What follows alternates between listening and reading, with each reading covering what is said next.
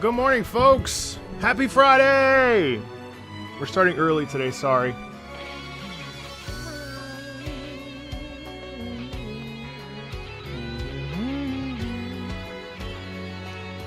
Down, down, down. Ba-da-da-da-da-da-da.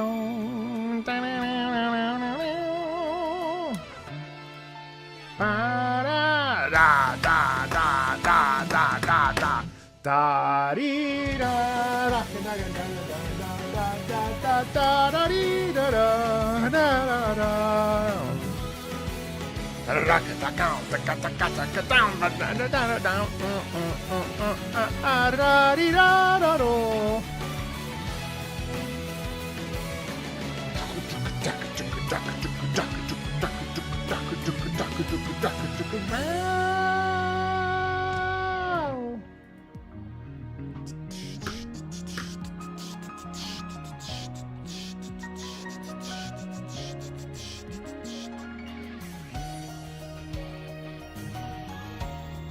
What's up, guys? We have a lot to get through today, which is why I'm starting early.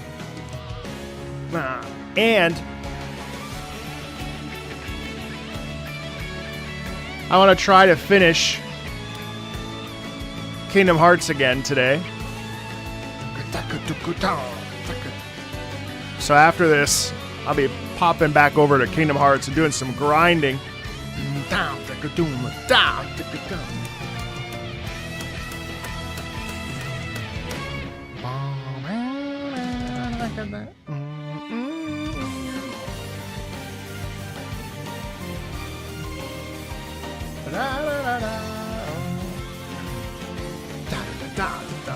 I'm actually very tired, Apple.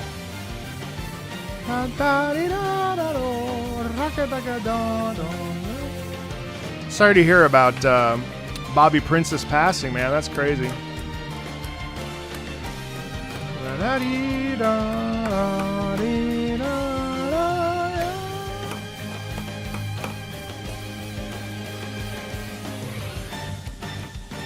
That's the plan. All right, amazing. Welcome in. That was Xenoblade Chronicles 2 Counterattack. Great piece of music. Really enjoyable. Really enjoyable track.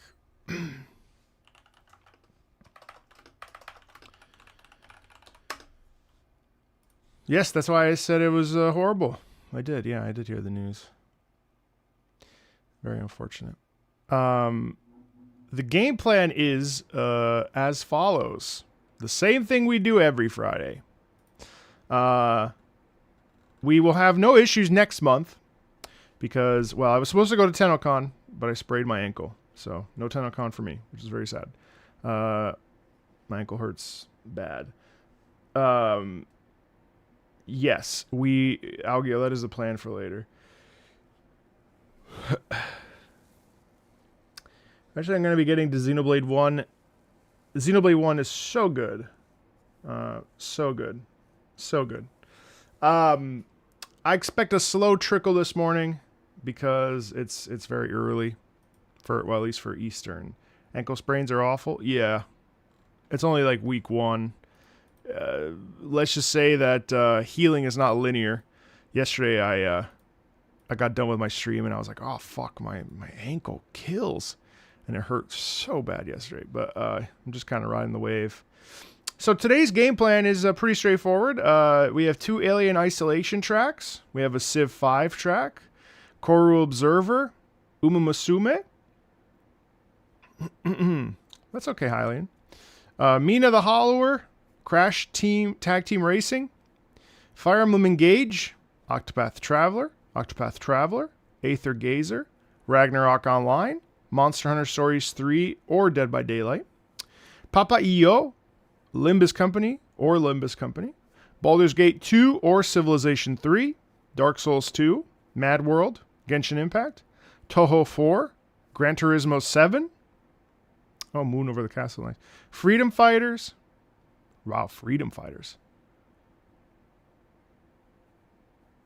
and Honkai Star Rail. That's the game plan for today. Hydrate. I just got started. I can hydrate. It's fine. I should hydrate anyway. That's a long list. That's pretty... Well, it is long. But it's also pretty normal for Friday. Hello. Sorry. Yeah. These water bottles came... All right, hold on. I gotta do this a good way. Maybe not next to my PC. Well, good evening.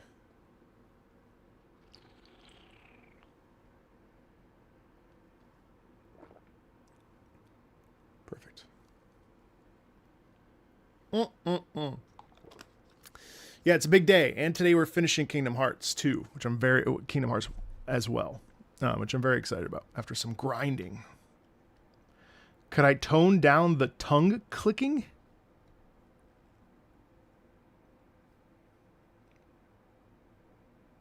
I have no idea what you're talking. That?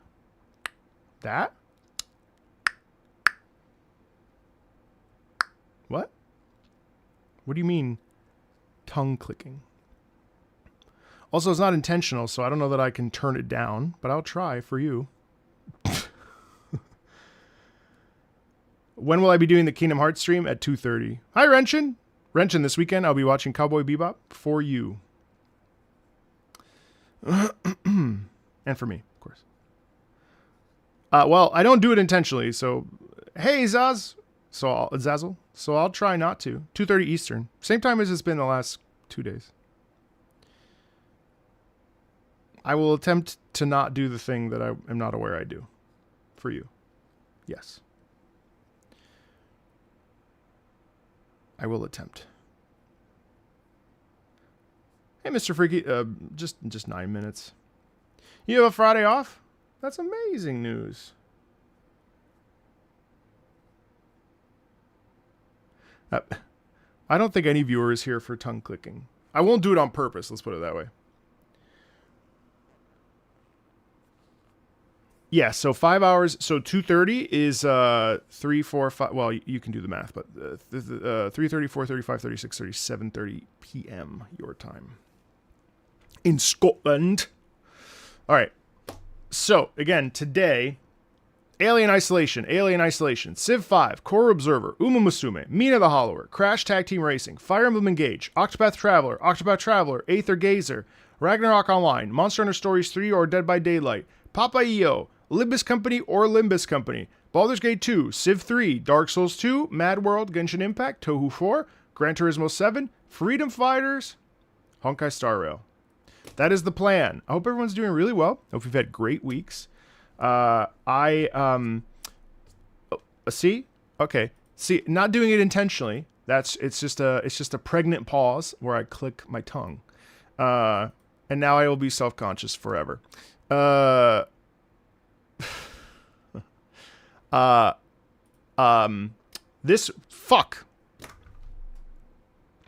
This week,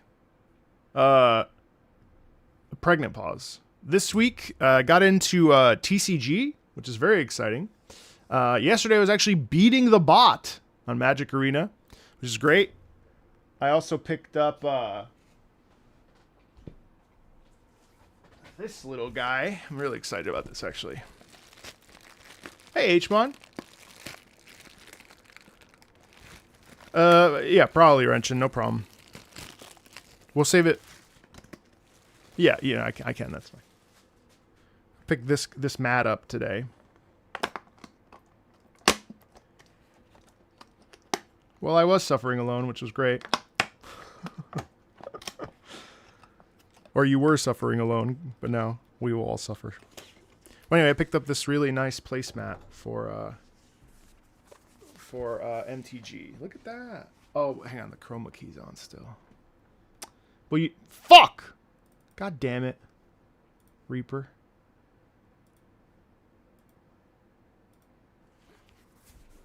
Boop. Really pretty. Look at that. I really like that. Really like that. So I'm working hard to learn how to play Magic. I kind of wish that I was ready to go to hi Smeenet. Isn't that nice? Yeah, I was really looking forward to hopefully. I mean, I understand the basics of Magic, so I was thinking about going to the pre-sale for for the Marvel packs this week, just to like get my foot wet in the like local card scene. But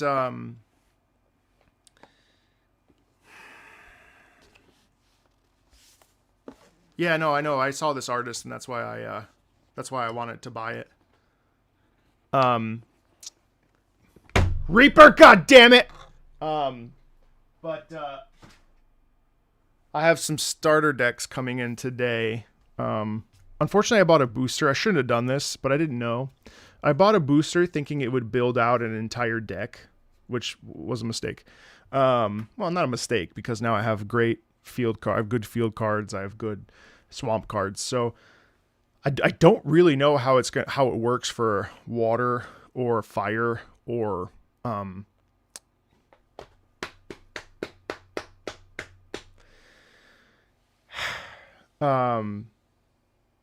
yeah,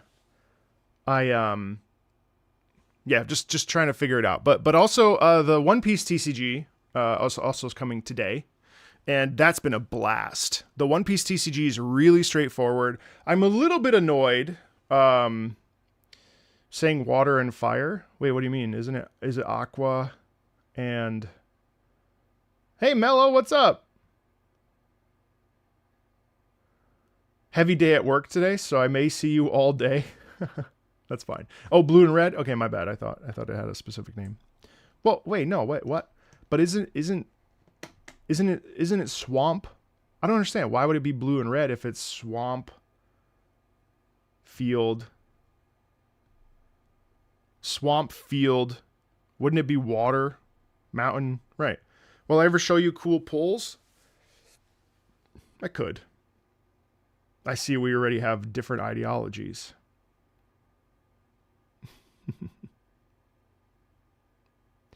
In any case,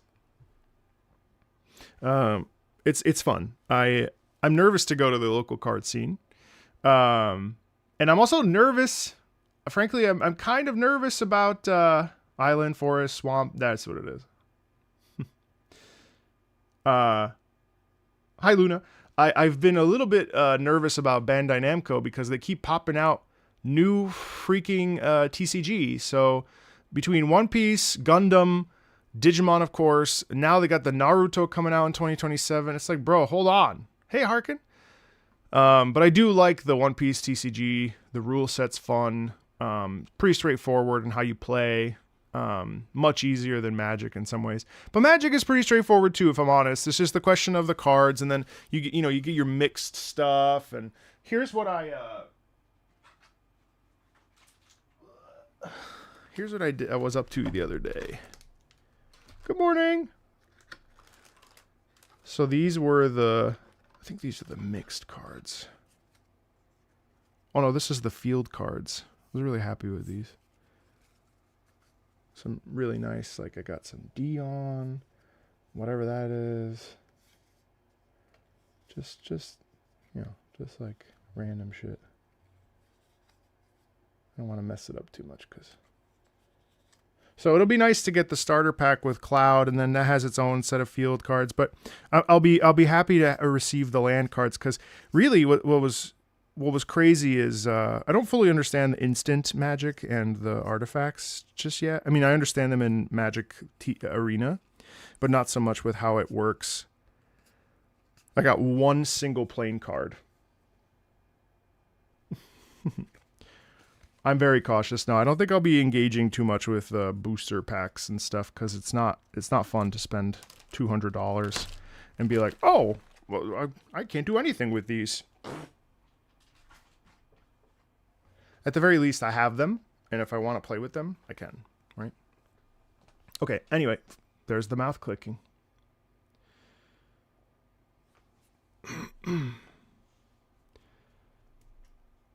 Make them a business expense. Well, Lord knows. You made a Chocobo themed landfall deck? Is it the one Chocobo? There's a Chocobo card that's worth like $6,000, but I'm pretty sure it's the Japanese specific version of it. Yeah, and at the very least, I love Final Fantasy, so I mean, I don't I don't really stress it too much.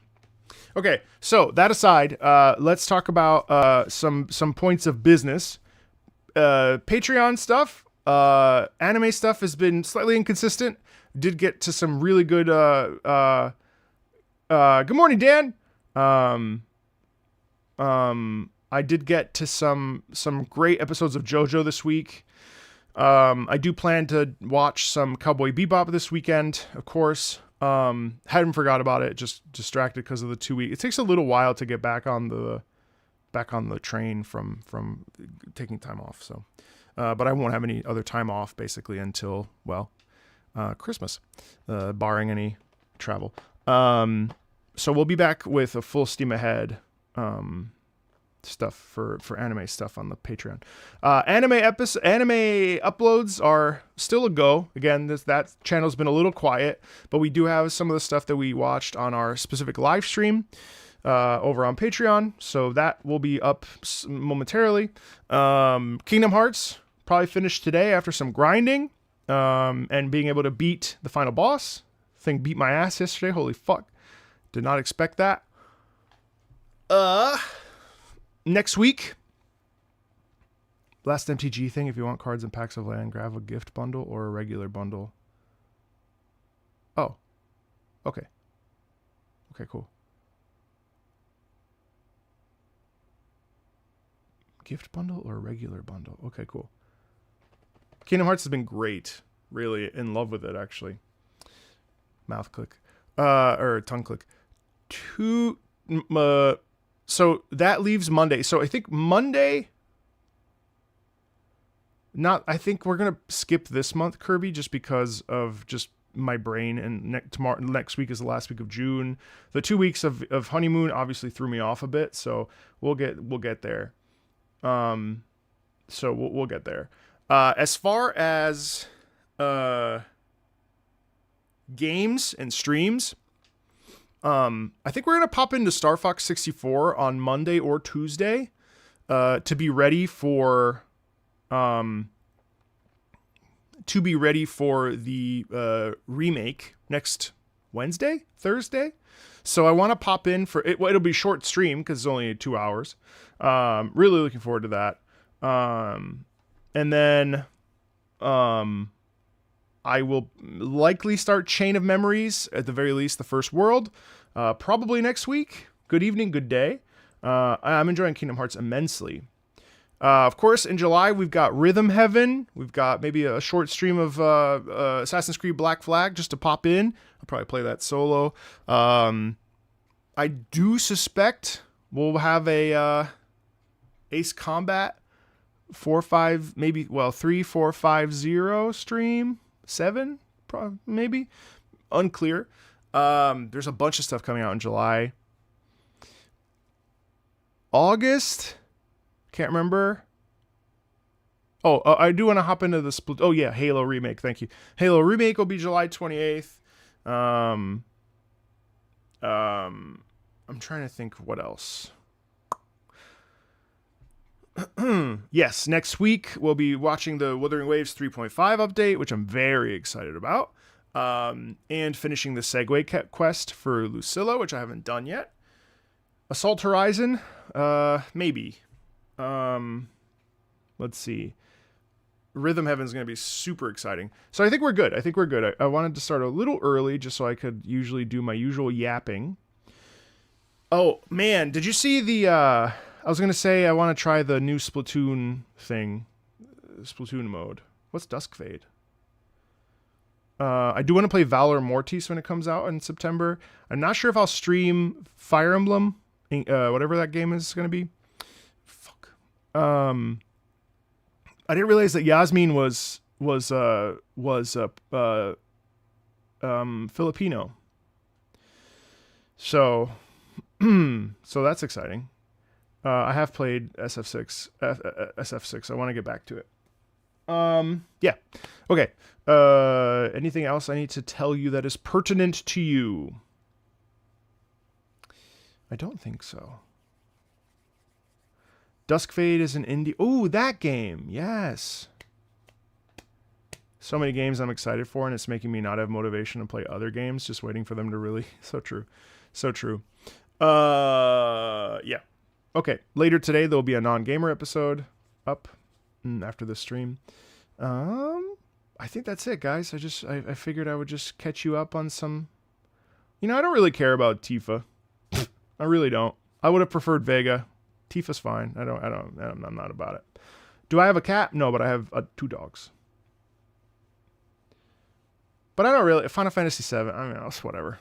Final Fantasy VII is so milked.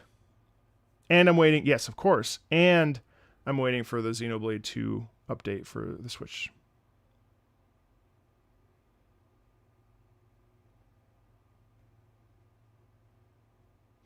You wanted Vega too, I know. Splatoon 3 is doing a big run this weekend. It's where the salmon invade the regular match. You get Grizz play. Oh, cool. I might hop in then. I'm trying to think of anything else that's pertinent.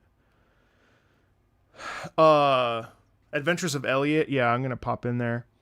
Anime Expo, Wuthering Waves concert, maybe in LA, whenever that is, at the 2026. Hopefully I'll be able to go. Yeah, I think that's it, guys. I think that's it. Lots of exciting games around the horizon. I'm pretty excited to pre-order. Pretty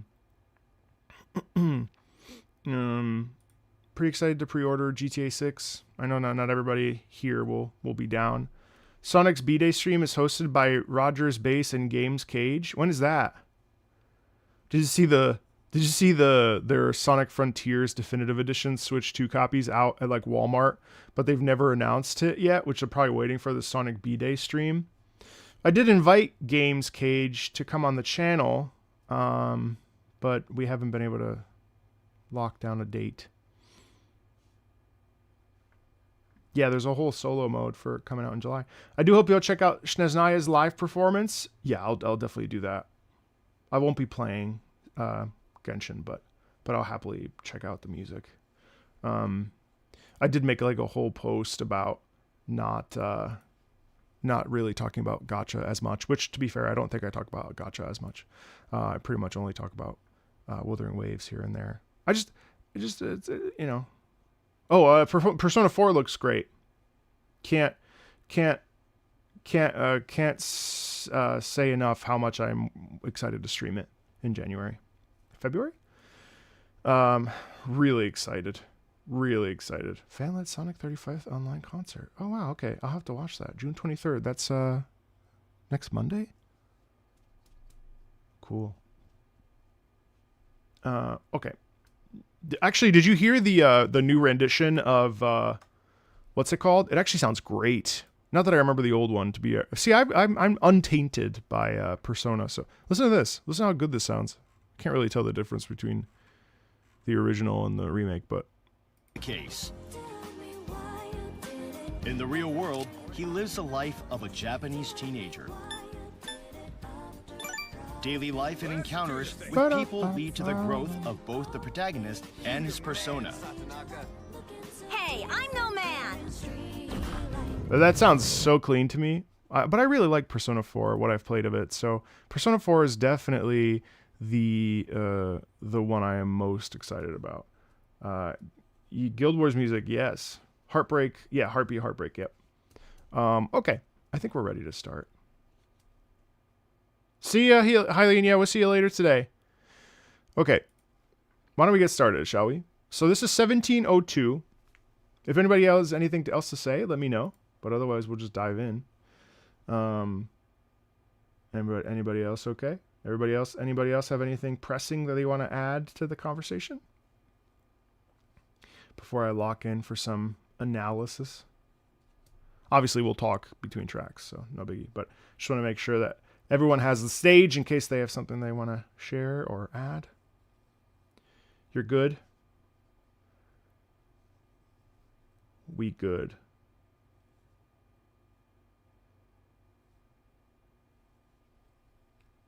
Inuyasha's main theme is really good. You stepped on a Duplo? God bless. All right, let's do it. Okay, so Xenomorph Hugger, as is tradition. Alien Isolation. Yeah, you can post it in the Discord. It just ping me so I can see it. Okay. I'm beyond glad I got to jump scare you with my last submission. LOL. For now, though, I'd like to share something more suspenseful. This track consists mostly of music that plays dynamically while a xenomorph is hunting you. It changes intensity based on how actively you're being searched for, and is one of the most stress-inducing tracks of any horror game I've played. Cool. Crammon, I was thinking about you today, because I watched like a thing on Instagram. I forgot to send it to you. And it was like of a Knicks like party, like a outdoor parade. And these two women were on top of this light pole. And the one lady grabs the other lady, throws her off the light pole, and then the other lady gets up from being on the ground, yanks the other girl's pants down. You saw it. Yanks the other woman's pants down, starts smacking her ass violently as the woman who's on the pole starts twerking while having her ass smacked. Oh my God. I was like, oh God, that is like such a New York. You saw that? Yeah, that was extremely funny. Okay, 1702. Oh, you're in New York City? New York is crazy, man. New York is crazy. Such a wild city. All right, let's do it.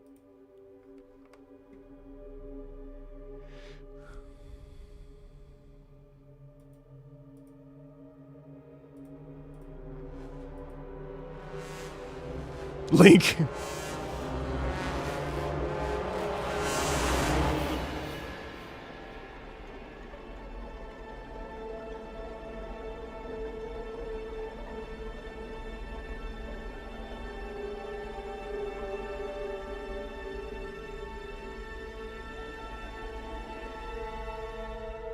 What's interesting is that this whole first like 30 seconds it sounds a little bit like tuning, but what's interesting is that as we build, we have this really interesting sort of momentum that, hey Ronan, this momentum that builds, but it's all sort of like, you know, it's that bubbling up of tension, right? And then you get that really loud moment where the horns kick in, almost as if we see the xenomorph in the distance but we quickly turn the corner as it like kind of goes, boom, right? And so it's so effective because it has this constant sort of underbelly of tension, of, you know, discomfort, of I'm so sorry, of momentum. But also too, there's this kind of like stillness within it as well, especially this part right here with the strings. It obviously sounds like bubbling water and fear, and you don't know what's around the bend, but like you know that thing is around, right? No, I'm not a sports fan at all.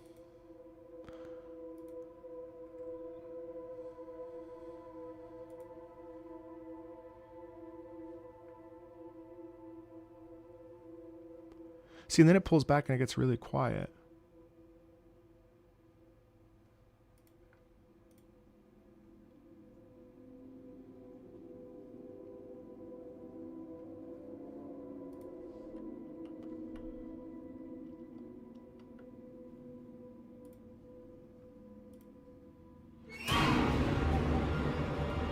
It's definitely a lot.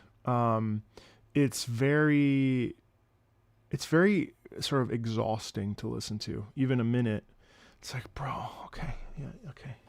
You know, like the sort of mix and match of slow and steady, relaxed, not relaxed, but you know, there's tension within it, and then this pivot into the sharp, strong trumpets and horns, and obviously the strings then kick up.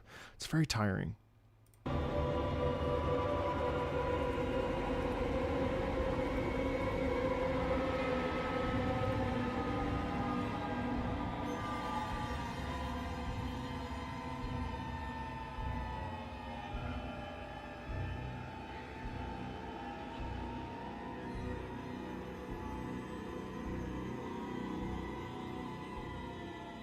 I mean, the World Cup is super cool.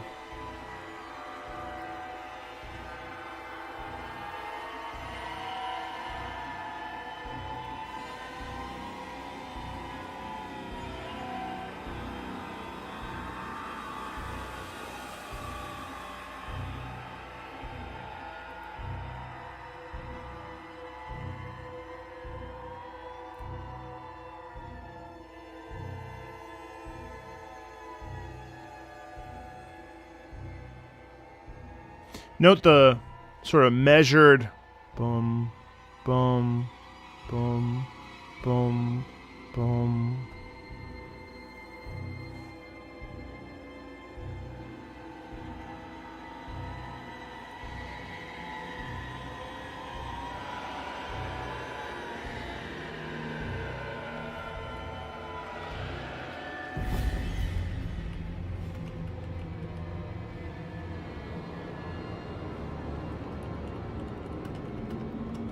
And then, yeah, see, so what's interesting about this is that we have this mixture of essentially a tug of war, push and pull, stretching, and then retracting and stretching and retracting, and in small ways where we have these, you know, these real moments of, and really what it is catching your breath. And ultimately, what's amazing about this track is that it is such an undercurrent of stress throughout the entire thing.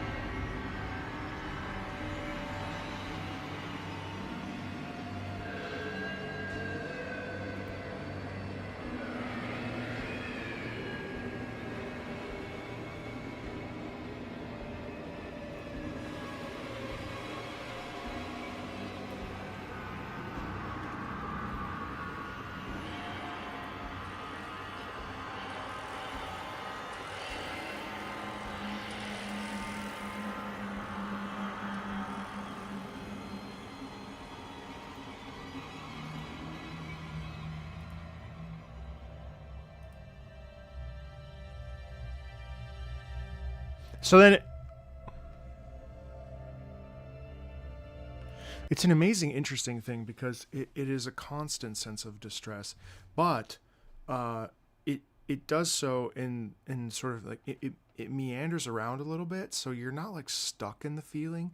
Like there's enough of a variation and a flexibility and in a sort of contorting that it naturally does, that you do get breaks, but it still keeps the tension on a very thin wire. Hey, Ronaldo, what's up? But then here we have this moment of maybe tranquility.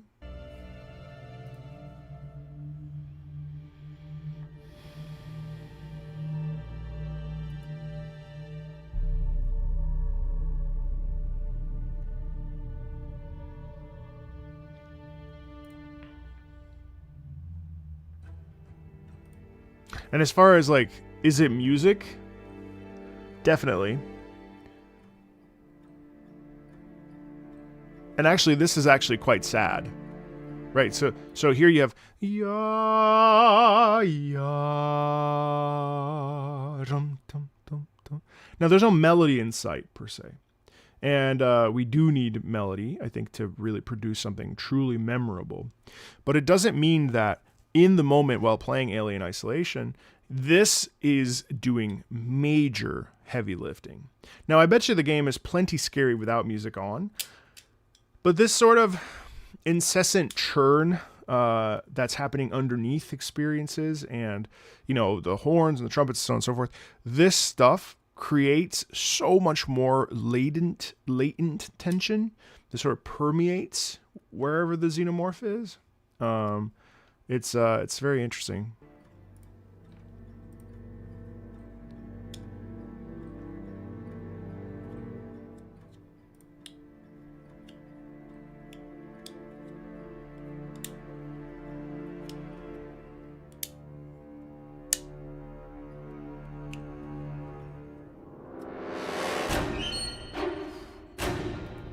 See how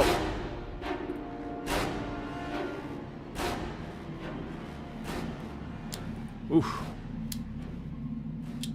Ruthless.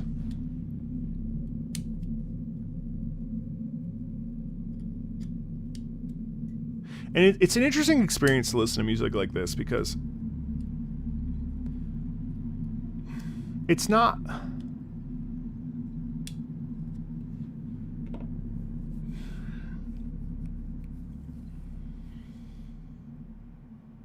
I mean, it's certainly not pleasant to engage with, right? But that's its intention. And it's interesting to hear how composers work together. And this is original themes by Jerry Goldsmith, new music by C. Henson, J. Henson, and A. Smith, and then a soundtrack developed by Creative Assembly. Like, the music laden within this is unnerving, and it yes, correct, does follow the xenomorph's actions. So you are constantly feeling like you're about to die, which is unnerving at the least, and stressful at best. All right, so we got another Alien Isolation track, much shorter though. Project KG348. I hope you followed through on your statement that you were going to watch Alien. Actually, we did, actually. Great movie.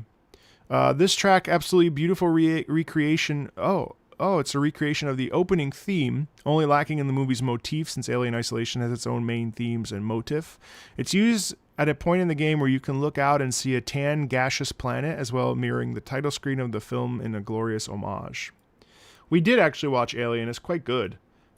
Such a slow-paced experience, and it still holds up unbelievably well. I mean, there's so many sequences that are really tense. Yeah, I think I bought it, actually. Very, very intense. We've been watching a lot of Disney lately, simply because of, well, Kingdom Hearts. Tonight we're going to watch Anastasia, which I have never seen, so looking forward to that. We watched Tarzan last night. Hunchback of Notre Dame, of course, the other day. So we're cruising. All right, so this is Project KG348. Pardon the yawning. Tarzan music is cool. I'll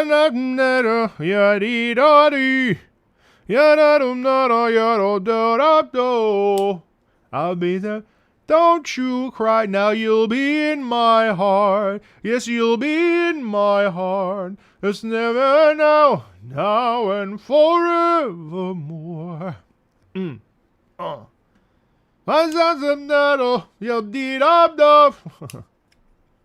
Yeah, I mean, I remember the Bat and Anastasia, and Rasputin is a big part of it, so I'm looking forward to it.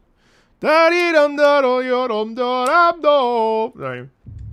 needed a break from this. This shit is tense. Okay, actually, see, this is like spinning. It's spinning, you know? Yanta, yanta, yanta. Sort of like retracting and contracting.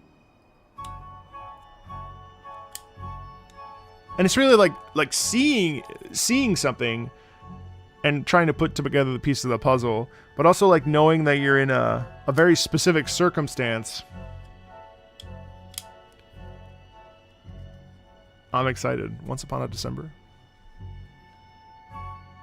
Dee dong, dee dong, dee dong, dee. That's interesting. Sha-dee-da-dee.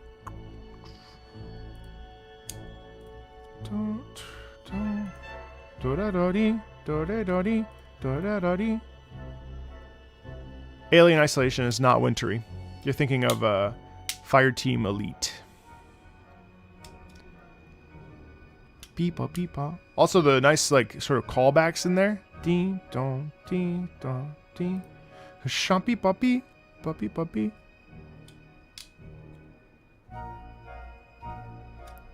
See, it's curious, but there's always that sense of danger.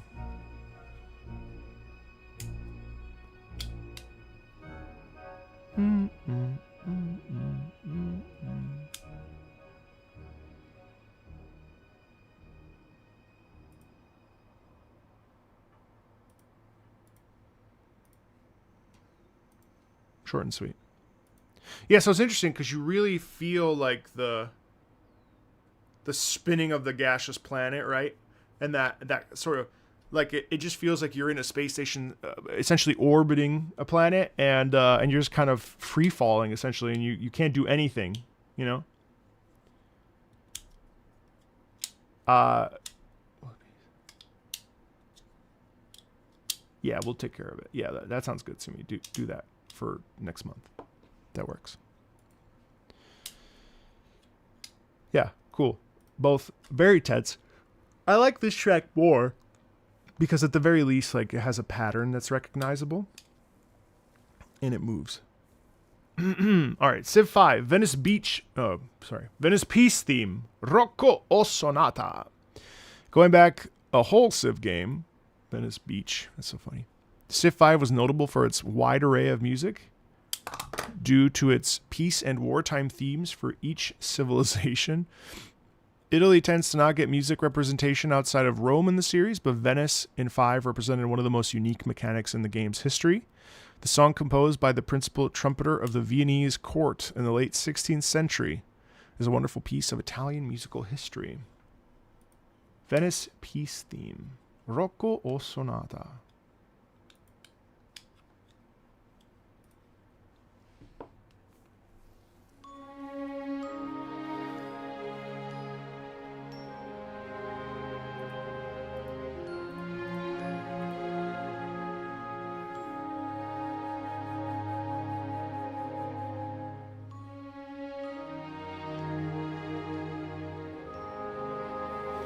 Yes, I mean, right off the bat, I mean, even just to stop for 10 seconds and just think about how much hope and possibility and desire and enthusiasm and you know, this really, the sense of like progress and a major city that is doing good things. You know, it's peaceful. There's tranquility in it. It's a place of learned, educated, and talented people, you know, a place of sophistication and excitement and possibility. And it's amazing how the chords, whatever the chords are open in the sense that they give this feeling of opening up to the world, right? There's a real brightness in it.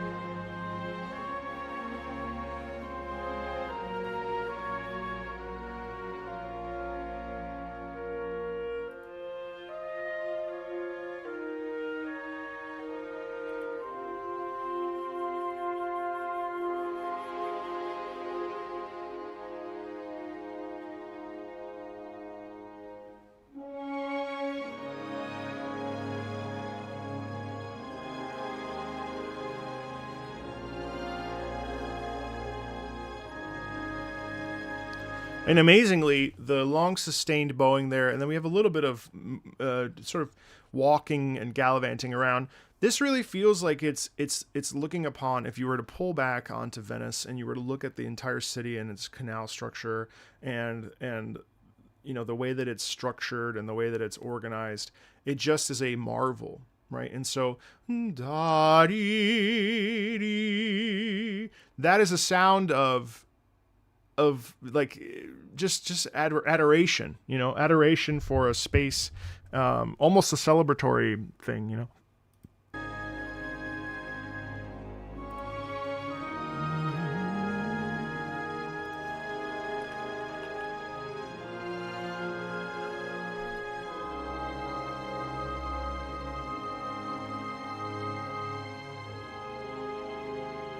And moreover, one more stop there. Its momentum is not so fast that it is distracting. And it, you know, we talk about melody a lot in our streams. We talk a lot about how important melody is for being memorable and so on and so forth. But this actually has a ton of stretch and a ton of pull, and it doesn't necessarily move us with its melody. What it moves us with is its feeling of vastness, and that stretching of the strings provides that sense of wonder, right? Sometimes when I'm talking, I'm thinking about how there's a lot of noise in my head sometimes. And sometimes I'll be talking and I'm thinking about how like people have said this, that, or the other about the things that I say. And I'm really thankful that I've arrived at a point, for the most part, where I'm able to just talk to you guys about music the way that I want to talk about music.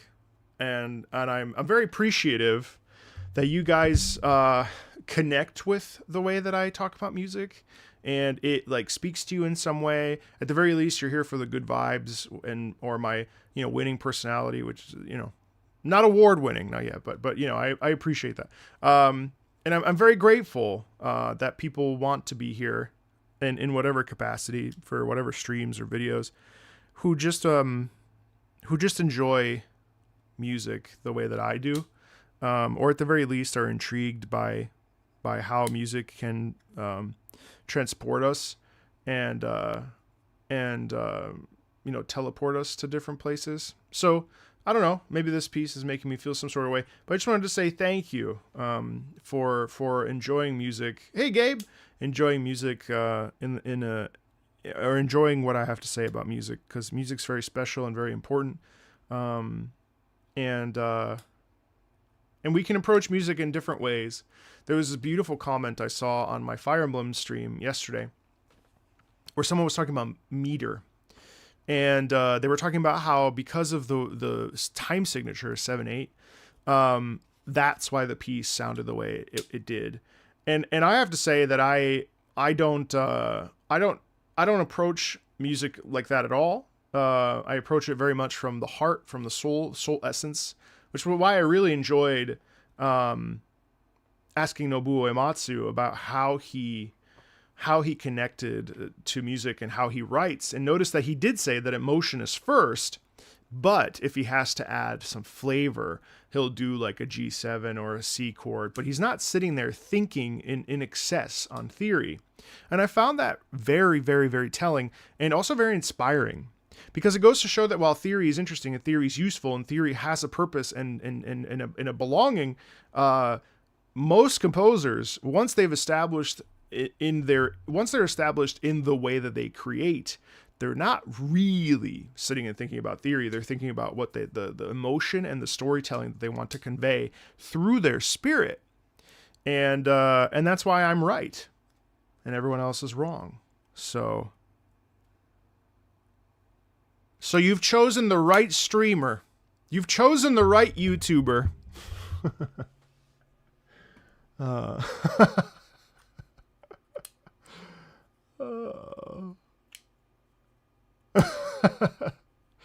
The check's in the mail. I'm sorry you have a cold, buddy. Your chicken soup and Marco Meatball on the TV. Always right. I can't believe you're still here, Searmer. So loyal.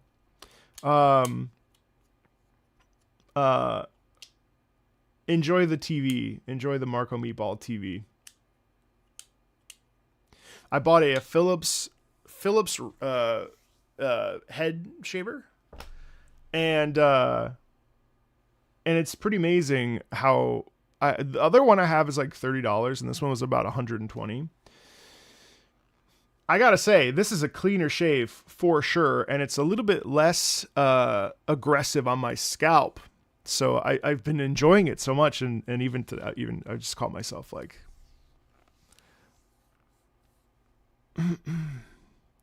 Do you have some video game music that you haven't listened to but you really want to at some point? I want to sit down with the Celeste soundtrack here pretty soon.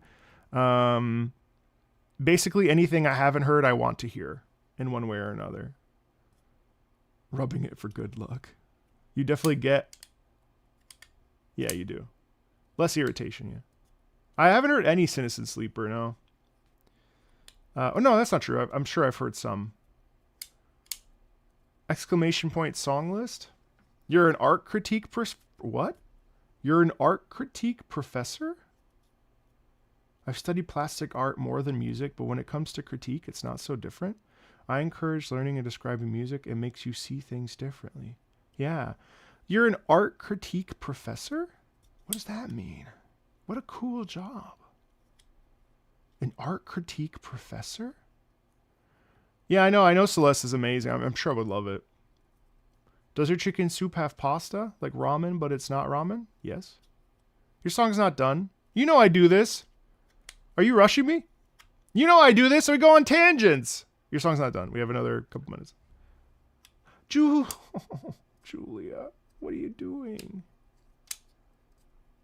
The chant that shall cross beyond eternity. No, I have not heard that. That sounds beautiful. Hi, Julia.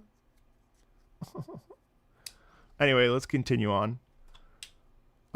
Someone very special to me is in chat right now. Her name is Julia. Julia is an incredible casting director, a wonderful person, someone deeply kind, one of the kindest casting directors I've ever had the pleasure of interacting with.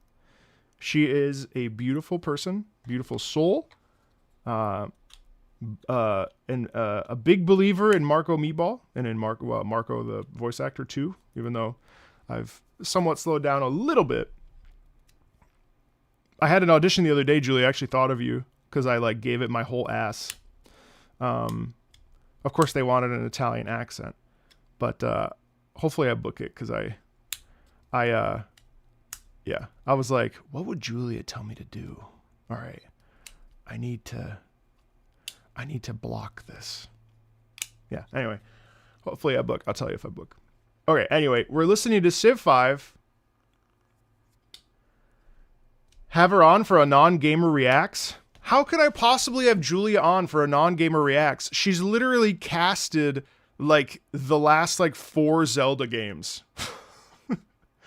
Literally, you Zelda heads, Julia is the reason why you enjoy Zelda. Julia casts some of the coolest video games in the market right now. Although Julia, if you want to come on, I guess you don't necessarily listen to the music of the games you cast. Maybe we should, Julia. Maybe we should, Julia.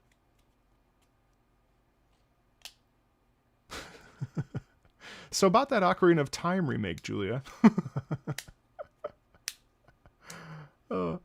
Julia, how much do you know about video game music? Do you even listen to any? Let's do it. I'll hit you up.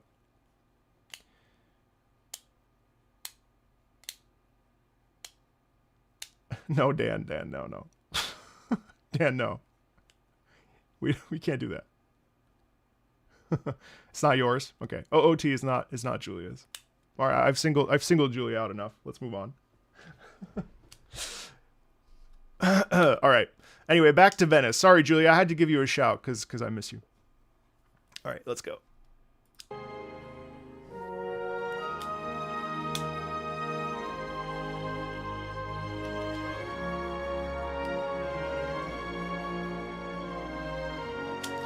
Yeah, but you see how even this. Do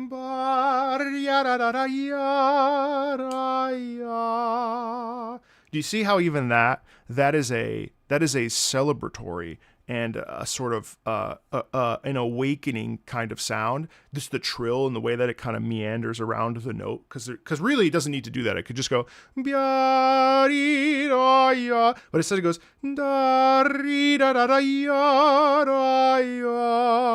and it arrives at the pitch that it wants to go to, but it does so in a meandery way where its intention is to guide us with grace and with beauty and with elegance, right? Which is very different than if it was just note, note, note. Hi, Nams. Hola. Yes, I'm a college art professor in France, specifically art critique. I teach students about art pieces and how to describe them themselves and reading about how other critiques do, like paint.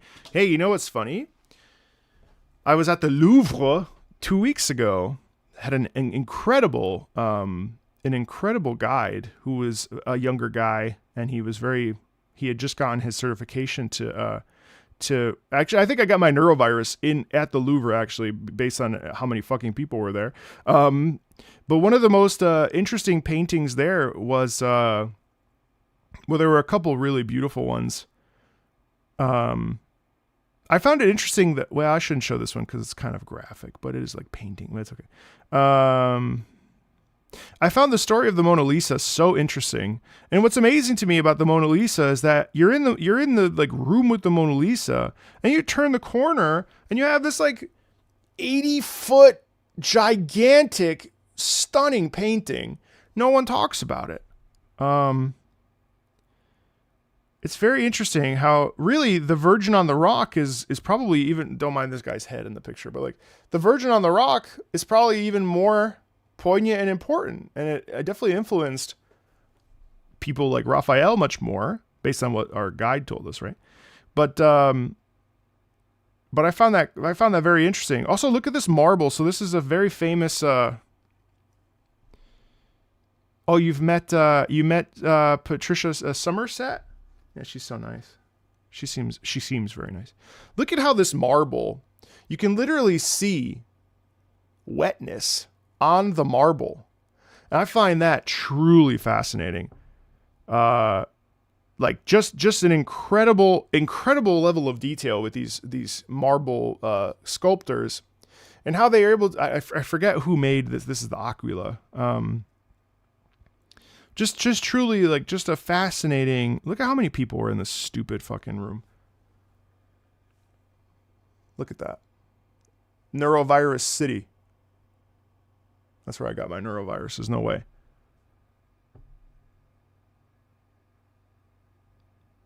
That's my wife and I with the Mona Lisa in the background. Look how small the Mona Lisa is. All because someone stole it. All because an Italian guy was like, the Mona Lisa's Italian. This is bullshit. The French shouldn't have her. The French shouldn't have the Mona Lisa. I'm taking her back to Italy. And then he got ratted out by the Italians. Classic. He got ratted out. He went into hiding for 2 years. He brought the painting. And the guy was like, bro, that's the French. That's the French. That's not for us. That's the French own that. And he ratted him out. A true patriot was denied. It's a very interesting history, actually.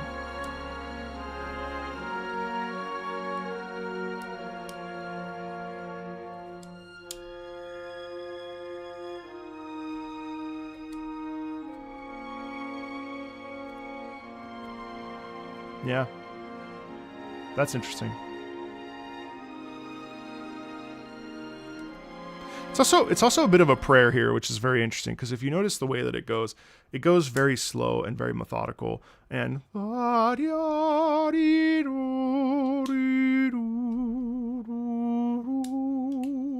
it's somewhat of a prayer, and I think that makes sense as well. Oh my God, that's beautiful, Badia.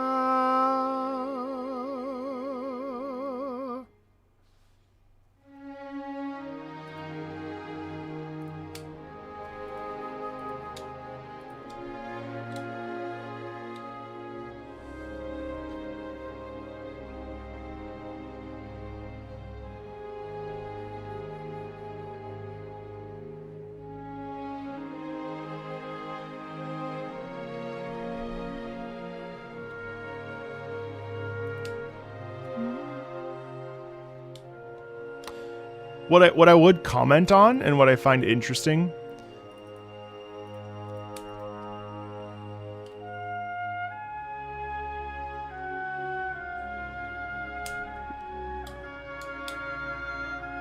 it makes sense that they would include trumpets since it's the trumpeter who composed it. Rocco. This is very majestic though. It's very an homage, you know, it's very celebratory. I would say it's a little meandery, and I would have liked some a little bit more maybe a little bit more direction, but in truth, part of that is because of the nature of when it was written.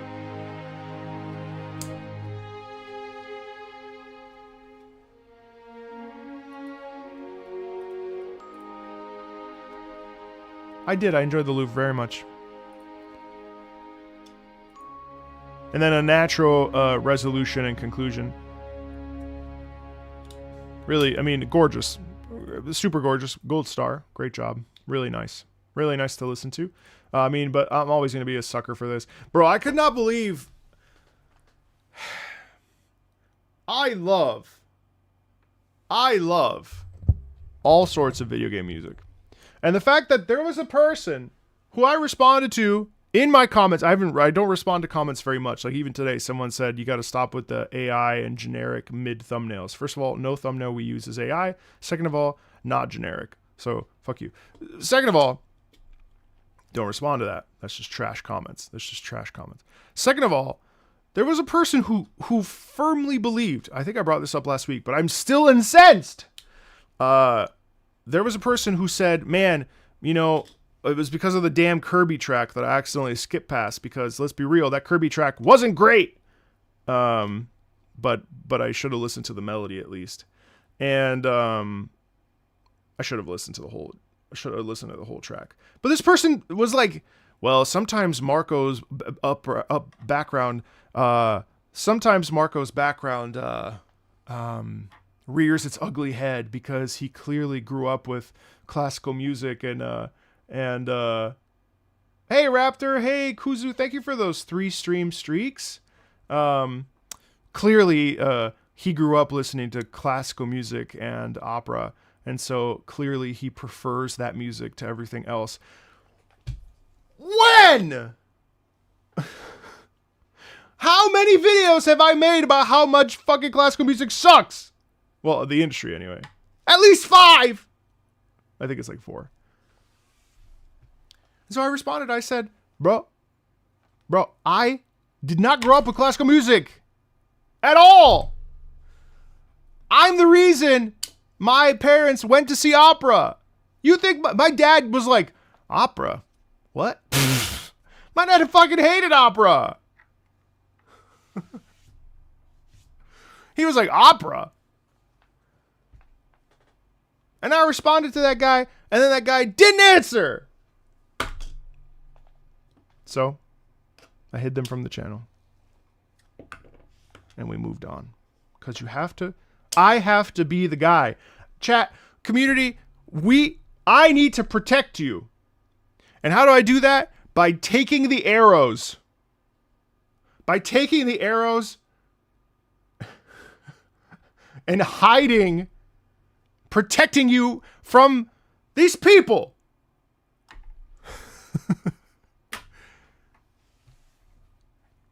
Someone has to protect you.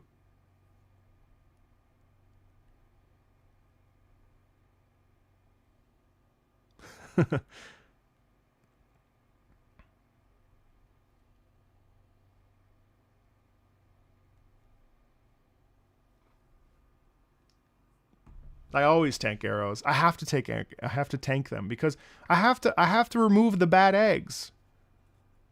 I have to remove, hi Jen, I have to remove the people that are like, I can't believe you wouldn't include Claire Obscure. This is a crime. Every Halo fan. How could you not include Halo's theme song? This video's trash. Goodbye.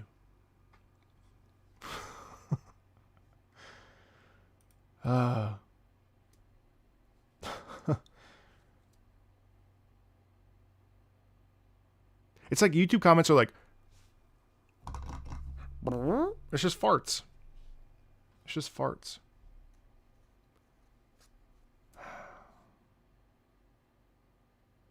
It's a funny job. You're a good Halo fan. Not every Halo fan, but always a Halo fan. And a Claire Obscure fan. I have to say. Claire Obscure, great. Listen, I enjoyed it so much. It was such a deeply moving experience. I don't know that I need it in every single video I do where I introduce a non-gamer to video game music. Yes, it is great. Yes, it's beautiful. I'm ready to move on. Like, it's great. I really enjoy it. I don't think anybody's ever even said, honestly, Kingdom Hearts These Kingdom Hearts streams have been so good. Have been so peaceful. No, only yesterday. And then I even told the guy, I said, hey bro, can you like lock it in? It's way too much. And then they, and then he was like, my bad. Sometimes you just gotta like let people. I honestly have had zero issue with the Kingdom Hearts community by and large. Of course, my Kingdom Hearts community, which is different than Stalker 2. Yeah, everyone's talking about Stalker 2. Claire Obscure fans are radical, and I'm not gonna say that out loud. I do think that's true though. Hey, Donkey. Nice Persona 4 PFP. I'm waiting for ZB2 until the Switch 2 upgrade, but I already have like 12 hours in. Did I just start the Kingdom Hearts series? I did, yes. I did, yes. I think there's a lot to like about E33's music, for sure. I know you're right. I'm not going to say that out loud, though. I've never interacted with somebody who truly hates... Now, I don't like Final Fantasy Rebirth. I really don't. I did buy it again for the Switch because I wanted to give it another go. But I don't care enough to talk about it so much. But there's also like a whole swath of Final Fantasy fans that believe that Final Fantasy X is the last great Final Fantasy. And it's like the last great JRPG. And I'm like, in what planet? And on what planet is Final Fantasy X the last great JRPG? Maybe? I don't even think Final Fantasy X is that good. Final Fantasy X's fine. Not worth more than one playthrough. Actually, people did like the Arts and Ellico. Oh, please. Final Fantasy X is not nearly as good as Final Fantasy IX. But never mind. You're not ready for that conversation. It's a fine game. It's a great game.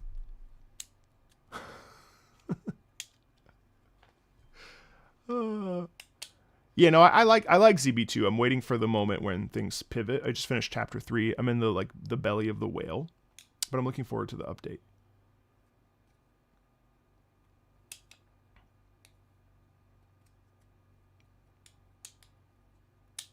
Don't care, didn't play it. 13. I don't know. The Final Fantasy fans hate Final Fantasy. You think Final Fantasy X is the best Final Fantasy?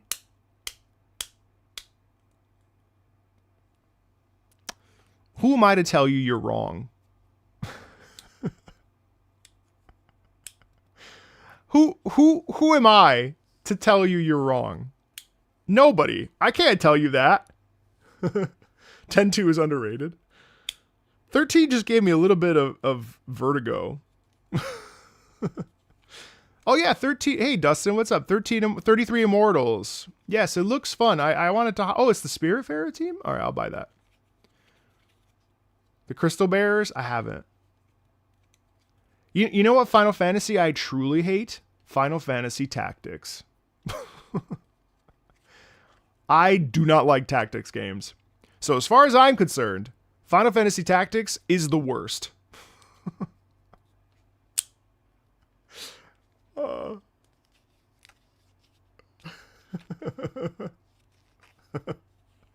obviously joking. I don't care about any of this, by the way. You know what the best Final Fantasy game is? Xenoblade Chronicles. As far as I'm concerned. You know, the best Final Fantasy game? Xenoblade Chronicles 1. That's as fun.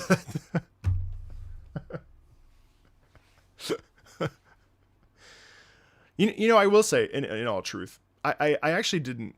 Once I spent some time with 16 I've really soured on, actually.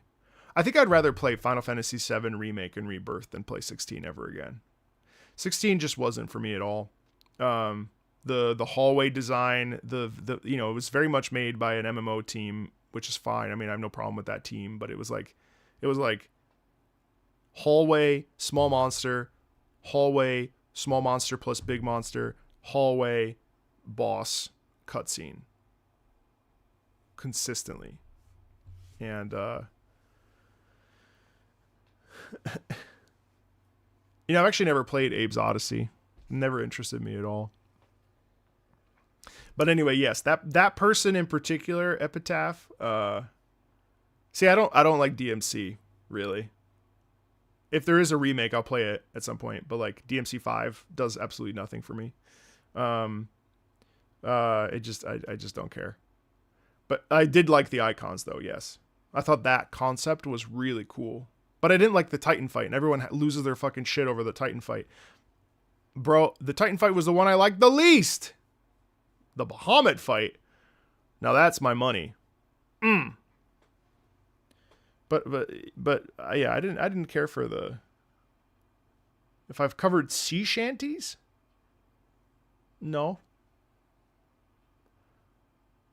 Yeah, I'm really sad that FF9, the remake, it looks like I feel like it's probably on ice. I haven't covered any sea shanties, but maybe when Assassin's Creed Black Flag comes out. Hey, Deathrock, what's up? DMC5 is a jewel of gaming. It's fine. It's fun.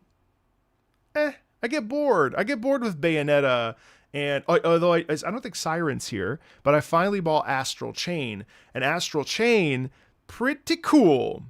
Gotta say, you're gonna get Fortune's Weave this year. Yeah, I'm gonna try. But I think I want to play Fire Emblem Awakening before that comes out. Have I seen them cheeks? Oh, and Bayonetta? Oh. I don't find Bayonetta all that attractive, bro. She's not my style. No, it's not the kind of woman that I am drawn to. I like my women Asian. Sorry. I like my women Filipino, Asian. Oh, fuck. I'm sorry. Oh. Yeah, I actually haven't. What's up, Asuna? Yeah, but the gameplay of Astro Chain is pretty cool. But yes, I think I've also heard the 2 really good songs and then the rest. Hey, Commander, what's up? Cancels me for saying I like Asian women? My wife is Filipino. I said the right answer. I said the right answer. You said why don't you like Bayonetta? You don't like those cheeks. And I said no, because I like Asian women.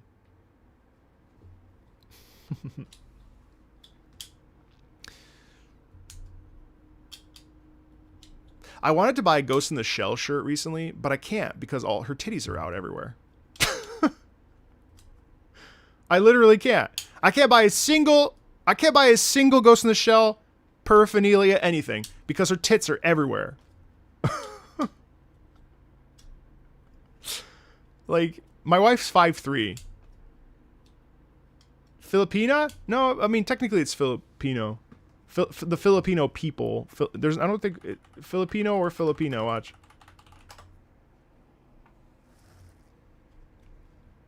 I would like to know the proper usage of the words relating to the Philippines, Filipino, and Filipina. The usage of English of foreign words, particularly the Filipino as the adjective for both sexes. If you're writing for publication or academic purposes, you should consult the relevant style guide. You can choose Filipino or Filipina as the adjective, but okay, I see. Am I wrong? Filipino women is an expression mainly used outside the Philippines. Oh no. Am I wrong? Hold on. I'll admit if I'm wrong. I have no problem doing that. Filipino is used as an adjective and an adjectival noun to refer to male Philippine citizens or people with Filipino ancestry. Filipino may also be used with inanimate nouns. Filipino Jeep. Filipino is also the name of the national language. What? I thought it was Tagalog. Okay. Filipina is used when referring to women, both as an adjective and as an adjectival noun.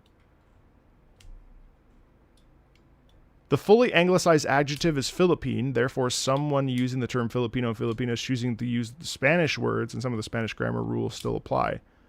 Oh. Filipina and... Okay, yeah, so Filipina woman is redundant. A Filipina is a... Okay. All right, well, don't tell my wife. God damn it. Don't tell my wife! All right. My ideal woman is handsome, somewhat androgynous, wearing a pantsuit. What tomes am I using? Google.com.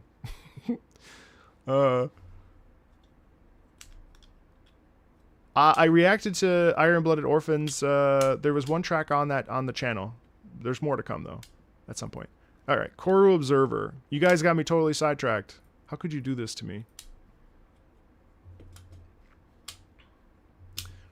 You know, you had to talk about Bayonetta's booty, and I had to reference the fact that no, Bayonetta's fine. I like Bayonetta.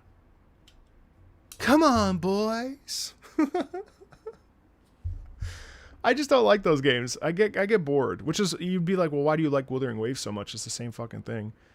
Yes, but slightly different, I guess. Maybe I would like them now, though. I don't know. You know what's funny?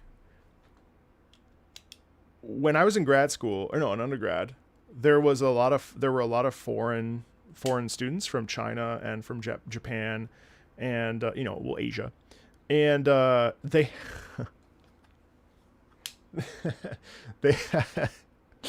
they had to lock the doors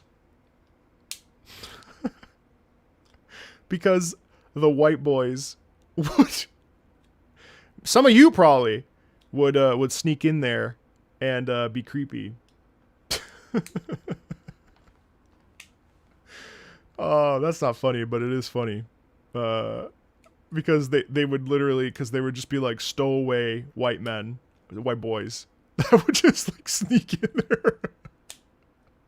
Which is crazy. I never understood it. And then I started watching anime. And then it all made sense. No, I'm just kidding.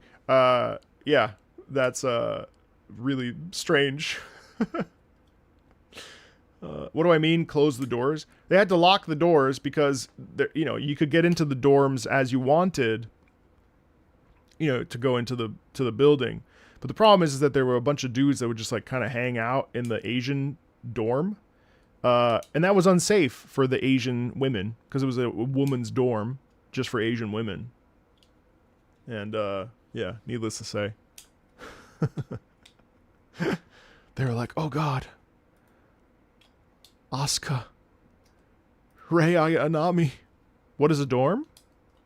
Oh, what is a dorm? A dormitory. What language? Dormitaire. Dormitorio.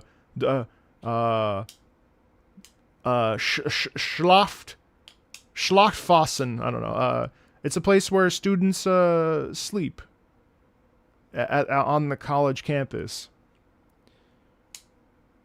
Dortoir.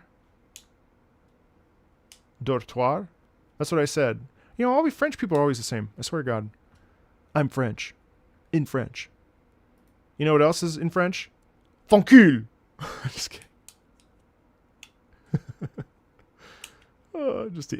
I'm teasing. Sorry. Honestly, I have to say the French were unbelievably kind in France. I think they get a really bad rap. You know what I've realized about the French people? The French people are direct. They are trying their best to tell you exactly what you need to know. They are fairly honest, except for the counter at the hotel who told us that everything was closed on Sundays, and so we had to spend 30 euro so that we could have the fucking breakfast. And I said, there's no way everything's closed on Sundays. Nothing was closed on Sundays. This man wanted us to use the breakfast buffet at the hotel. The son of a bitch, we didn't pay. Literally had a boulangerie right next door. That shit was open. Bastard. Bastard, as they say in French. I did speak French with them. Yeah, they were all... Overall, I would say 20% of people didn't speak French. Everyone else spoke French.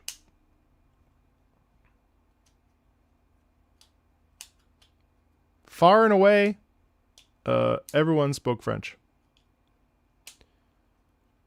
Parisians are a bit rude. I found them to be very kind, especially me because I'm lactose intolerant, which honestly made France, I will say, if I was going to go back, can I speak, je pouvais parler français pour 5 secondes? Oui, si tu veux, je pouvais parler français pour 10 secondes, 20 secondes. Combien tu veux, je pouvais parler français. C'est pas de problème de parler français. J'aime beaucoup parler le français. Parce que c'était tellement difficile pour comprendre et commencer à parler français. J'ai tellement pride de parler français parce que c'était tellement difficile. Et j'aime beaucoup le français. They were nice because I made peut-être même pour 1 minute. Fierté. Thank you, Arentio.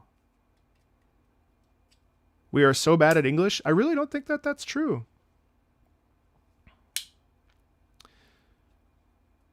I'd love to go to Japan. Happy Pride to the French people.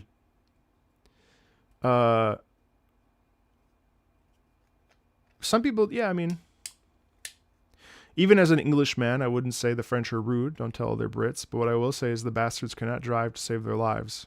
Actually, it's funny you say that because when we got there, l'accent a besoin d'un peu d'ajustement.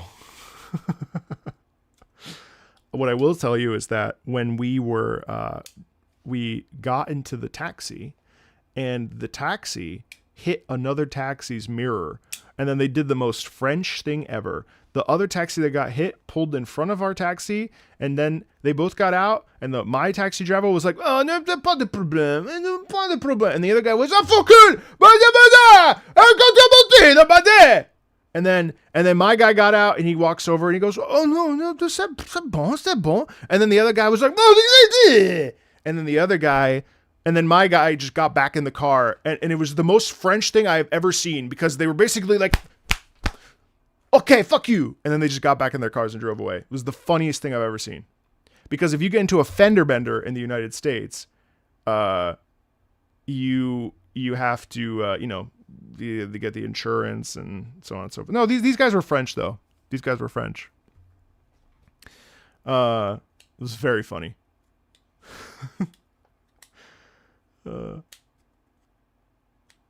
No one looked at me with disgust. I'm telling you right now. I spoke French to like 90% of people, and everyone spoke French back. And they tried. And when I couldn't figure it out, we both mutually switched to English, and it was zero problem.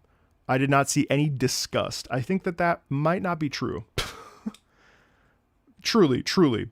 Only two people did not want to engage in French. Even at the Longchamp store, where my wife loves Longchamp, and she wanted to buy a bag. She ended up buying 3. I spoke French to the girl, and she was so happy. She was like, "Wow, it's great that you speak French. That's very cool." We went to my wife wanted to look. We went to Les Halles downtown in Paris, and my wife wanted to look at a store, and spoke French. The girl didn't speak English. Zero problem. She was talking to me about how I'd learned French and all this other stuff. No problem. Hey, Commander, we're just talking about French people. Which sounds really funny out of context. I mean, I'm sure that there are plenty of French people that would look at you in disgust. But I did not have that problem. Now, granted, I have a beautiful bald head, so maybe they were just so enamored by it that they just felt that they needed to speak. But that's like saying that in London there's stabbings all the time. I was not stabbed in London. I know I've brought this up many times in many other live streams. I was not stabbed in London, believe it or not. Nor was I robbed. Maybe Ryden, who knows? In fact, I've said it many times.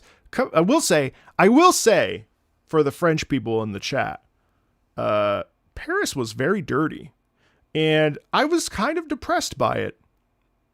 I will say, the French in Paris, the Parisians, did not seem to care about the trash. It may not be the Parisians. It may be, it may be others. Who knows? Covent Garden, London, all of London, really, not even Covent Garden, was perfect. So clean. I saw a comedian that said, we care more about your dietary restrictions than we do our own families. In London, I found a dairy-free place every 2 feet.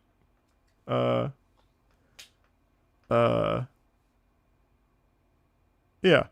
Honestly, it was so clean. It was so clean. You know what else is amazing? Full toilets. And I don't know why the US never adopted this. Because, in the US, I think there's like a peeping Tom culture. Because here, if you want to look into someone while they're pooping, you can. Oh, what's he doing in there? Is he taking a shit? In Europe, privacy. The door's closed. There's no crack. No one's going to know about my poop situation. The wall's 8 feet tall. Privacy. Europe's doing it better. Good day. Good day, Eric. Meanwhile, what's he doing over there? Open stalls are cheaper. Yeah, everything. I will say it's interesting, though, that the fact that like 3 hours in Europe, you're in a different country. 3 hours here, we're in a different state sometimes. Or we're at least in the same state. But I will say, I used to look down on this, but I saw a short pretty recently, which was really interesting. And basically it said that every city has its own culture. And so even though, yes, in 3 hours from Paris or from London or from Europe, you could be in like, Sweden or Amsterdam or whatever. What I will say is that if I go to LA or if I go to Dallas or if I walk over to Austin, they're totally different. They're totally different culturally, even though they're in the same place. So what I will say is that it is a different experience being a tourist in the US, where even, let's say for instance, Arizona, fascinating place. Phoenix, the fucking desert.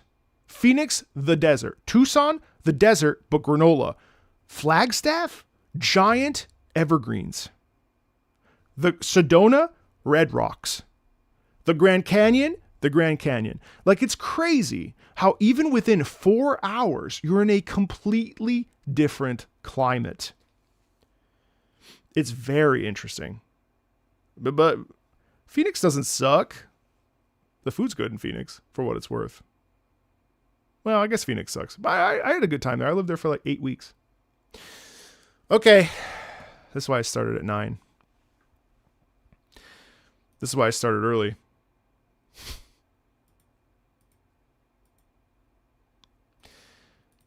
We got ourselves an epic rant. You gifted a friend FF7 and Remake and Rebirth. First of all, great of you to think about your friend. Second of all, how could you? Just kidding.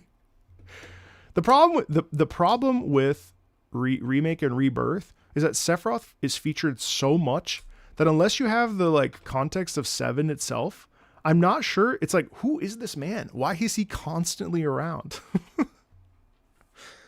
But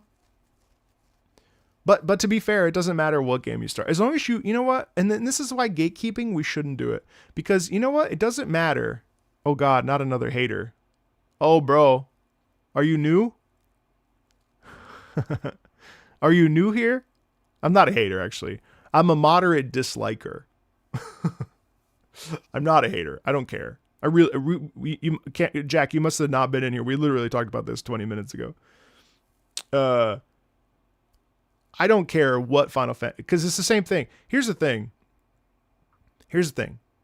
Fire Emblem Engage, realistically, maybe a bit of a mediocre Fire Emblem in terms of its story and whatever, right? If I love it, if I fall in love with it, and then I go and play the other Fire Emblems, who gives a fuck? We win. You know what I mean? So if someone hops into Final Fantasy Remake and Rebirth, and they fall in love with Final Fantasy, go for it.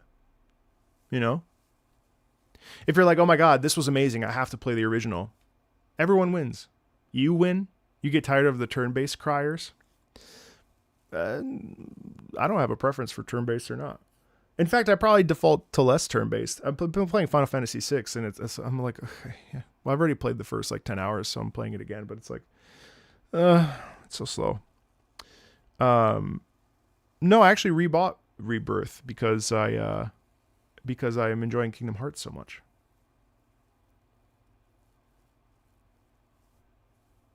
Kingdom Hearts is so beautiful. I can't stop thinking about it. I can't wait to grind it out later.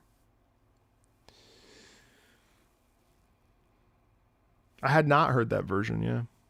Kingdom Farts. You'll defend 16 too? Wait, bro, did you just come in, bro? We literally talked about all of this like 5 minutes ago.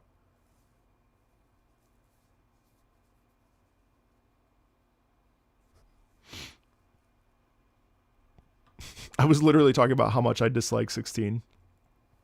Not enough to care, but I was talking about the structure of it. And I was saying I didn't like DMC. Oh, you were here. Oh, you just came in. Well, I'm not going to repeat all that, but you're wrong. I'm just kidding.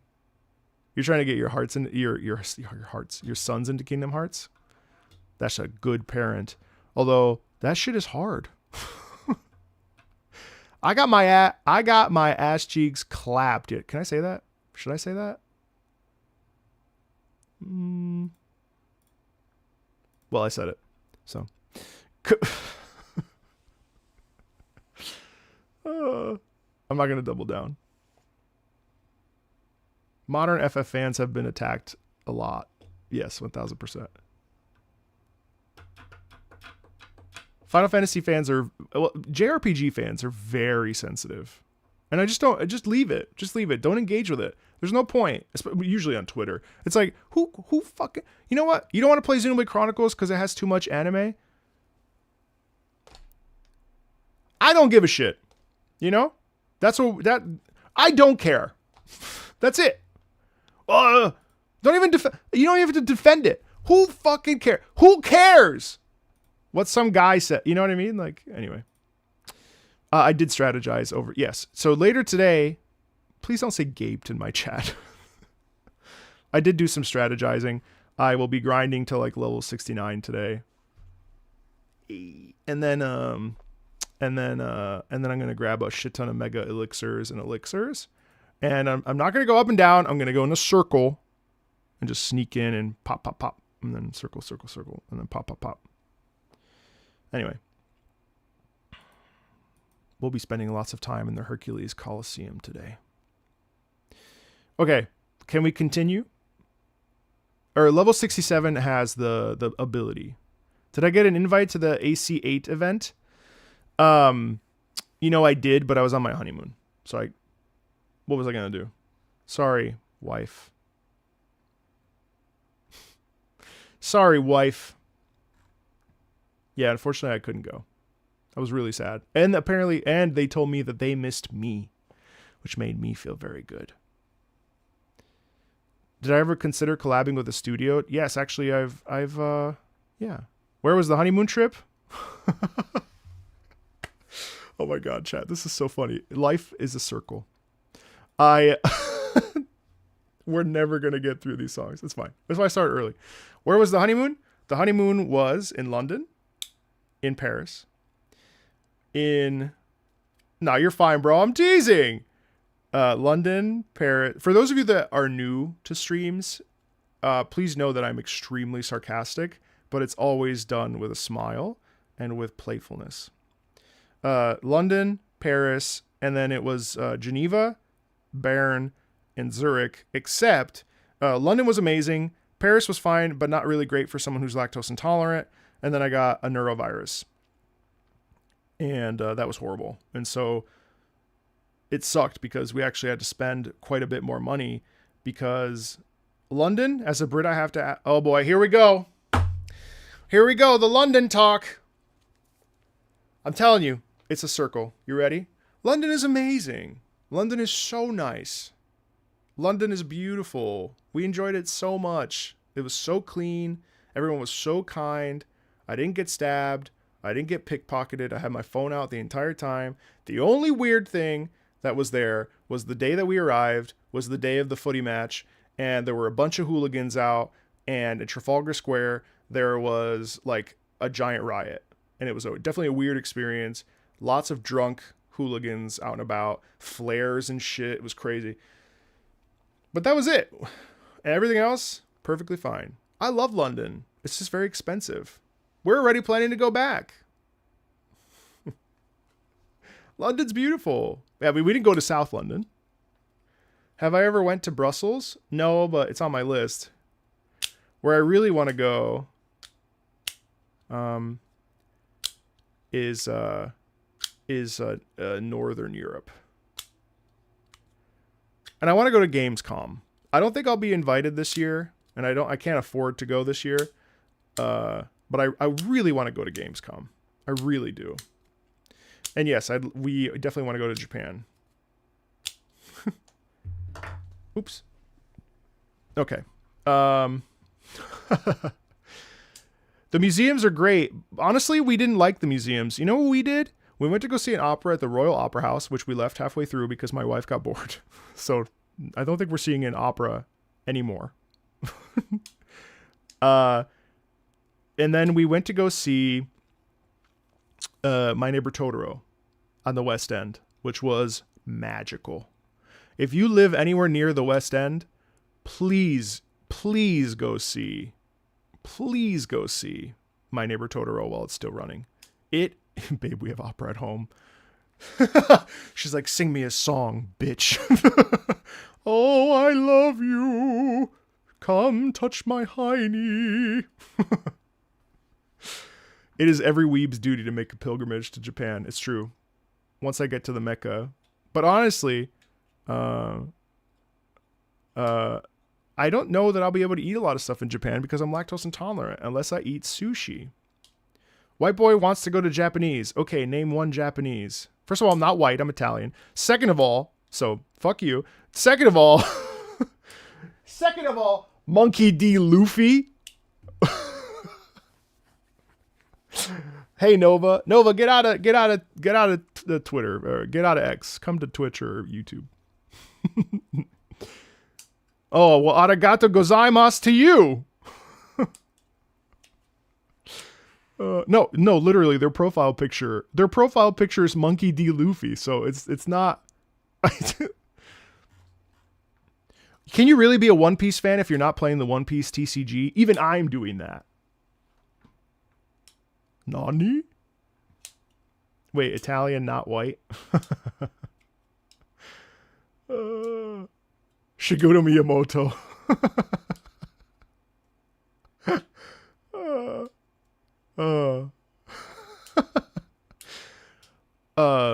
No, I could probably go. The problem is like stuff like Toromiyaki or see you, Ronan. Ramen would be fine. I'm too broke to buy the TCG. I'm a LARPer. No, it's not LARP. Shit's expensive. I did just pick up a deck. Also, I'm obsessed. I'm obsessed with. I was beating the computer yesterday at Magic the Gathering. I'm really excited. I'm finally understanding how it works. I was like falling asleep, and I was like, "Fuck you, Sparky." I was like, all right, can we get back on track, guys? Does that sound good? Koru, does anybody have any pressing questions? I'll ask again.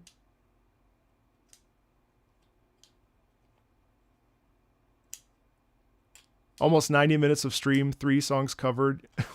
You're incorrigible. With a 2:30 Kingdom Hearts stream down the bend.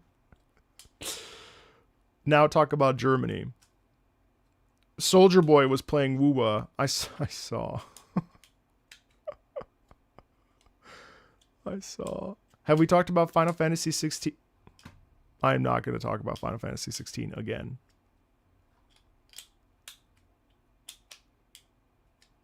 You need to keep yapping until I sleep? You pervert. We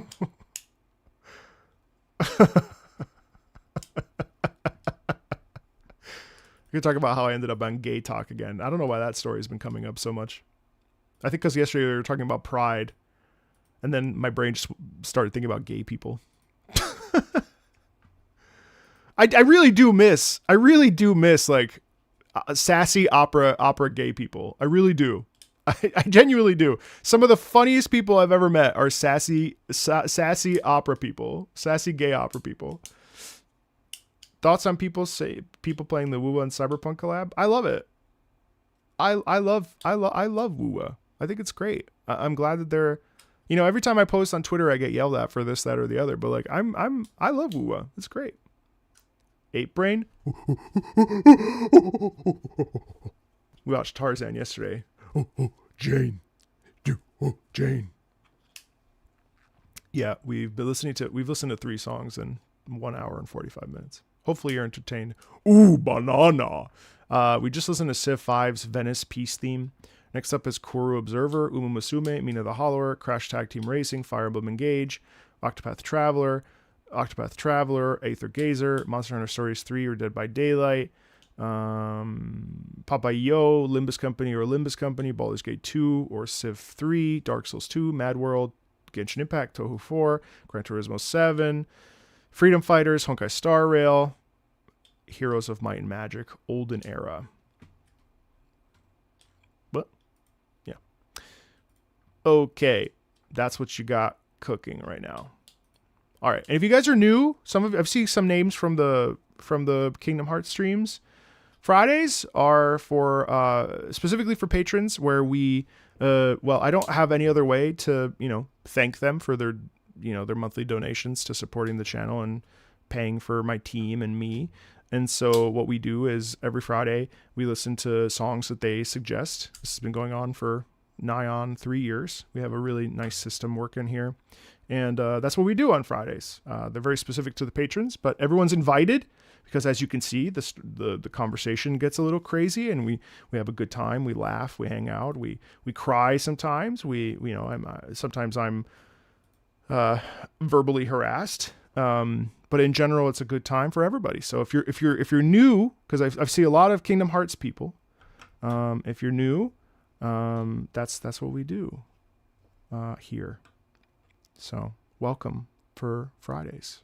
It's basically like a radio 3 hours. All right, but I do need to lock in though. All right, Koru Observer. It's also the one day of the week where my ADHD used to get really gets really crazy. So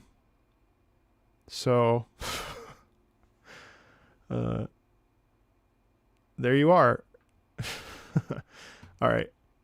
Somnium, stop typing and lay down and just watch the TV, please.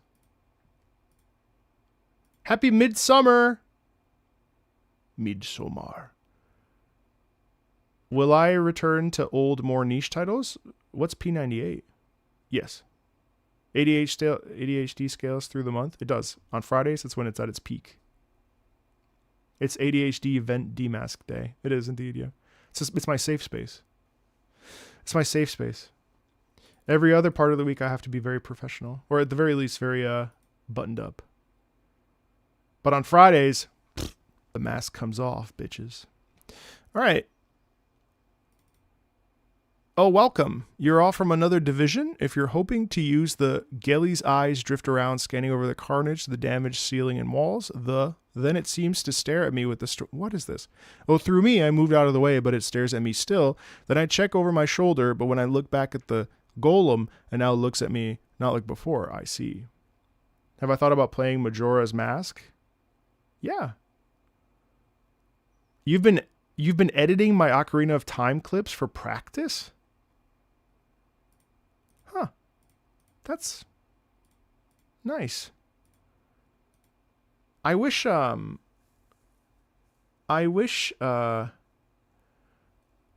I do want to do an old but gold video. Old school is cool, but whatever. It's on my to-do list for probably next month. Okay, so this is Let Me Out from Koru Observer. I do think I want to do, gameplay like montages don't really do well on my channel, but I've been debating I've been debating doing like a giant supercut of Kingdom Hearts, just like funny moments, musical references, hearing music for the first time. Same thing with Ocarina of Time. The real problem, guys, is that like the cost to do that versus the cost to not do it is pretty high. And I'm not saying I need to like, I don't need that a video like that's never gonna like blow up, right? And it doesn't need to. But what it does need is like if I'm paying my team, you know, a pretty significant chunk of change for their hours worked, it has to at least break even. And oftentimes I find that those particular, happy Juneteenth, of course, some of those particular, like those things don't really, the juice isn't worth the squeeze, especially when you can just go to the live tab and watch like the long form of it. I still like the idea. You know, unfortunately, I have to play the game a little bit, which is one of the unfortunate things about what I do. Well, the algorithm doesn't hit for Let's Plays, really, or those kinds of videos, which is unfortunate. But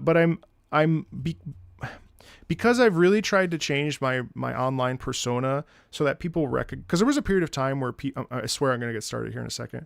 People, for a long time, I was like a music reactor and not a gamer in some people's perspective. Like you got a lot of like, you play games, and I was incensed, enraged, life ruining, to have that be something that people could even consider. And so I've tried to really like sharp pivot to the music guy who talks about games, but and their music, obviously, right? But like, you know, I find that it's also more interesting for me because that's who I am as a person. I've been playing games since I was 7 years old. Video games are a cornerstone. Video games have basically every good moment in my life has been surrounded by gaming in one way or another. Maybe depressing, but also beautiful. So I didn't want to be put in the music reactor box. I wanted to be like the music guy who loves music but also loves video games box. And so that's what I've been trying to do in my own little corner, you know. Let Me Out is not a cry for help, but is actually a song from Cool Observer.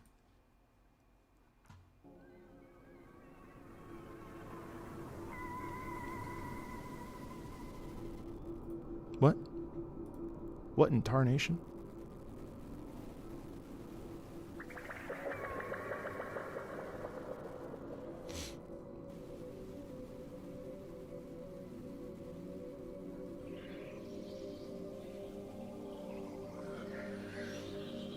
No, don't worry about it, Green.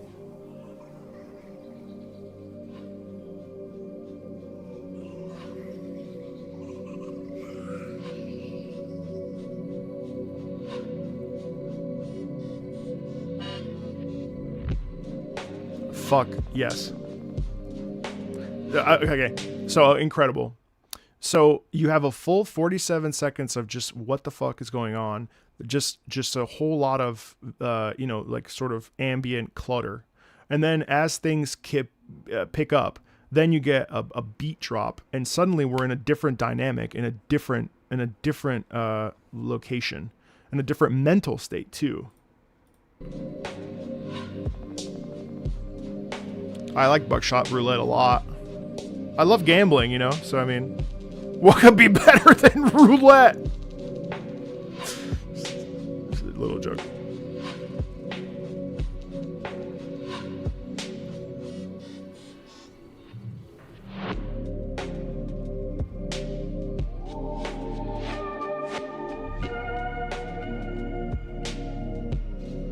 Yeah, so the distortion is interesting because I think it serves a purpose to create a sensation of being in a different reality or a different dimension. It works really well. Is it a great piece of music? Unclear. But is it satisfying and kind of like has an edge to it that's really, really interesting? Yes, I do think that. I think the beat is really cool. I also think that the way that it kind of moves us through a state is really interesting because it's a companion piece. It's not a separator. It's really cool.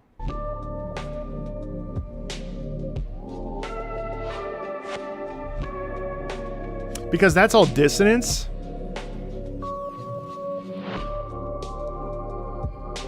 It's Shrooms music.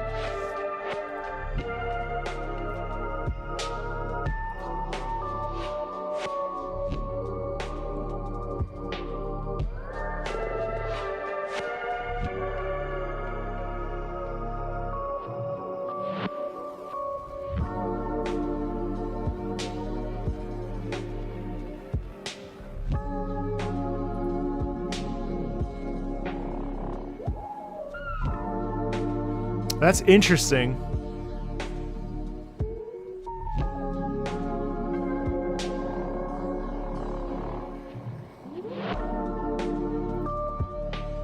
Hey, Fjord, what's up, bro? So, you know, as a piece of music, it's a really interesting thing to listen to because I don't necessarily think that it stands out to me. But on the flip side, I also think that it's really unique. And I think it kind of serves a pretty interesting aesthetic because it does provide like some kind of a discomfort and some kind of feeling of an edge. And I think that's worthwhile. Is it something that I want to listen to? Hard to say. Probably not. No. But it's enjoyable to pop in.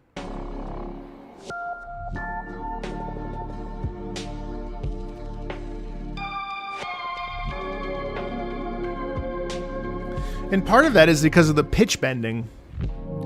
The pitch bending makes it kind of funky and a little bit, you know, you can't get settled when you listen to a piece like this.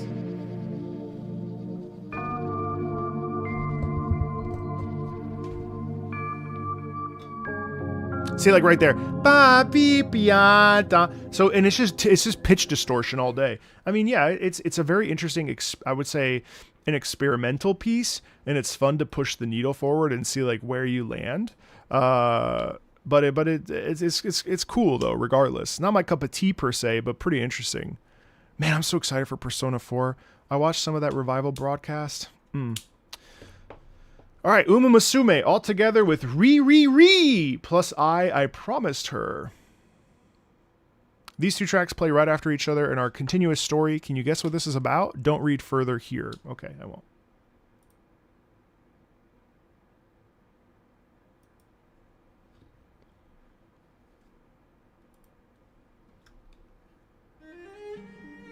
Oh, fuck. There's that classical music rearing its ugly head. As you guys know, I only listen to classical music. Fuck everything else. All music sucks besides classical. Oh, your taste sucks. Classical music is the GOAT. I listened to classical music my entire life, yeah. Funny story about that.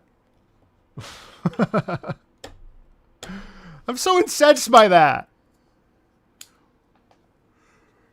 The comment was so funny because I'm still thinking about it because it was literally like, man, his classical music and opera background from childhood sometimes rears its ugly head.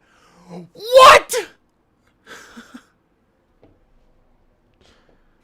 Oh, that's so funny. Sorry, some people that popped in are probably, what the fuck is Marco talking about?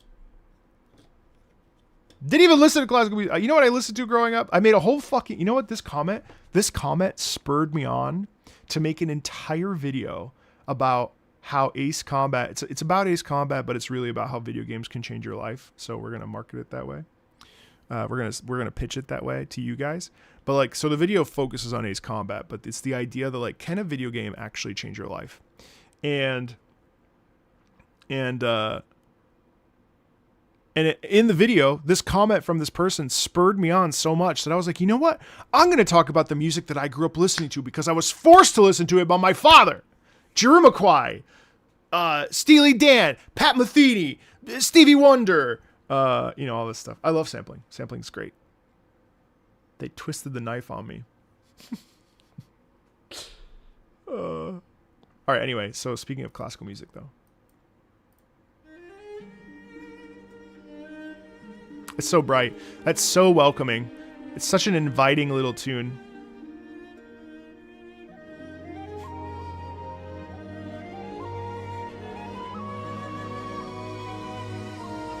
You see how this is a natural build-up to the strings in this moment right here. So it takes 17 seconds, but it's beautiful how we choose to these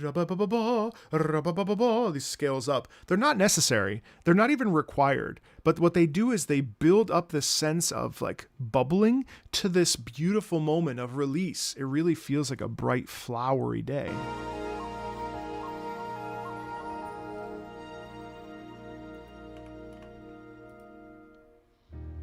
Oh, God, yes. Interesting move.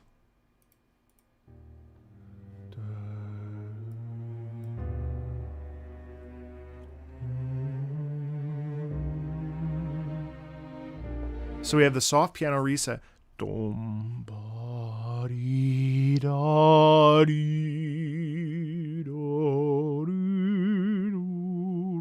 And that's a reset, but it's like a softening of the heart and of the soul.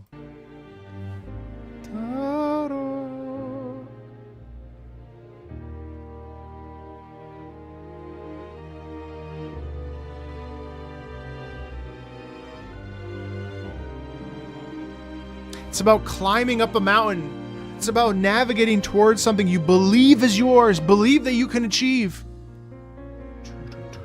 And there's the wind against the rain, or the wind and the rain, excuse me. Adversity comes, but I won't let myself be defeated.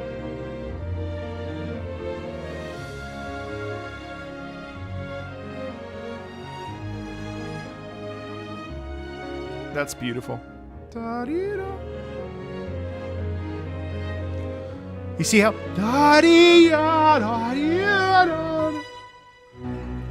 Go for it.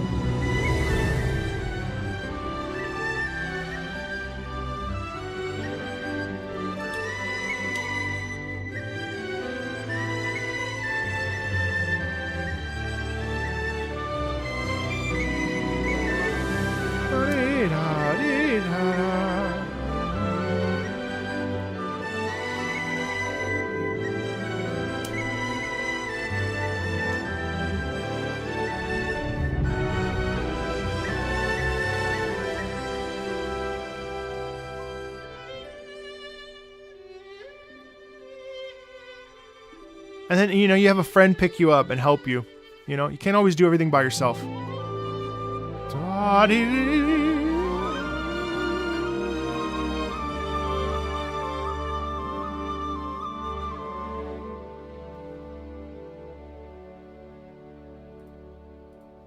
Oh, that is sublime. Let's go over to the second track.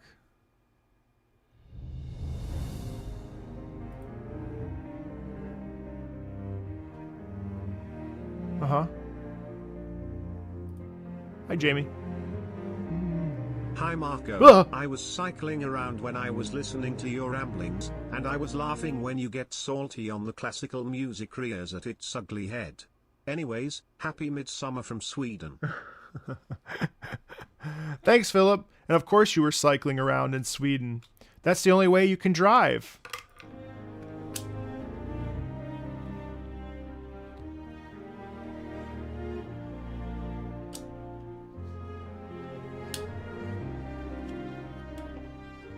Just kidding. See how this is bubbling? It's just taking everything we had before, but now it's bubbling and it's like, hey, come on, get up. Get up. Get up! You can do this. Oh, God, I don't know. I don't know. Can I? I'm stuck in this feeling. I don't know if I can get up. I don't know if I can pursue this. I don't know if I can move forward. I'm scared.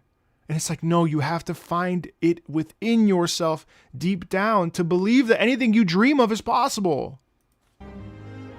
Thank you, Philip.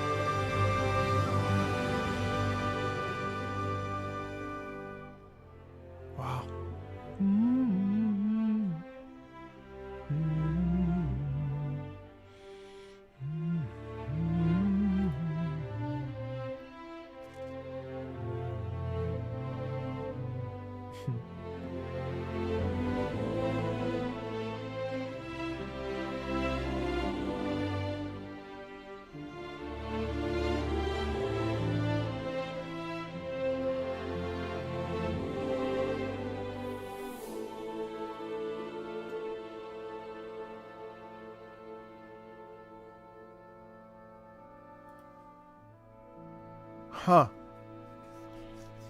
You know, it never peaks, which is really beautiful. It really has this real intimate and really personal sort of discovery of like the self and the process of like kind of moving forward. Hold on, what is this about? This is the first time that Uma Musume has actually tackled death. The character you've been accompanying in the previous 2 chapters falls into a coma that the doctors say she will not recover from. The tracks are discovering her comatose friend, the public reaction to the coma, and how pretty much death affects everyone around them. Okay, so the total opposite of what I described. But maybe not. I mean, it's so beautiful. Goodness gracious. Goodness gracious. Hey, Infinix. Oh, I'm glad you liked it, Jamie. Yeah. Very touching. Mina the Hollower. A little too hard for me, but very nice game. Gator Gallop.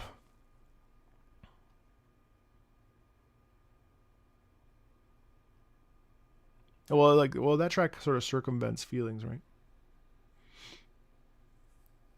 Yeah, Uma Musume's music is not to be slept on. It's preposterously good. Hey, Ronan. In a game full of impressive... Sorry, missed these. In a game full of impressive chiptune music, Mina's swamp area theme is particularly a standout.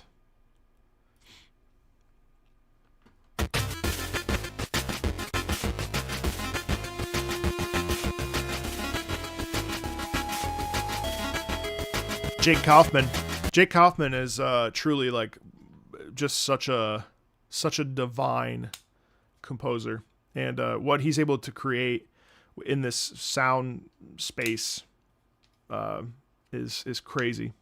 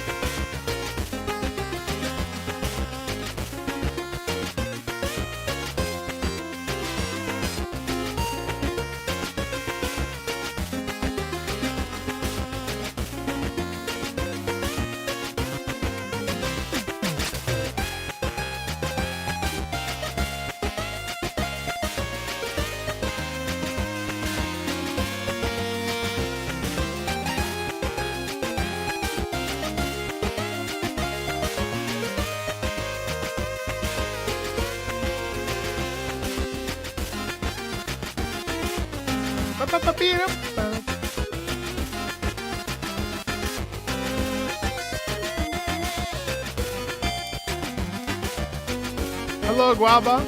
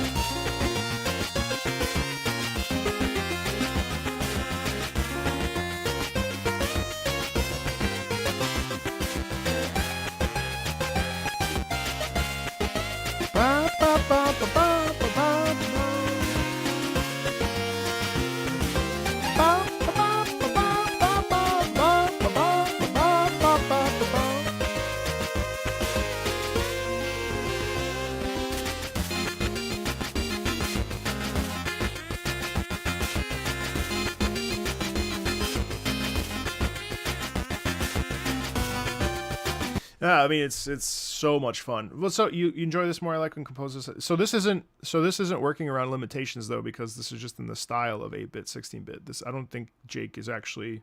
Well, I don't know Jake's process, but Jake's Jake's not creating this game just came out 2 weeks ago. Hey Tiramisu, hey Emball, what's up?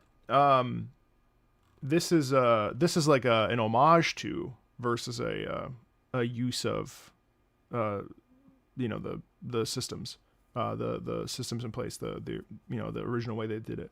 So I'm pretty sure, I'm assuming this is done. Frankly, I don't know.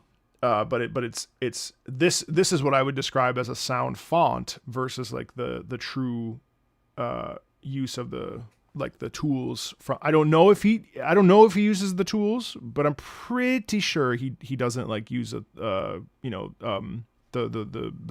processes and stuff. I believe, but this theme is very enjoyable because it has bounding, and it feels like a strange place. It feels like a place. Yeah, no, it definitely captures the vibe 1000%. Sorry, I wasn't trying to insinuate that you didn't understand. I was just I wasn't what's it called? I wasn't mansplaining. Someone got mad at me one time for saying that. They're like, mansplaining isn't a real thing. Okay, it's fine, sure. But I wasn't trying to downplay your knowledge on it.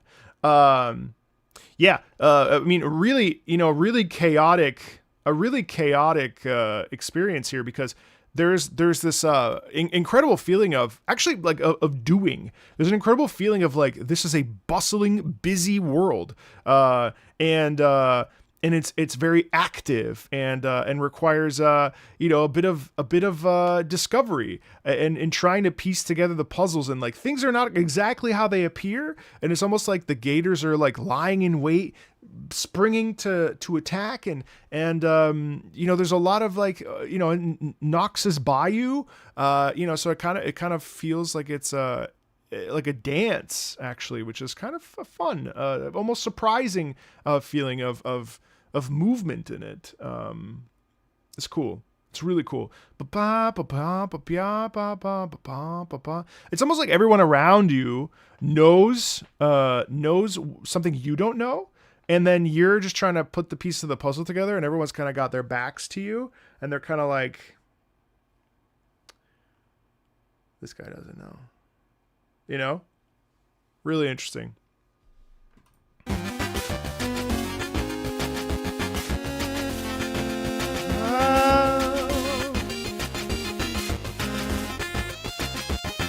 Like it's like you're walking by them and the NPCs are like, don't talk to her. Don't talk to her. Keep your eye up, Or it's like, I know something you don't know. And there's a little bit of attitude to it, which is really sad.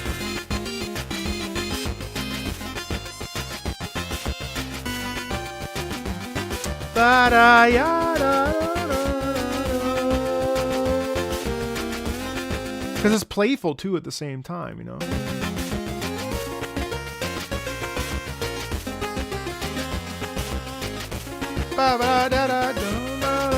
And even that, the little wail. I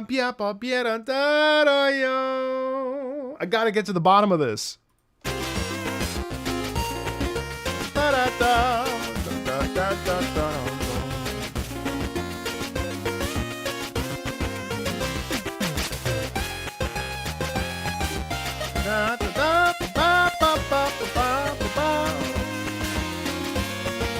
And I think this part is Mina's like commitment to the goal,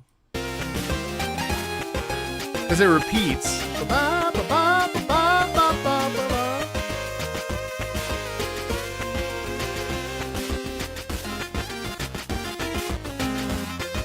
And you can even you can hear the trumpets. Yeah, nice track. Mina's a hard game. Definitely a Souls-like. Not my cup of tea. But I did really enjoy. I do enjoy the soundtrack, what I've heard, and that's really fun. Gold star. Oh, and Musume gets a gold star as well. All right, Crash Tag Team Racing, Crash Test Dummies.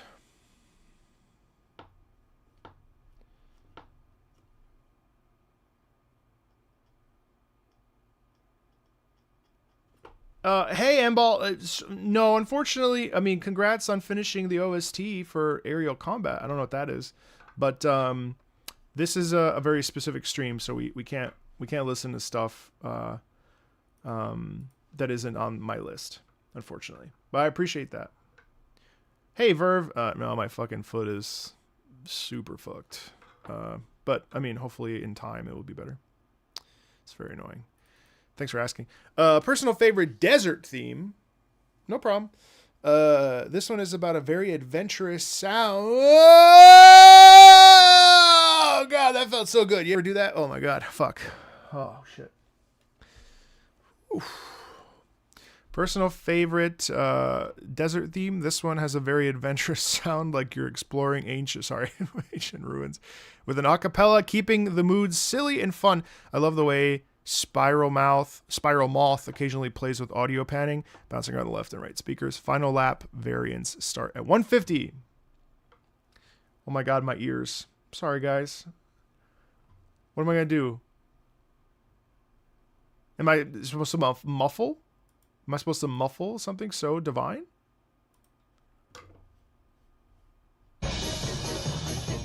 Sorry. Sorry, guys. Second monitor content, this is not. You never know what you're going to get.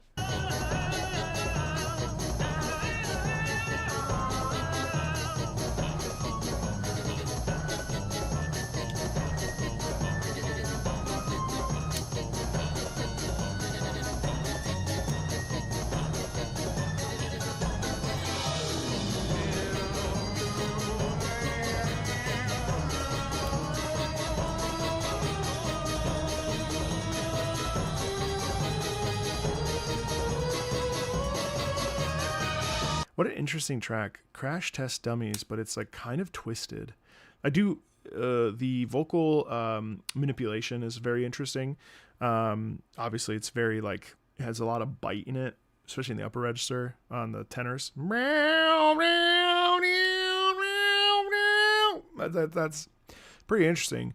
I'm surprised. I'm not surprised by how quirky and somewhat strange it is, but what's fun is that it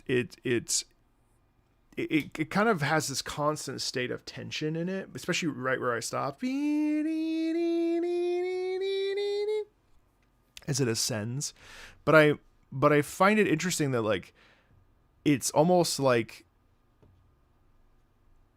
it kind of feels like unnatural, like it shouldn't be occurring, you know?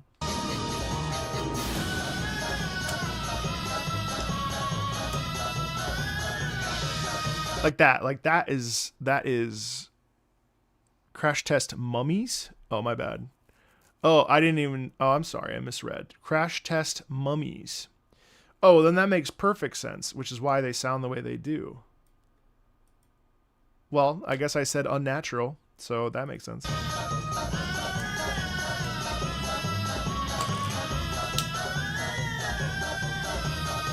Okay, so that's interesting because they're doubling there. Not my favorite sound, kind of hurting my ears a little bit. However, it's very cool vocal manipulation and very cool to like, you can just picture like, you know, mummies can't speak. So what do? They make these odd noises, and that's kind of interesting.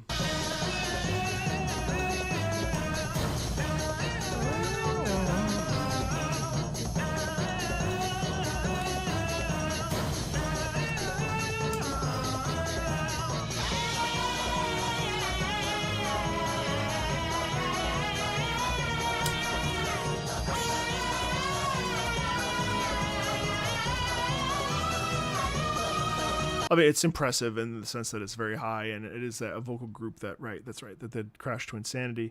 But it's definitely jarring. It's definitely kind of spooky, a little bit crazy, and certainly uncomfortable to listen to. But it's interesting too because the oompas are actually pretty playful.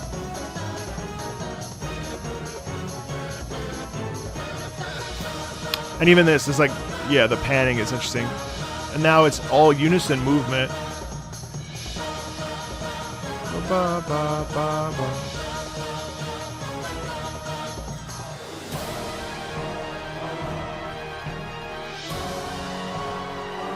That's cool.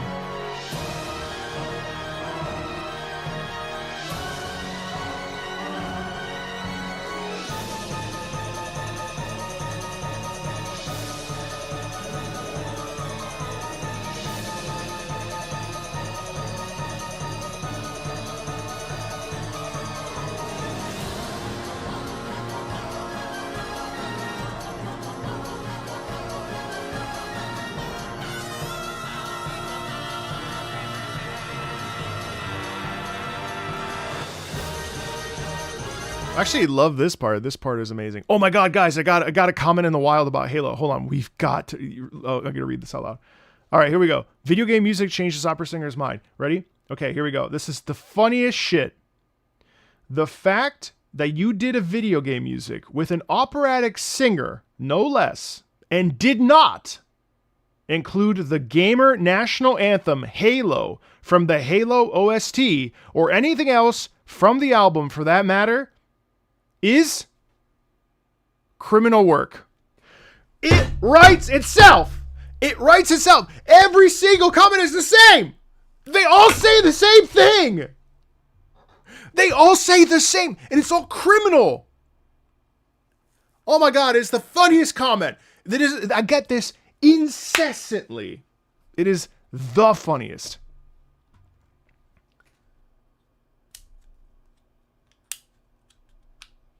Meanwhile, the next comment,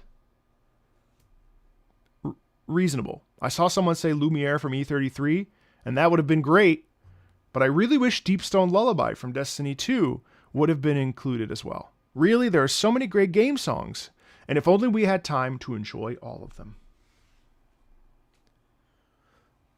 10 out of 10. 10 out of 10 comment. 10 out of 10 comment.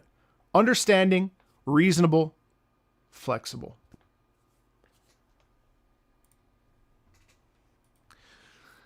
So I ask you, chat, what do I do with the person that writes that? Well, what can I possibly do? First of all, Halo's theme, not opera. I just want to explain to you that having an opera singer not listen to Halo is irrelevant because Halo's theme song is not opera. That is a chant. Number one. Number two, I could do the usual response where I say, I'm in jail. Thank you for telling me.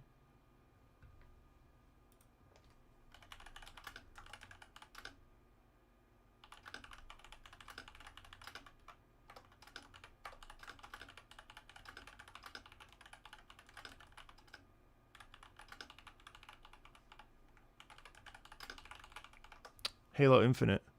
Oh, that's nasty. That's nasty work. Well, Halo's better under 343, so I should have included some from Infinite for sure.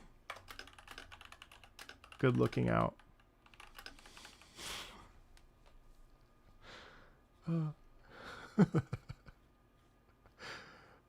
Oh, shit.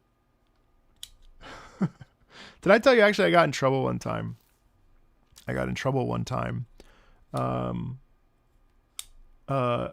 I responded to someone's comment, and then the person saw that I had hid them from the channel, and then they emailed me. What did they call me? They called me something. They called me. Oh God, what's it called? Shit, I forget. They called me something derogatory about being Jewish. What's that phrase that's going around? It's not like a bad phrase, but it's like I can't remember what it was. No, I'm going to ignore it, of course. It's irrelevant. It's just funny. No, they didn't call me bald. They called me a Zionist. They emailed me and then they said Zionist pig, and then took a screenshot of the and I was like, what? Zionist pig? What does that have to do with anything? It's so crazy. Anyway, let's continue.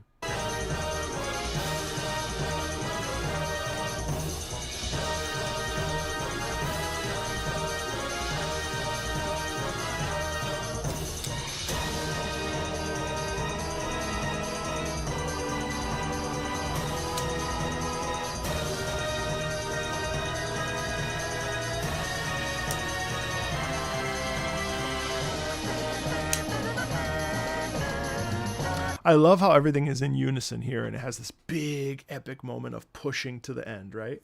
Like, do not fuck with the crash test mummies. You know, it's fun. It's really fun. Actually, that middle part is probably my favorite.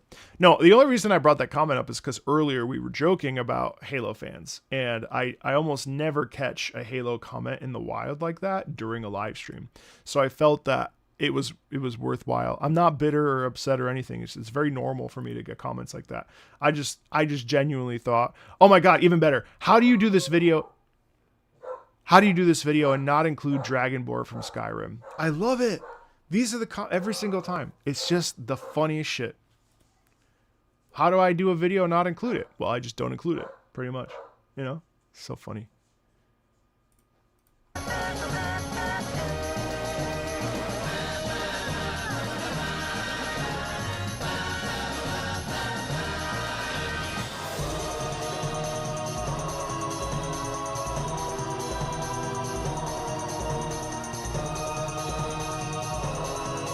Oh, I love this. The vocals here.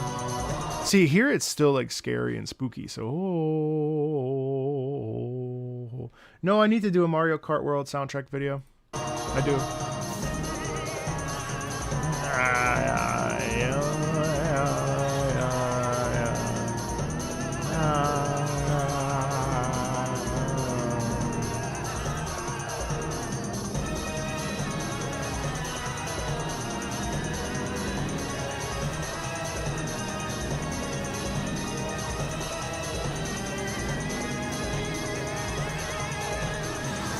So fun. It's so fun, and it is I see why Kirby likes this track so much, because it is a very unique Egyptian sort of Middle Eastern desert, whatever you want to call it, theme, which we hear a lot. But enjoy your lurk. You didn't oversleep. I started at 9 a.m. so I started early. But yeah, very, very interesting stuff. Very interesting stuff. I do feel bad for people clamoring for Destiny 3, because it's not going to happen. My gamer radar just is not going off at all. I just don't. It's not going to happen. I don't know what the fuck is happening over there, but it's a bit strange. But yeah, no, it's not Destiny 3, I'll tell you that much. Do not know what's happening at Bungie. Okay, so this is Fire Emblem Engage. Must be a track we didn't listen to yesterday. Salvation and Loss. This is the calm and roaring version, 2-in-1. When you reach around the halfway mark, the music will switch into the roaring version. Cool.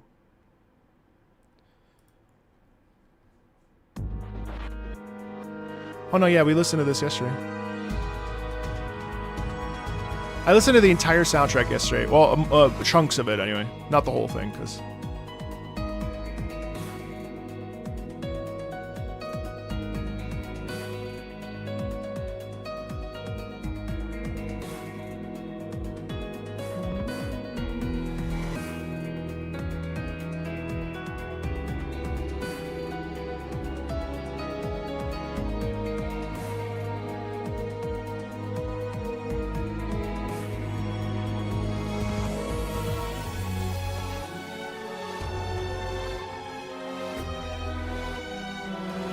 I always really like when video games take songs that are clearly supposed to be sad or about a turning point of an experience, and then they force us to deviate and basically live in this state of angst, and we still have to stand up and fight, and we still need to move through the sadness, even though things we're losing, you know. The Halo channel just uploaded a 6-hour video of the main menu and music while we were talking about it. Do you think that Halo fans could ever be happy with the remake that's coming out? Because for me, as a non-Halo fan, like as a person who just like kind of plays them, whatever, like I'm not a big fan. I'm not like super into Halo at all. But I'm excited for the remake. You know.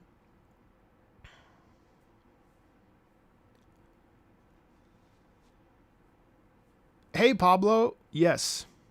Amy. Yes. Just watch that. Or yes. Amy. Play the Master Chief Collection? Ugh. I'm good. I don't really care. I don't really like Halo. Would it be possible to show her a new Zelda rendition? That was my plan for when she comes back. I'm excited for the remake as long as the TTK is better. But I also don't hold any like attachment to Halo, so I don't know. We'll see. I mean, I'm gonna play it. I honestly, like, first-person shooters are just not doing it for me anymore. I did see that they're re-releasing Black Ops 1 and 2 on the 19th of July. Right. You moved on. Total agreement is unlikely, though, if it's good or excited for us, since Halo fans famously can't agree on which original game were the best. Right. Right.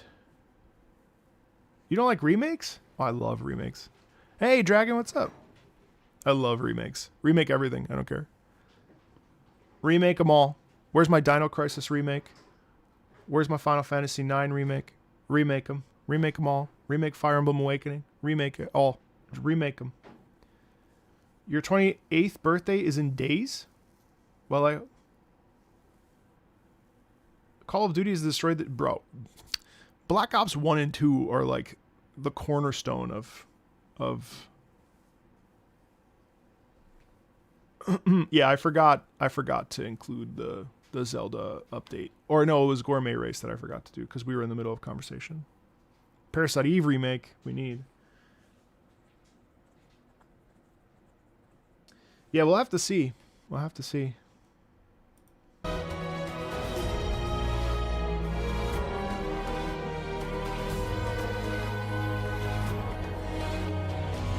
Remake The Last of Us. I agree with you.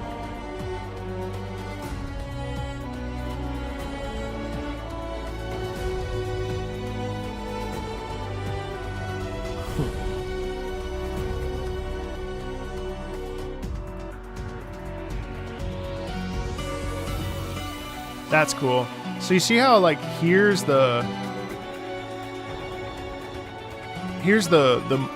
moment where we have to switch from sadness into we have to move ahead.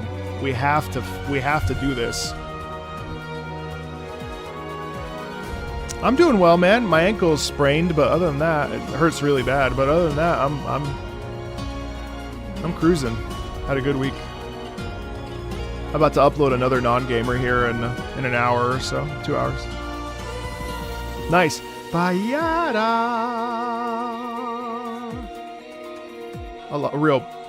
A real like you gotta move through it, you know. You gotta push through. Hey, Salish, what's up? Or Jay. Love the guitar in here. That's actually gorgeous.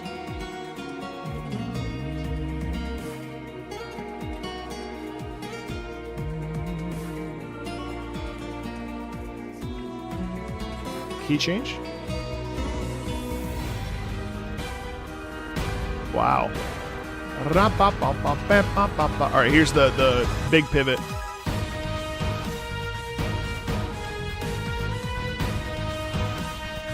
You know, these songs are interesting because I don't necessarily think that the dynamic music in this is necessarily like so like interesting, but at the same time, I really like how we have the slow and then the intense, right?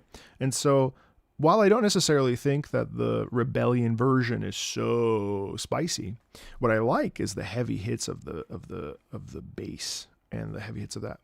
You fell in love with the non-gamer series? Oh yeah, I appreciate that. You really feel music the same way I do, where it plays and you see a scene. See, I love listening to music in and out of context. I actually prefer music out of context for a first listen because I like to imagine it and I like to sense it and I like to feel it. And I think when I see too much of the context, I have a harder time talking about it because it's like, well, I already know the situation. So there's nothing I can sort of add to this that you haven't already seen. Inviting non-gamers is fun because they come at it from a different angle than I do. We both have training, we both have experiences, but no musician is the same. And so the shared experience and then the conversation is actually much more interesting in why I film them rather than like them reacting to XYZ. I don't really care about that. People do, which is why people get upset when like certain songs are not featured. I personally am much more interested in the conversation. How do you feel about this? What does it sound like? What about it did you like? What did you not like? What, you know, like that's the part that I really love, you know? God, it took you 9 months? My ankle is still fucked. But thank you. Have I ever played Brave Frontier Musashi? No. PS1. You were really impressed that I got to interview Uematsu-san? Yeah, I know. We tried to do a live interview, but because of his tour with Kontiki, there was no way to do it. So what we were able to do is that sort of hybrid. I wish I had been able to ask him even more questions, but there was such a limited amount of time. That's why it was so short. But it was special for me, obviously, and it was really cool. You don't have to be to feel. No, you don't need to be a musician to feel music. I love dynamic music. No, totally. It's such a unique experience. Like I would play this for a non-gamer and be like, this is something really interesting, you know? Oh, thank you. I'm glad. Hey, Simon, what's up? The music in Musashi's cool? Oh, nice.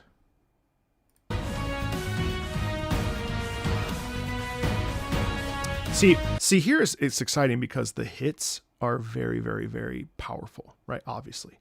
So when you get the thum, thum, thum, thum, thum, that sends it, right? That sends it. That makes it feel much more intense. That makes it feel much more like powerful, obviously. But the first half is really depressing and sad. And then this part, it's like, boom, you know? Also, someone here earlier was saying that they saw my Wuwa Cyberpunk collab and they had a flight and they were sad for their flight.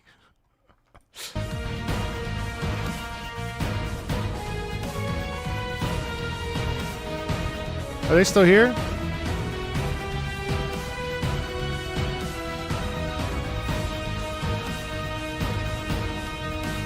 Shum, dum, bum, bum.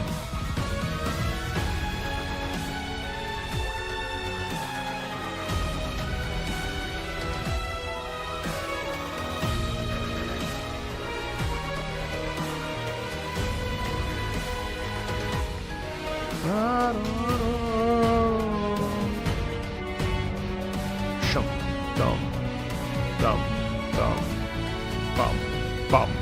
I love how heavy that is.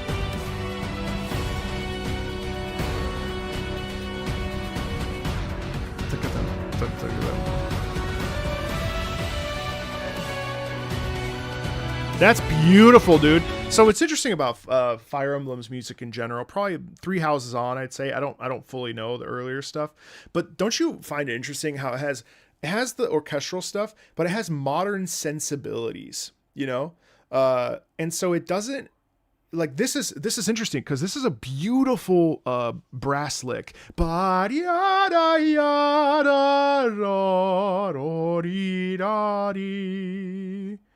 You just played Until Dawn and I'm Broken? Wait, Until Then? What's that? Until Then.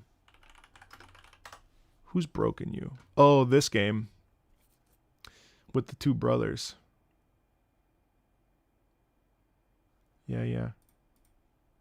I heard good things about this game. Well, it broke you. Sorry? But good? We like to be broken sometimes.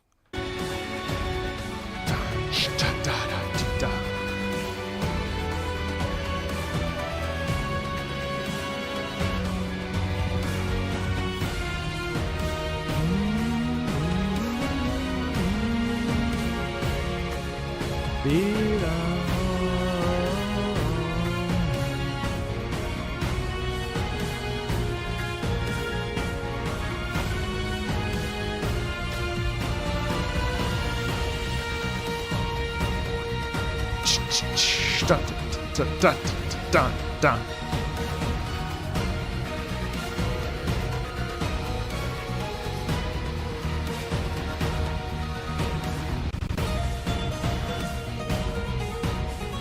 What the fuck?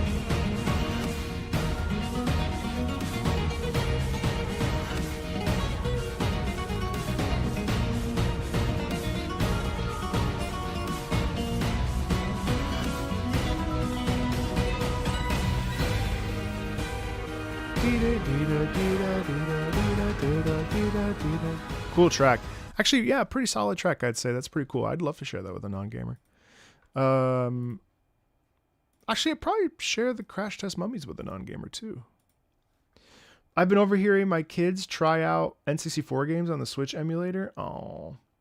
You know, people can hate Nintendo and get pissed at Nintendo and hate Nintendo and think Nintendo's greedy, and they wouldn't necessarily be wrong, but you can't deny the bridge that Nintendo's able to make for generations. Like Nintendo's no major company is good inherently, but I really think that like Nintendo, as a recent, mind you, I have no like affiliation with Nintendo. Well, in the sense that like, you know, I didn't grow up with Nintendo. I grew up with PlayStation. But like, you know, having played a ton of Nintendo now, I honestly, like, I love my Nintendo Switch. I love my Switch 2. I think they have their game priorities straight for the most part. Like any corporation, they are what they are. But you know, I do think that what they do. I also find it interesting that they don't put their games on sale. And I think what it was like Reggie Fils-Aimé, I forget his name. But basically, he was like, they don't believe in that. Where it's like, no, the quality stays the same. So why would I put a game on sale when the quality is the same? I found that kind of interesting. Like on the one hand, I'm like, yeah, that's true. If the quality doesn't change or depreciate with time, why would I charge you less to play the game that still is good? I suppose it's an interesting insight, you know. I don't know. I know. I'm not saying it's right. I'm just saying it's interesting. They make Steam look like Santa Claus. Well, Steam's not perfect either. Let's not get it twisted. Steam has strong-armed a couple things recently.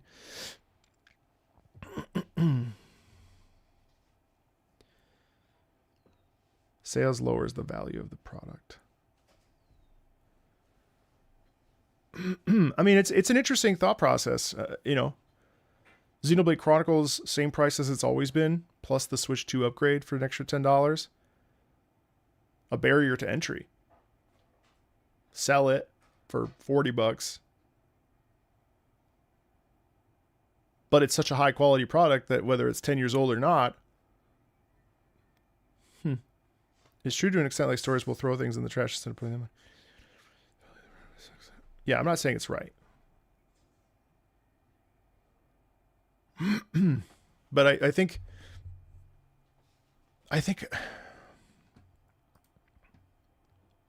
I've had an interesting time with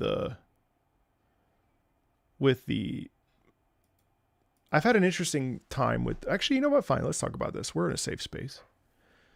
Hopefully for me. What are the overclocked remixes? I can't today, but I'm curious what that means. Like for instance, my thought is, wait, Fire Emblem was going to be $80?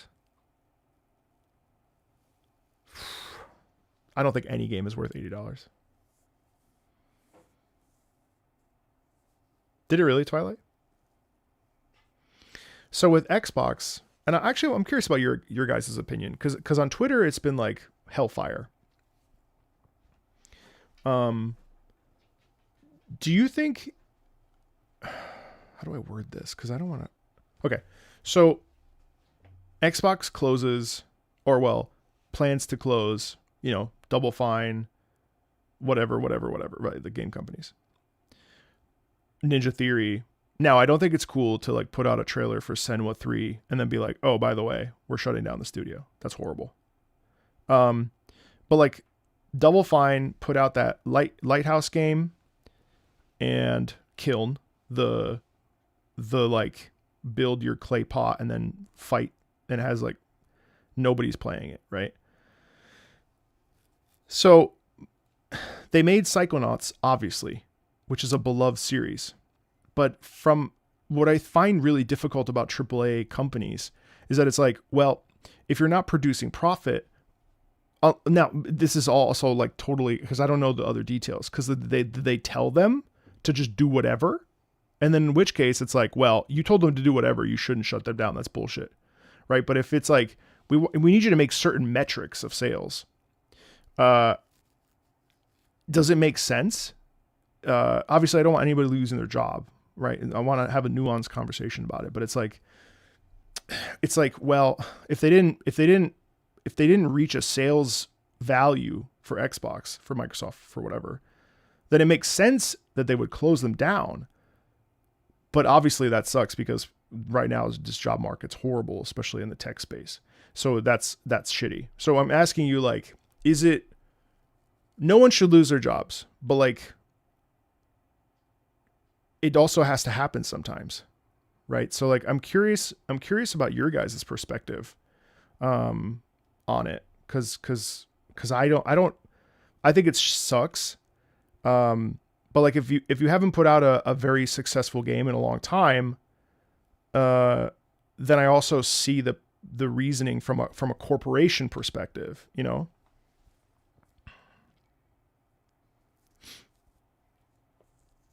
Plus July is their like fiscal year, so it's also, this is why everything's happening at the same time. Double Fine Studios, that's part of Grim Fandango, Full Throttle. They are great games. 1000%. I would never say they aren't. Double Fine makes a little sense. They're handling their budget.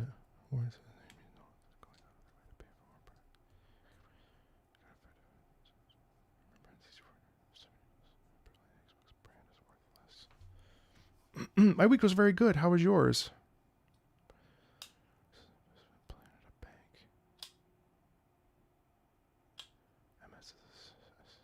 What's SA? Sorry, what's SAAS? So, Ubisoft never needed that many employees. That's crazy. Yeah, I know. Tango was weird. Nothing is without risk. Things change. Got to be ready on your feet and see the writing on the wall sometimes. They should have made them more developer-friendly move. Give them a heads up on what is going to happen rather than, make sure. Yeah, 1000%. I agree. Software as a service. Oh.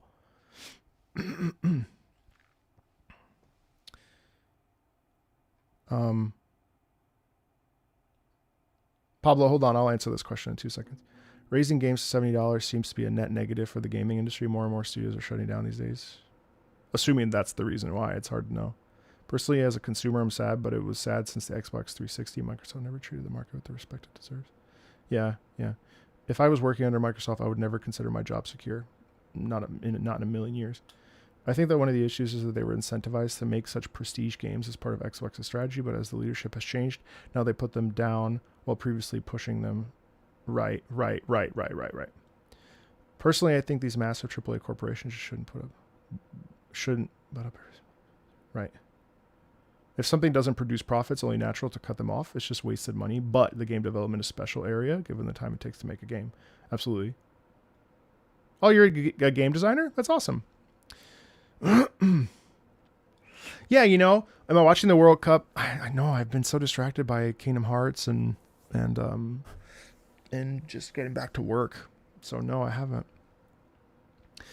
Yeah, good morning, Sailor Moon. I just think it's interesting, it sucks. It's obviously not cool. And especially in today's job market, like it's a bad time. I feel like there's no job security no matter what you do. Even with this, I'm really lucky that I get to do this, but like, this job is never secure. And I don't know that really any job is secure at this point. It's rough. And my heart like hurts for people.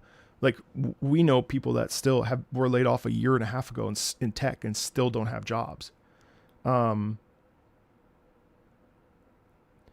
Yeah.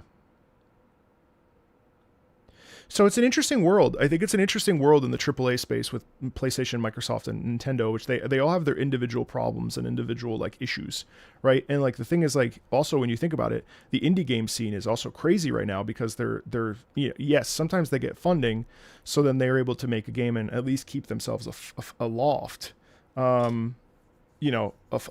But like there's so many indie game devs that are pumping out games, and Steam is proliferated with content. How do you even stand out?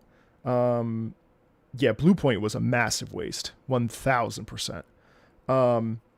So it's all like a very interesting experience because in a lot of ways, and I was talking with the community manager for Power World. He's actually going to be in a video. He shared a bunch of tracks that I'd never heard before. And we were talking about how indie games essentially are like what games were like in the PS1 era. Hey Yoshi, because the sort of creativity and then I do find the contrarian perspective of like indie games basically being the same thing 1,000 times feels very. I think that's very trite, and I don't think that's fair because indie games are also doing things that are weirder or at least trying sometimes to be a little bit off the beaten path or be quirky or be strange or be, yes, there's lots of iterative content, but that's how it used to be. I mean, I remember, how many platformers did we have at one point? So like iteration is not necessarily a negative. Because iteration with scaling, where we try to improve bit by bit or change something slightly, is the way that we get innovation. But I think it's a really interesting time to be in the games space, but really just a member of a society at this point. But I do think that $80 a game is absolutely crazy. I'll be really curious on the 23rd to see what GTA goes for. But because also what sucks is that it's pricing people out of their hobby, and that's really unfortunate.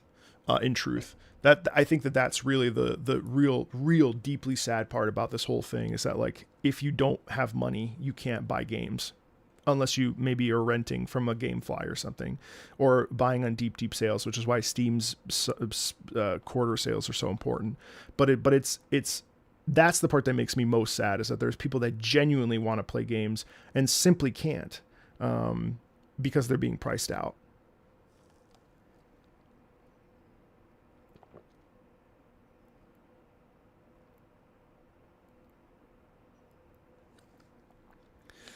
Anyway, thanks for not yelling at me for that Xbox conversation. I was nervous to talk about it. Because part of me was like, well, if they're not producing or they haven't produced a game in XYZ, then, I can kind of get behind why they would be closed. But at the same time, people are like, well, they made this game 12 years ago. It was so amazing. And I'm like, yeah, but like because of that, because of the way that AAA is and because they took you in so that you could make more games, it's such a slippery, complicated slope, I love having nuanced conversations. Thank you guys. I really appreciate that because anywhere else you can't have this kind of conversation.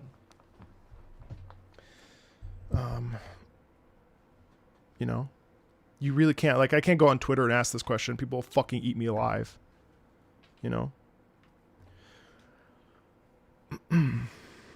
Yeah, totally, Mellow. Yeah. It's a fair question. I blame management in Game Pass. Well, right, but like for Double Fine as an example, like they made that beautiful Lighthouse game. Did any of you play that Lighthouse game?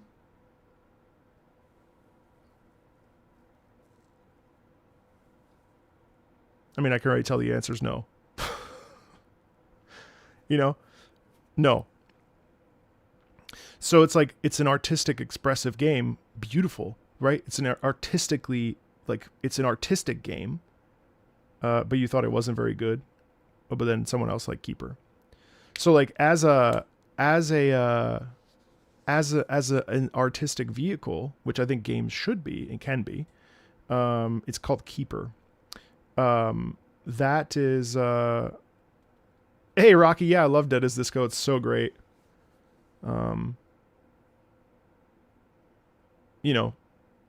I didn't play it, but I thought artistically it was really interesting. But of course, I mean, it's not going to sell well. Kiln was never going to sell well. And so part of me is like, okay, cool. They're making games that they're passionate about, but like games also need to make money. You know what I mean? So it's this really difficult conversation between like, well, yeah, I mean, Senua 2 took forever to make. And as far as I remember, it was not very necessarily well liked, broadly speaking, compared to the first one, which was like a revelation. So it's hard, right? Because it's like, it's Ninja Theory. They're a good game dev. You know, I feel really bad for these devs who, you know, now what? And especially the whole trailer situation is really messy and really ugly. I don't like that at all. Don't put out a trailer for a game and then a couple days later be like, all right, well, it was good while it lasted. As long as it makes more than budget, then I'd call it a success. That's true. That's true. That's true. Most indies don't make much either. Art tends to not pay well, I guess. Well, think about it. Passion projects, passion games, passion videos, passion whatever, typically are not going to perform that well. Generally as a fact. And what I think is interesting is that like, but those are probably the most fulfilling to make and to experience. So there's always this trade-off where it's like, you could just do the basic thing and get the money, but how much of your soul are you losing in the process? Because everything costs you something: time, money, energy, spirit, so on and so forth. Right. Okay. Let me read these. Yeah. Indie developers are important because we need competition to make the gaming industry healthy for us gamers, both in quality and pricing. Yeah, totally. They could easily support games like Keeper, Hi-Fi Rush. It's just artistic side of things. Keep the AAAs going. Problem is they only want profit. Yeah, well, no, 1,000. I mean, I would never disagree with that. 1,000%. I work in sales and I had to go to some sales event thing, and Xbox had a booth there. So we went there and they showed us a video about Halo and Gears of War, and none of us could even care. Yeah. Artistic games are just following the steps of real life art. Beautiful, but you can't live off of them. Hey, Hal, what's up? Good to see you. No, it's true. I mean, God, Schubert, classical composer, you know, died of syphilis, poor as fuck. And now we still talk about his music, you know. Bethesda, ZeniMax is having layoffs. Yes. Imagine all the tens of thousands of games and music. Babylon's Fall being a prime example. No one knows that this game exists. Some of the most glorious classical music I've ever heard. In modern writing, in modern music. AAA and big budgets on its deathbed. Come talk to me when GTA comes out, because I don't know that that's true. Yeah, I know. That was really strange. If you think GTA is not going to sell like absolute fucking water, drinking it, 1,000% it will. It's going, I mean, the trailer for the release date for when they're going pre-order had like 50 million, something absurd. And that's a prime example of a consumer AAA forward game, right? You want to make a living writing, but you could write a great book and it just doesn't take off, or take 10 years for people to finally get into it. Yeah, exactly. Like George R.R. Yeah. Oh no, I'm not saying Babylon's Fall was good, because it was super fucking bad based on what I've read, but the music is glorious. You went through a pretty bad depression cycle working on an expansion to a very popular RPG. Yeah. Still recovering. Yeah. Plus Call of Duty every year. I mean, even Black Ops 7, like, I mean, AI slop all over the place, still sold like hotcakes. I haven't listened to too much, Philip, of Grandia 1 and 2. Did I say that? You're putting words in my mouth. No, you said AAA and big budget Hollywood is on its deathbed. So I was saying, I don't think so.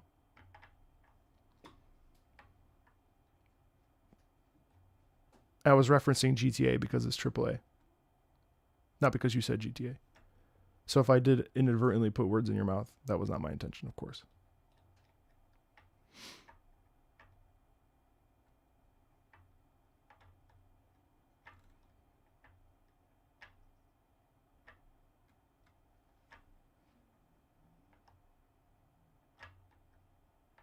Yeah, I don't know.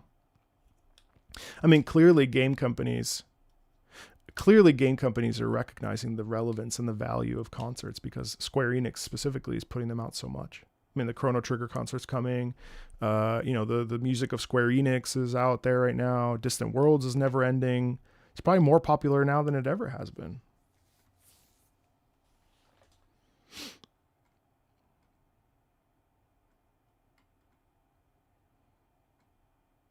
Do radio stations in GTA constitute game music?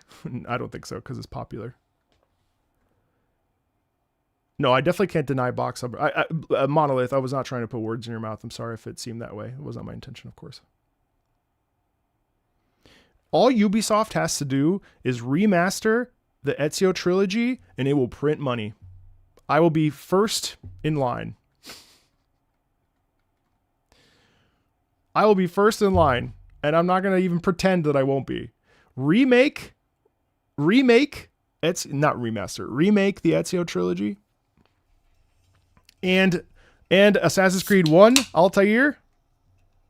I will be right there. Cyberpunk radio stations do, yes, because that's original music. All right, let's keep going. We're cruising. We still have another 2 hours. But speaking of, there's no way it's not after Black Flag. Hey Angora, how are you? So you asked me, Pablo, my favorite game soundtracks. I'd say Nier Automata as a complete package. This is also very difficult for me. Final Fantasy IX from top to bottom. So Nier, Final Fantasy IX, I'm talking like the complete soundtracks.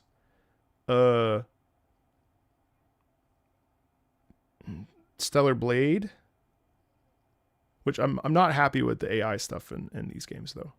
I'm really like concerned about Blood Rain, because I know their CEO loves AI, Gen AI specifically, and the Ace Combat series, not all songs. Xenoblade. Xenoblade. I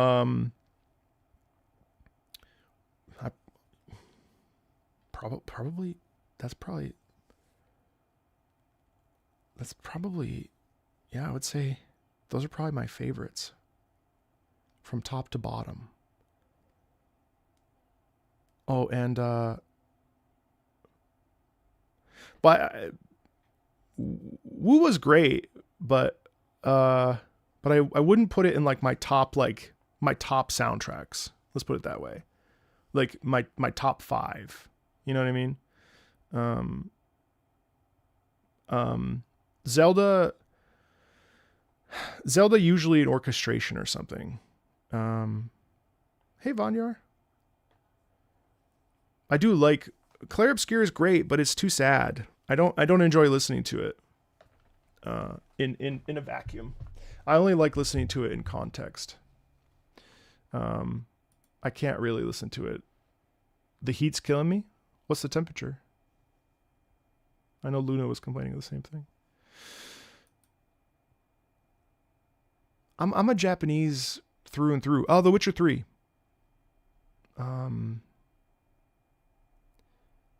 Yeah.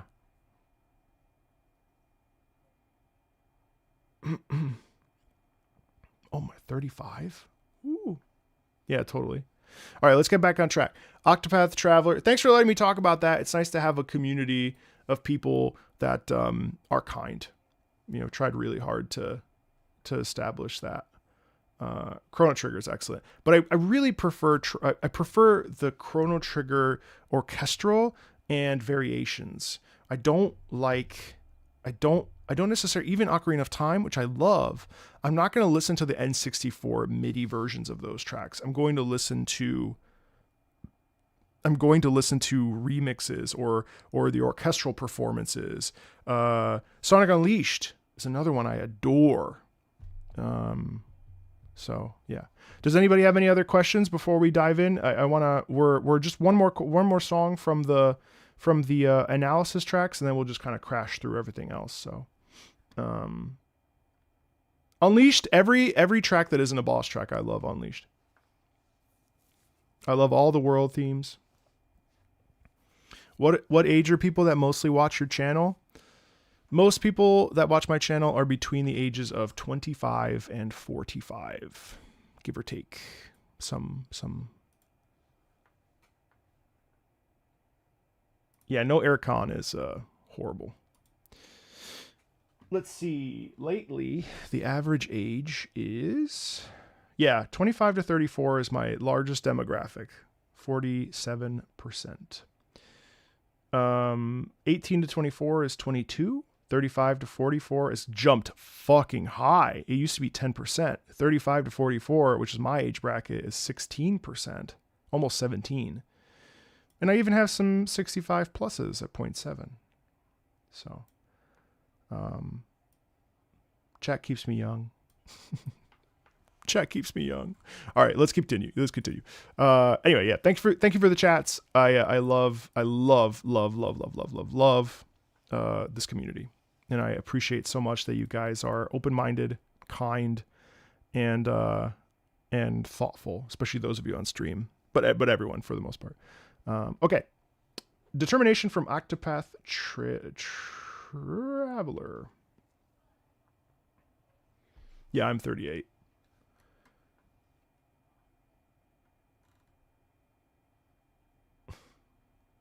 My back, my fucking sprained ankle hurts so much. I tried to take out the trash today and I was like, Jesus Christ.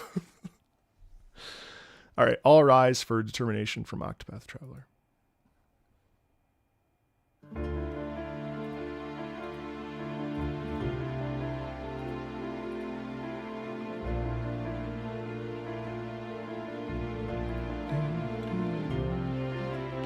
Dude, my beard is getting crazy white. This used to be just like a little patch. Now it's like,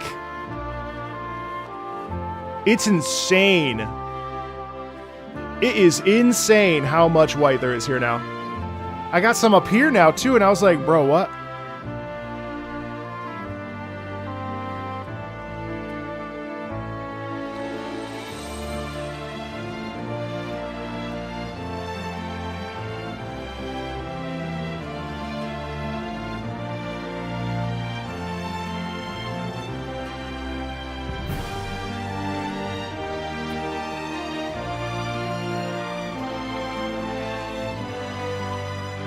So you notice that most of this is doubled, and oh, Sirma, you're still here. Most of this is doubled, which I think is really evocative and really effective for showcasing the idea of determination or focus. And mind you that like this is a really interesting thing. So the track is called Determination, right? And so what happens when you use an emotion to create a soundscape is that realistically, there's no barring on how a determined or focused track can sound. It's only up to your limitations emotionally to produce that quality, right? So like what makes something determined? Determinate? What makes something determined? Well, certainly doubling in strings is a great way to do that. But like what other ways are there? Adding some strings, adding some minor, switching to major, adding some, trumpets. Like, but the thing is like what's beautiful about composing around an emotional idea is that it's kind of all up to you. And like this is a very interesting track to describe determination, right? It's very cool.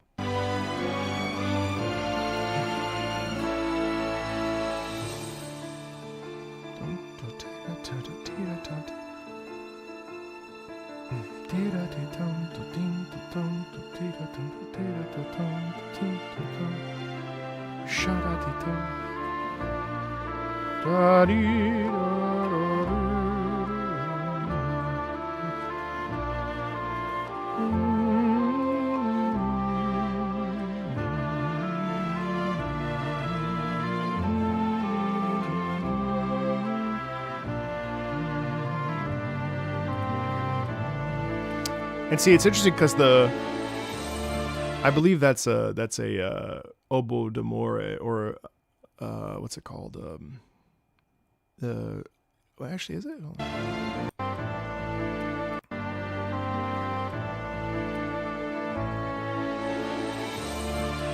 I think it's the English horn. So or English horn. Yeah, English horn. No, English. Yeah, the English horn. So it's a richer oboe. That sounds right. Hey, Risco. You want me to wear a Sora wig for Chain of Memories?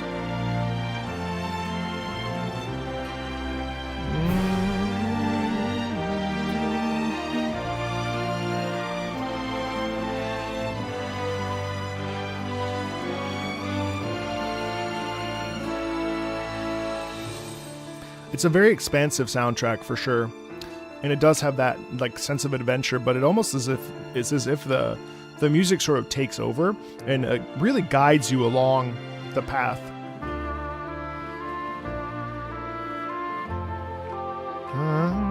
Very pretty, very pretty, very pretty. How do you distinguish between an oboe and a clarinet? So an oboe is I'm not a woodwind expert, but I did play clarinet for several years, and the clarinet is a warmer sound. The oboe is much more of there's a bit more nasality in the oboe. You especially will hear it when you start tuning. You'll usually hear an oboe, but it has a much more of a bring. This is the kind of oboe sound, and even there you go. So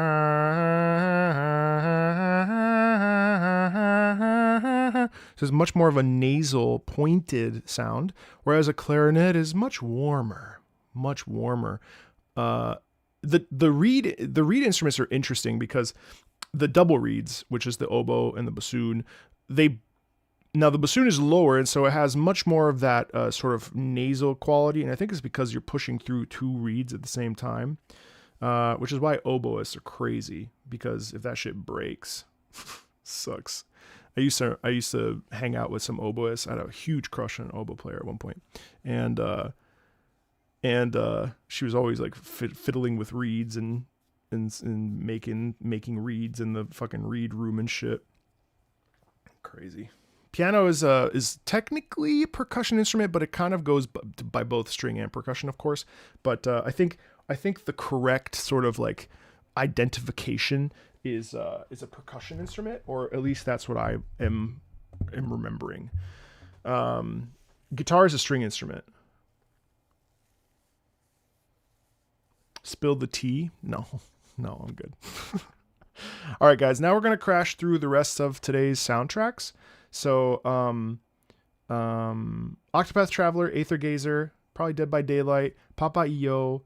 We'll do Limbus Company, Baldur's Gate 2.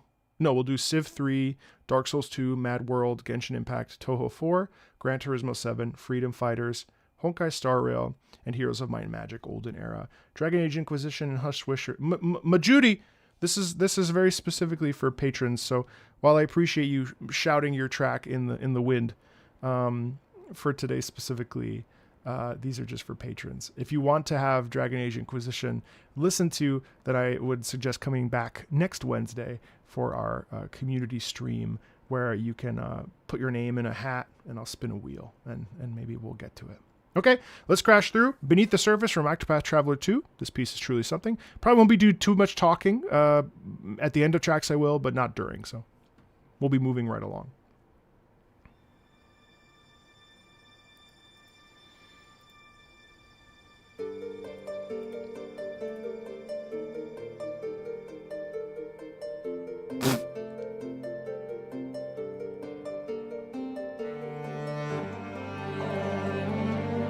Wow, that's gorgeous.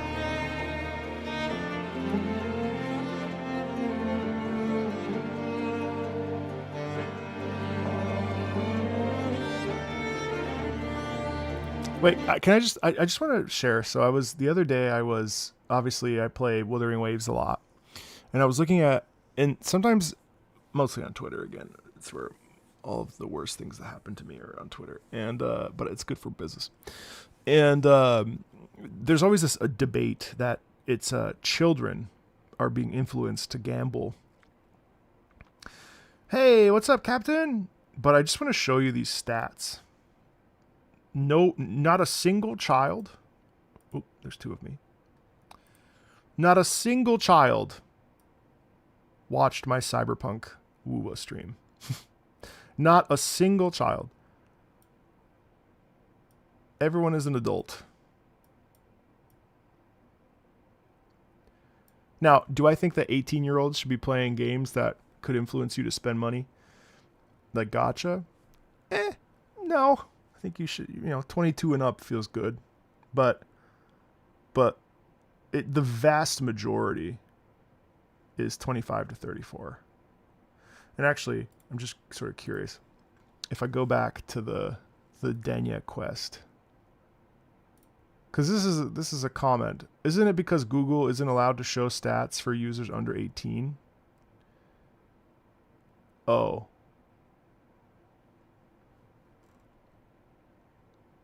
Well, I don't know. See here. Okay, so here 1.6 or 13 to 17.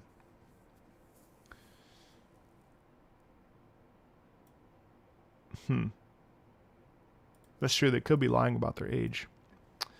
Damn it. I'm influencing the children. But out of curiosity, what's the median age of the Kingdom Hearts viewers?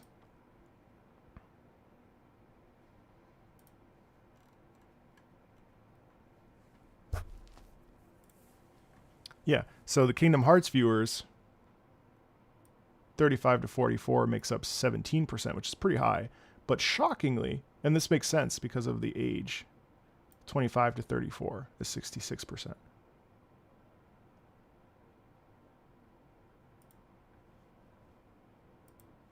You volunteer at a youth center and we have one kid that is incredibly addicted to Genshin? Oh no.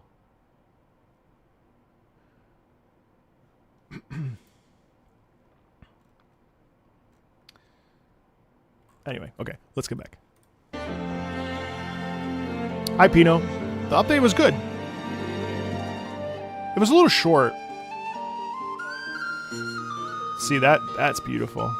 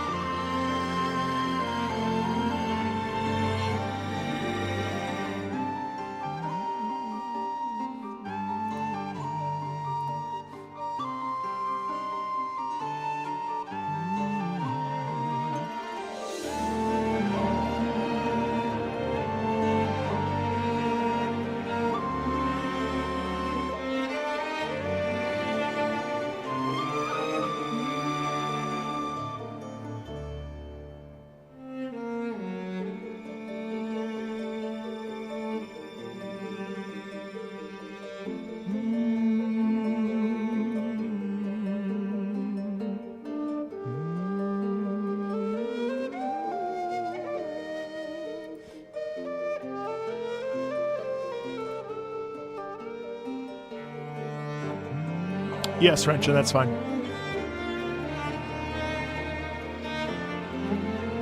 One sec, Stokers.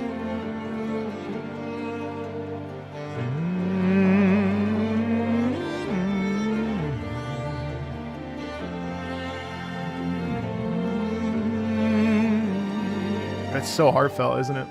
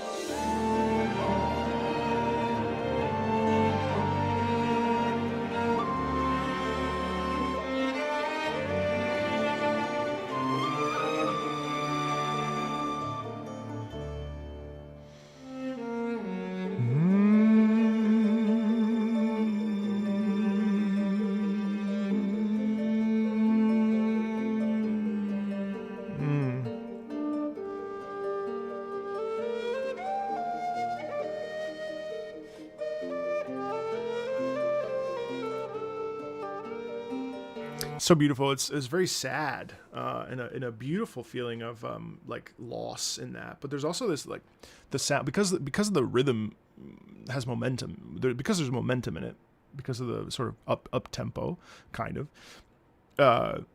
Even though it's very lyrical, it has this beautiful feeling of searching, right, and wanting to find something. It's very, very beautiful. Very beautiful. Yes, Wrenchen, we'll pop back up. Stogus, so basically on Fridays, this is a very specific thing that I do every month for hi Lelia, for my patrons, because I have no other way to repay them for their generosity in supporting the channel and my team. So every Friday we listen to songs that we collect every month. And obviously everyone's invited. That's why we do them live on YouTube so that people can come and hang out. And this is just one way that I sort of return the favor, because I can't think of anything else that's good. But yeah, so that's what this is. So if you'd like to suggest a song, the second Wednesday of every month, but this time we're going to do it next Wednesday because I missed this month. We might actually end up doing 2 in July. We'll be doing a community listening stream where if you'd like to, we'll collect songs, we put them in a name generator, spin the wheel, and then we just see where we land, and we just have a really good time for 2-3 hours and have fun. And so there's multiple ways to get songs heard. Of course, I'm always looking for songs for videos for, my videos that I do. I don't really do single songs anymore just because I want more eyes on them in general.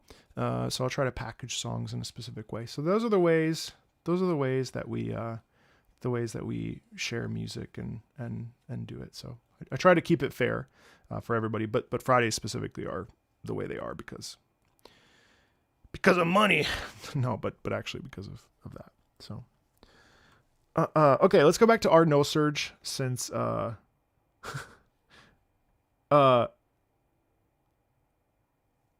took too long to edit. Hey guys, we do have a playlist, but for me, and you submit music on patreon.com/MarcoMeatball, but not for today. These are already kind of all locked in. But the place to suggest music is over on Patreon. Crammon must be at work. Is there? I don't even think there is a mod here. Is there a mod here? Yo, Jay, what's up? Yes, Kian, it is. All right, let's do our No Surge, Ode to an Unborn Star, Lixa Ticia.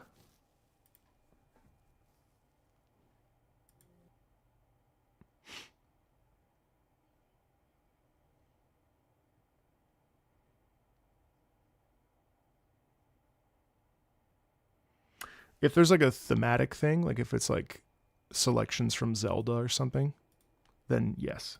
Usually you would just send that to a mod and they would organize it for me. They help me a great deal. Yes, Vanyar probably won't pop into. I'm either going to do a video Vanyar or I'm going to do like a stream. I'm not sure which one I want to do yet. I think I might want to do a video, but we'll see. Okay, our No Surge, Lixa Ticia. With lyrics, so it's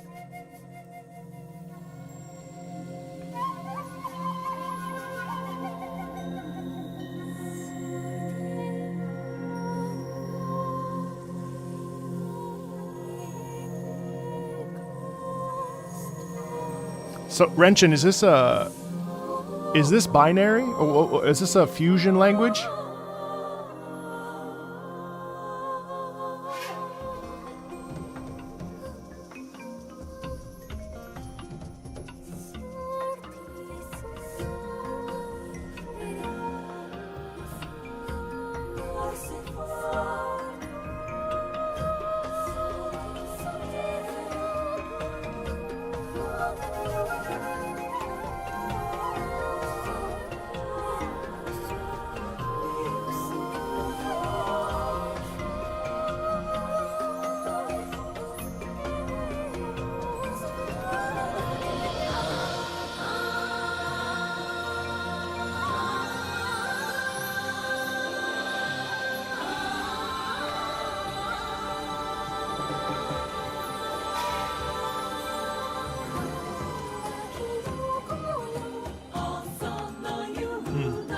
Wow, that's so beautiful. So one of the things that's really amazing to me about this track is that it feels like seeing God. It feels like seeing something that can't be explained, and you watch it sort of manifest out of the ground, and it appears before you as a benevolent being, and it invites you into a new perspective and a new journey. And then as it picks up here, it's kind of interesting because musically it's very intriguing, with the folk tribal instruments in quotes, but it's very like it feels now it starts to move into working.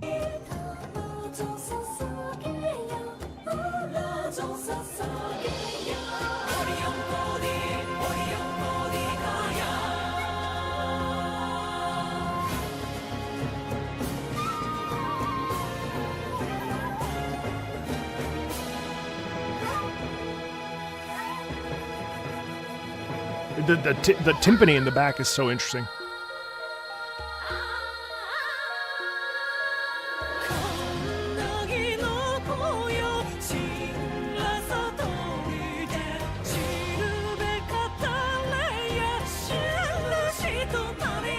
I don't know, Vanyar.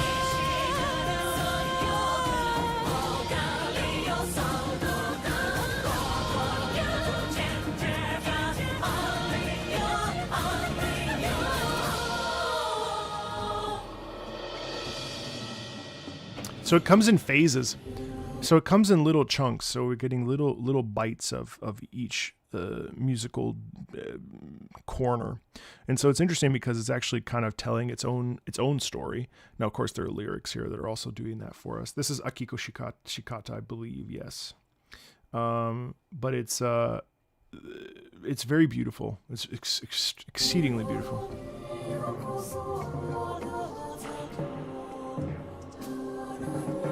See now how this is like hushed, whispered. It's like a different invocation.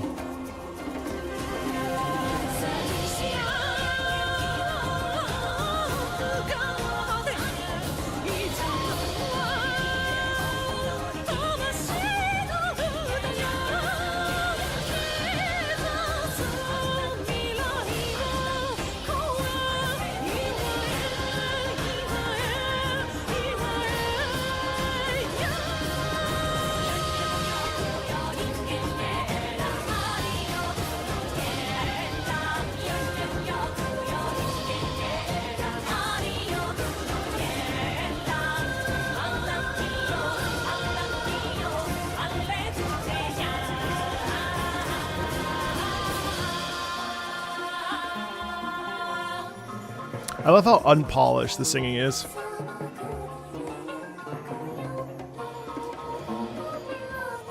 I'm pretty sure it's in its own language.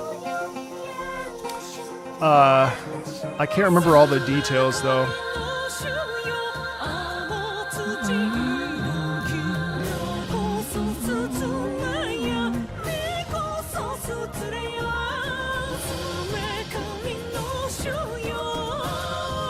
What do I mean by unpolished?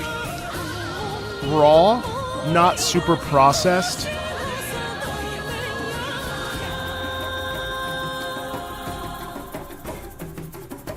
Oh God, that's nice. It's very like you would hear this in a jungle somewhere, you know? It's interesting to pull back like this because it keeps us interested.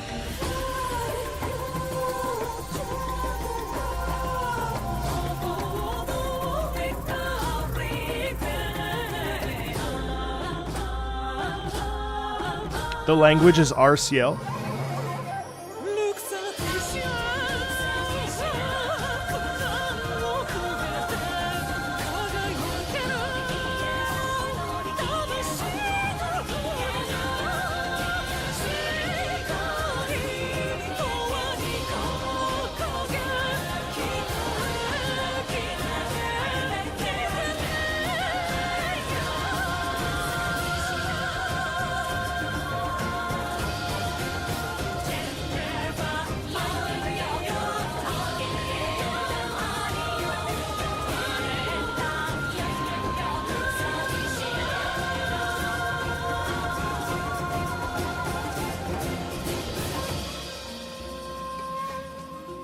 I've heard some Omori, but I haven't. Omori's not on my list right now to play. I mean, it's on a long list, but I would like to check it out. But I don't know that I'll actually play it anytime soon.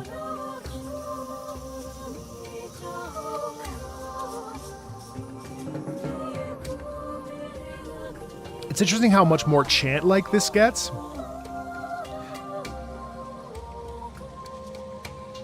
But such a fascinating piece of music. And I really like the percussion so much. Beautiful piece. It's so ethereal while also being full-bodied and having a like sense of presence. It really feels like it's invoking and awakening mind, body, spirit, so on and so forth. It's like almost religious, but you know, like leaning into Buddhist or metaphysical. It's an awakening, and it's sumptuous. I mean, it's a perfect gold star, excellent track. I definitely would love to play that for a non-gamer. Mary will be coming back soon. Mary Box, who famously, people thought that she thought that, well, I don't know what she thought, but she thought that some of the music was AI. She's definitely coming back. Very excited. She actually asked me about how to conduct for video games. So that one music stream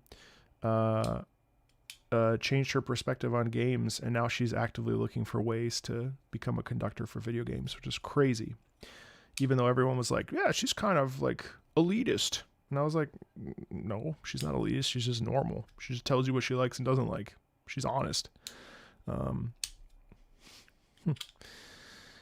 Aether Gazer, my precious friend. Not sure if you've ever heard of Aether Gazer, but there is some pretty nice music in this game, some of which is composed by very few members of the Vanguard Sound Studios, while the rest is primarily composed by Polymath9 and Louis K. Here's a music video from last year celebrating the game's second anniversary for S-Rank Verdanth's debut. A pro, if you will. Imagine.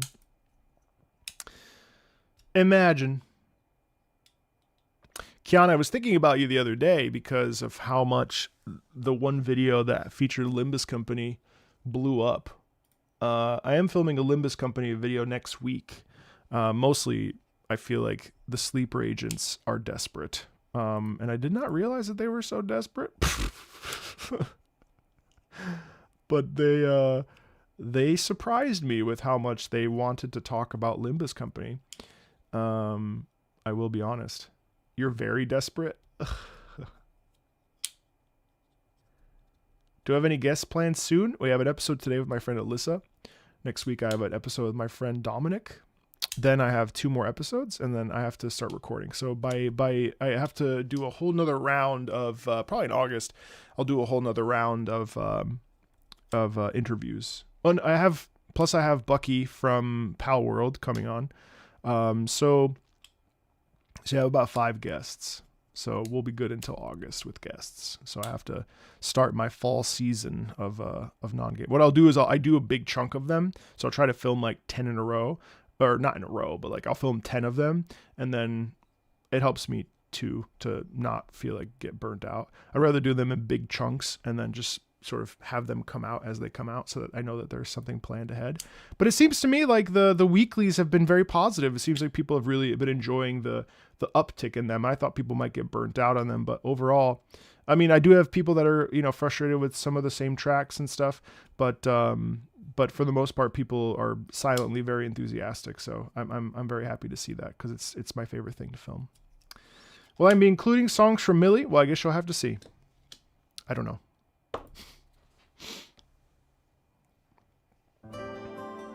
Oh yes, let's watch this.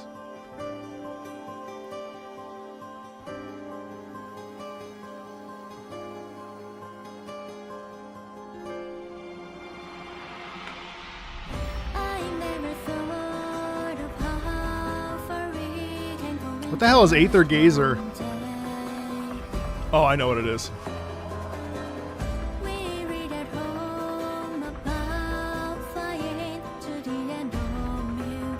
Aether Gazer.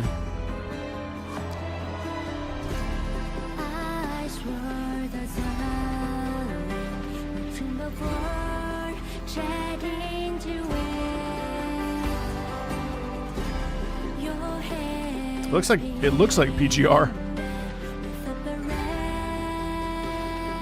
Oh no, not quite. Just action.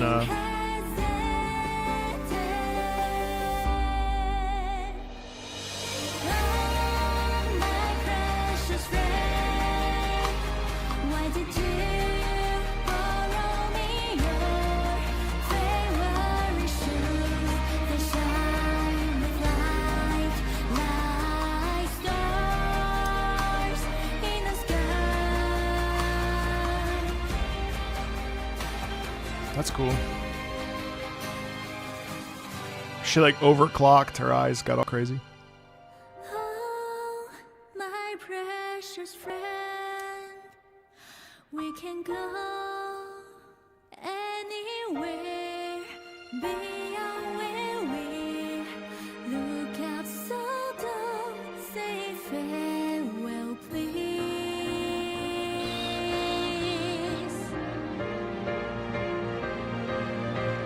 Whoa.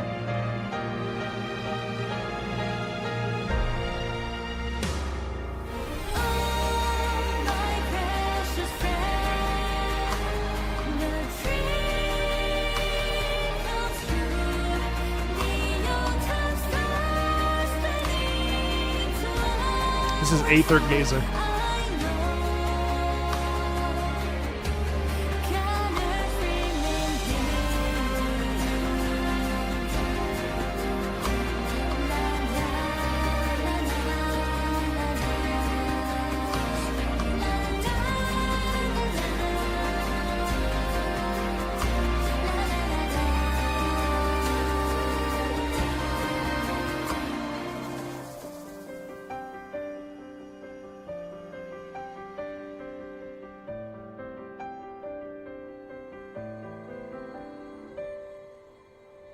I've never thought of how magic goes. It looks very similar on to Honkai Impact 3rd, yeah, for sure.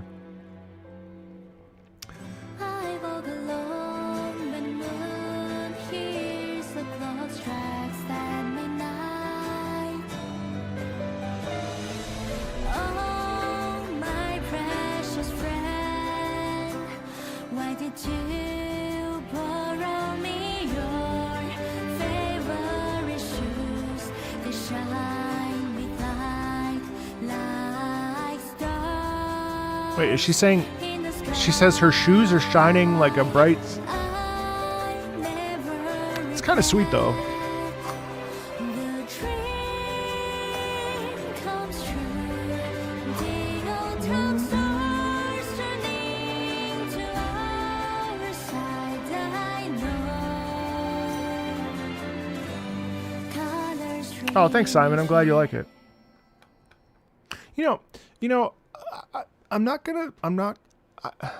I don't think there's anything wrong with this music. And I was thinking about it as I'm listening to it. I'm like, well, it's simple. It's like the lyrics are kind of corny. Like it's not super deep, but like it's fine. And frankly, I do think that okay, Kian, hold on. I do think that there's something to be enjoyed about that. You know, it's peaceful, it's pleasant. Frankly, I would still rather listen to that than most things on the radio. You know, yeah, I do like pop music, rock less so, but pop, yeah. And I think it's okay to just like stuff. You know, like it doesn't need to be that deep. It doesn't need to be this, that, and the other. Like it's fine. It's nice. It's not that complex. It's a simple little pop song, and it just works, right? Monster Hunter Stories 3 or Dead by Daylight. I want to start doing a new thing where I like flip a coin because that sounds fun. All right, here's a Pedialyte bottle cap. Let's see. Okay, it's Tails. Dead by Daylight. Albert Wesker chase theme. Wesker is many things. Arrogant, egomaniacal, cool as fuck.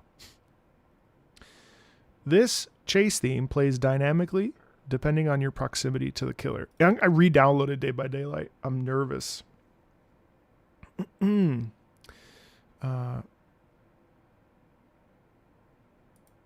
nervous to get yelled at. 7 minutes? What does that mean?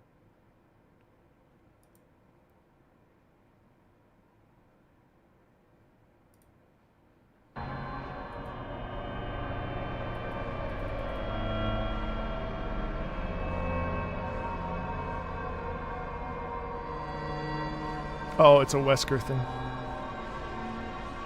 Dead by Daylight is worse than League of Legends?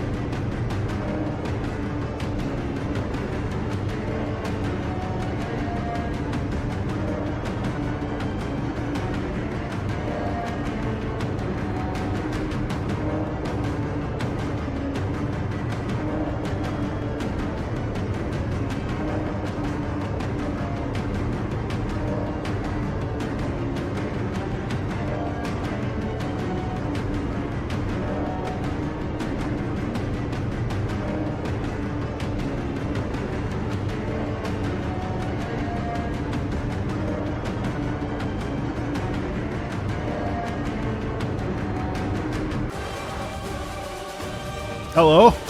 What the fuck? All right.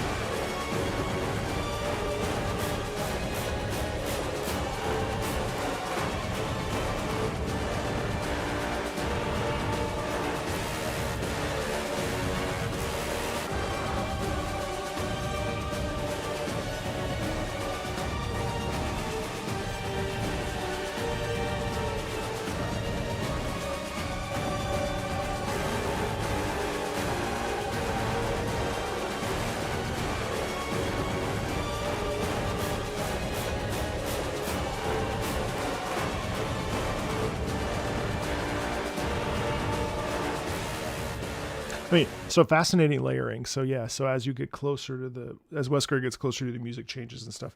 I mean, I didn't realize Wesker was so scary because holy fuck, this is one of the most intense tracks I've ever heard. I did really like the very subtle string melody in there. Also, the brass was very, very rich and very full, of course, as you heard, which I think is very evocative. Now, do I think that that's like music that I'm gonna like, am I gonna put that on the drive later today, or is that baby making music? Probably not. Well, I suppose it could be. Who am I to judge? But I do think that that is extremely aggressive and challenge accepted. No, I don't need to know. Don't. You keep that to yourself. But that is very like, it's just in your face, and I think it works. I mean, I definitely don't think it's bad, and I think that in context that shit would be scary as fuck. But do I want to listen to more of it? Not particularly, because it's very intense. But it's cool. It's cool. That is Wesker from RE, but in Dead by Daylight. All right, Papa Io, Liberación, La Muerte di Papo. Why would you play La Muerte de Papo? Okay. Another track from Papa Io that I wanted to share. It's the ending credit theme coming shortly after the previous piece I previously recommended. And well, the title makes it easy to guess what it's about. I don't want to listen to the Muerte de Papo. Okay. Here we go. La Muerte de Papo. Papa Io.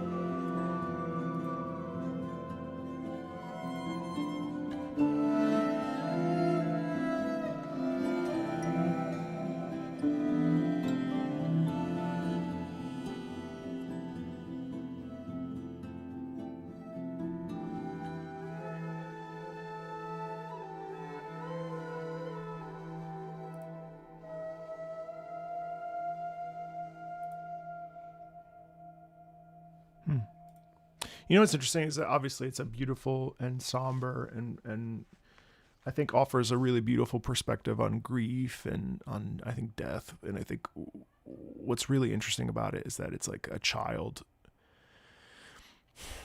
coming to terms with and navigating this sound of loss and the feeling of loss. And there's like the tiniest bit of optimism in it, pa ba yi pa po pa bi ba da di pa pa po po po. And that despite loss, we can persist and exist. And it has this really excellent innocence and naivete in it, you know, and it's very, very ethereal, mostly because of the repetition. But there's also bravery in the sound, which is really curious too. It's cool.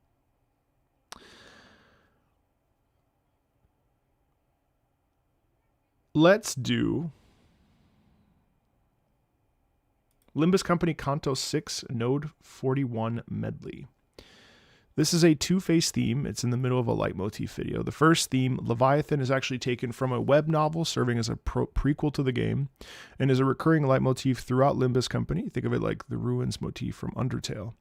This motif usually plays when the tide of battle is shifting in our favor, kind of like a light at the end of the tunnel type of motif that inspires morale among our sinners. In this particular instance, the main character of the aforementioned web novel shows up in front of us while we are struggling against a horde of undead enemies.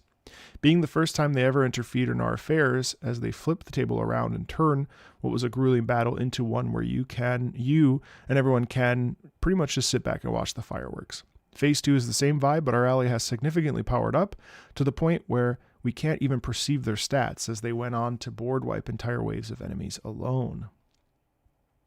So 1528, okay.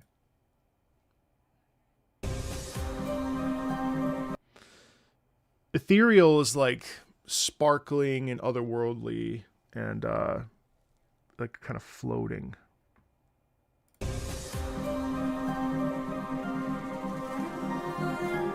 It's interesting. There are two rhythms in this.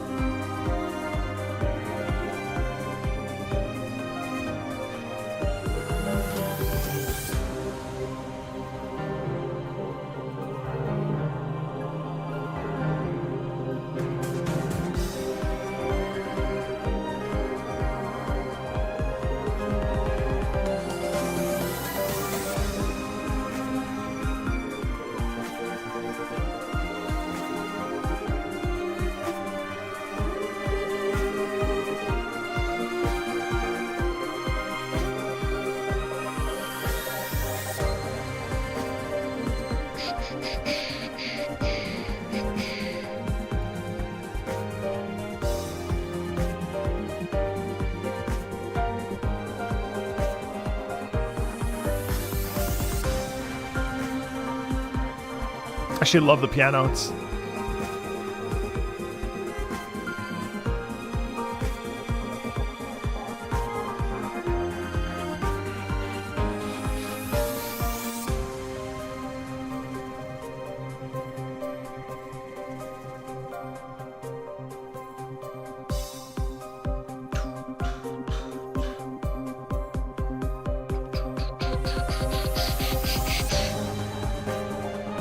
this must be the second.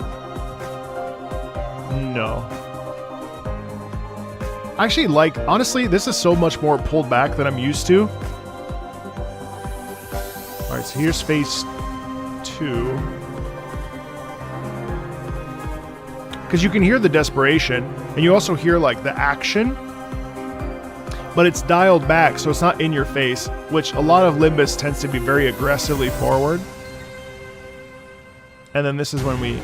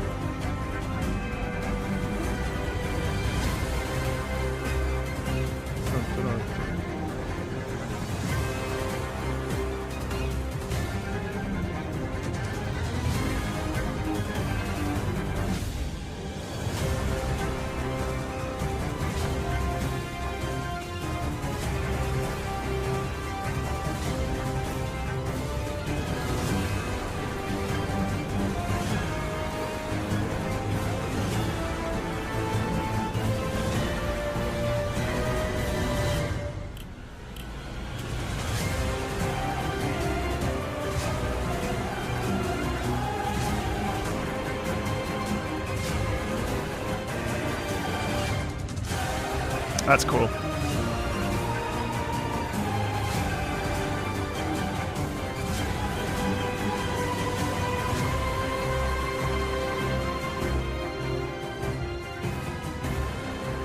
That's really when we like, you know, we take off our coat and we really present, you know, it's actually almost twisted. It's almost like the power is too strong and makes us actually almost sick or twisted. I really like that. Actually, that was very, very, very, very cool. I like how it was actually the whole thing was super poised, controlled, had a real strength within it, and then it kind of unhinges that, like you described in your description, and it kind of just lets it rip, which is really cool. Let's do, you know what? No, I've never listened to Baldur's Gate 2's main theme, so let's do that. After making and playing dozens of characters in this game, this title track became an integral and unforgettable part of my childhood experience. I mean, I think I played Baldur's Gate 2 like when I was a child, but I haven't played it. I haven't listened to it as an adult. Ba ba ba ba.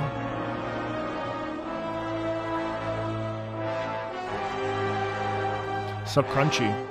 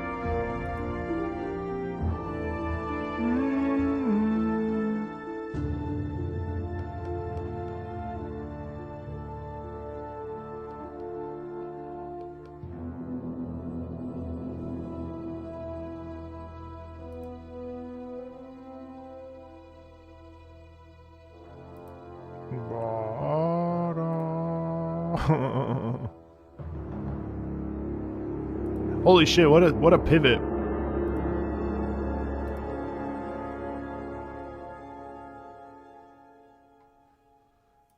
See, that's too short. That's an example of a track that like hasn't had its full journey. But I love the heroicism in the middle, of course, building up to, you know, near the middle end where we have that moment of shift and conflict. It's obviously it's extremely heroic. The brass being the heavy-handed use here, the heavy carrier of that semblance of heroicism and that semblance of, you know, power and excitement and you know, victory essentially. And there's a real feeling in this of basking in it, you know, basking in the glory of what's to come and so on and so forth. Yeah, but the main theme is quite beautiful.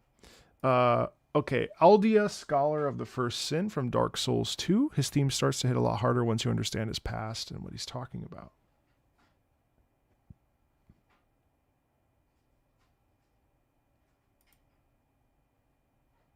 Proto Men? No. I don't know what that is. Sounds familiar, but... Aldia.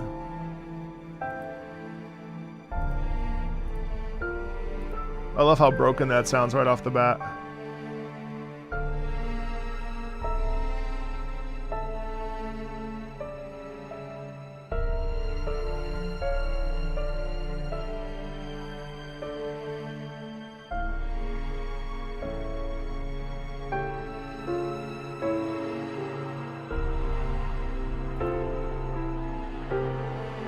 I like how it's trying to remain positive in this despair and darkness and suffering and There's basically like a twisted feeling in it. In spite, like basically losing full control. It's almost like it's all just falling apart and it's all just disappearing, but in front of your eyes.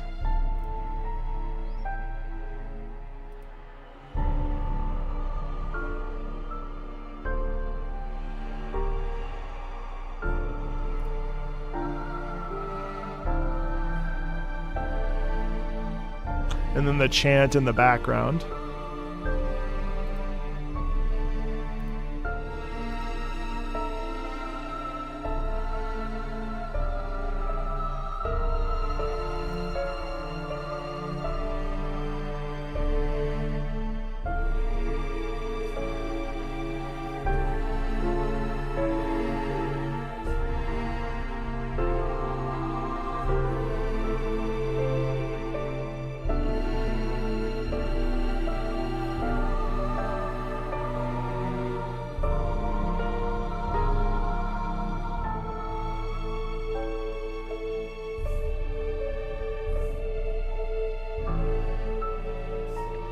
It wants to live. It wants to dance. It wants to be alive. It wants to like function, but it's being stripped away of its possibility for it.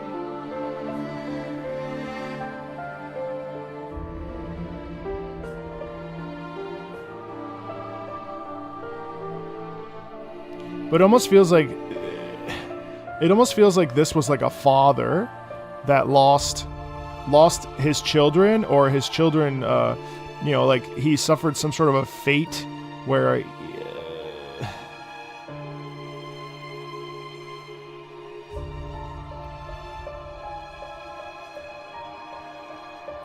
something horrible happened here. Like lost their souls, lost their lives, and he's like left alone, broken and angry and battered and because you hear it do dee do dee do dee do dee do do. There's no hope anymore. Huh. That's an interesting piece. Very slow, very plotting, very, very disturbing in a way. A very interesting track from Dark Souls 2, which I need to get back to and finish. Death Watch from Mad World, Barker Preen. It's pretty killer if you ask me. Yes, the pun is intended.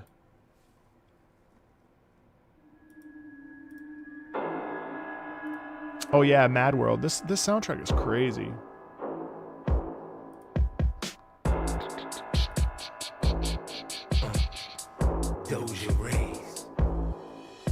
Are you ready for it? Are you ready to ride? When the time comes, will you be ready to die? Will you fight for your life? Will you go down hard? Will you put it on the line? Will we pull your card? Oh, you ain't seen it like this before? No. You never tried to cut your wrist before? No. You never thought you would be in this hole. And you ain't got a choice, only one way to go. To the heart of it. So get it up and get it started. It's too late to try and turn around. You're already a part of it. I got soldiers looking for you. That's shocking. All right, I gotta. And they ain't got no soul. They just got that taste for some blood and the look on your face. Come on. Bad world and you're caught in the game. Put your life on the line. I put a hole in your brain. Get a rules are all mine. They might make you insane. In this mad world, yeah, it's where you remain. I'm on a death watch and it ain't gon' stop till your neck go snap and your back go pop. On the rocks, now you're ready to roll. Show the block that you're heavy and cold. If you want, we can end it with the quickness. You're already infected with the sickness. You can't take no more. You don't want the brain matter and the blood to make you shake no more. Come on, Jack, I know you're better than that. I know where you keep your enemies at, but that won't work in my world. It's a bad world, this is. So take care when you're traveling. I'll catch a stop sign through the face just like a javelin. 10,000 on your head. Take a wrong turn, wind up dead in mad world. World, it's a put your life on the line. Put a hole in your brain. Get a rules are all mine. They might make you insane. In this mad world, yeah, it's where you remain. Are you ready for it? Are you ready to ride? When the time comes, will you be ready to die? Will you fight for your life? It feels like it's like sampling. On the line, will we pull your card? Oh, you ain't seen it like this before? No. You never tried to cut your wrist before? No. You never thought you would be in this hole. What is Mad World? I gotta go to the heart of it. So get it up and get it started. It's too late to try and turn around. You're already a part of it. I got soldiers looking for you, hunting for you, gunning for you. And they ain't got no soul, they just got that taste for some blood and the look on your face. Come on. Mad world, it's a thing. Don't let your rain. Get over some more. They might make you insane. In this mad, mad world, yeah, it's where you remain. What system is Mad World on? Sega? Damn, I actually love that. Are you kidding? That is so cool. That is so cool. It's on the Wii? Oh, shit. Alright, Genshin Impact. Hephoros, him to Hellel. Guys, I have to go to the restroom really badly. Give me 2 seconds.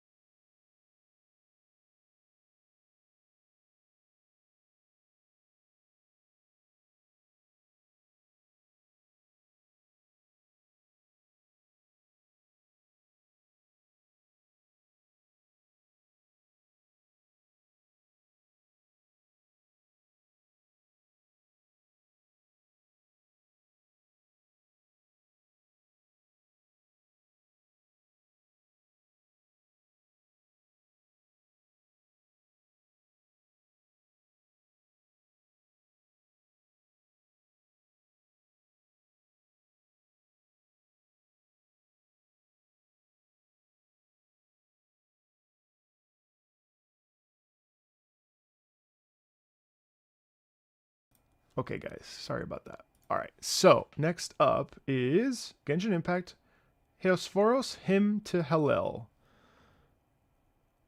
I love when you hear a track in Genshin and makes you think this is a Genshin track. Let's listen.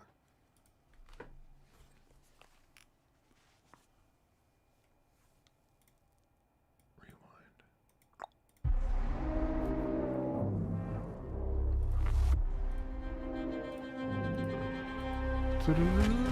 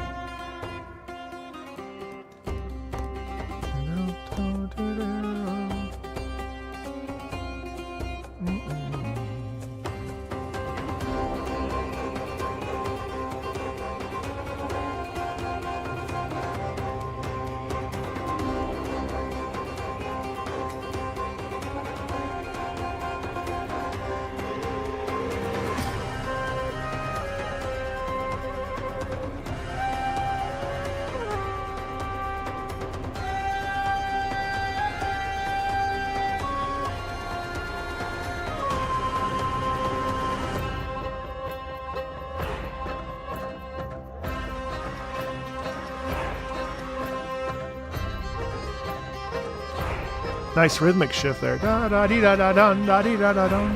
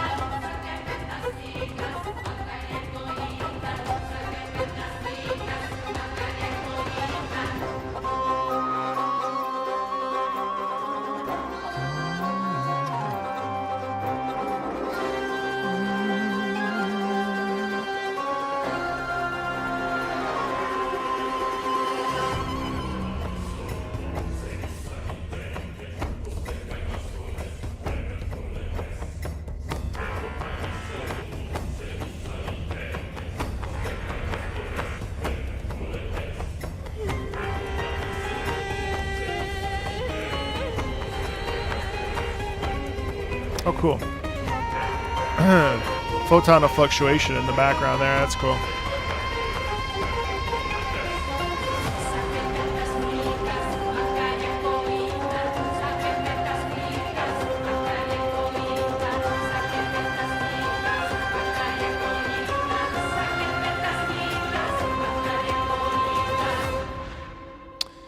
That's pretty dope. I love how it starts kind of quiet, and as it picks up in this sort of conflict or whatever it is, the Lord of the Hidden Depths, you have this filling out and this richness.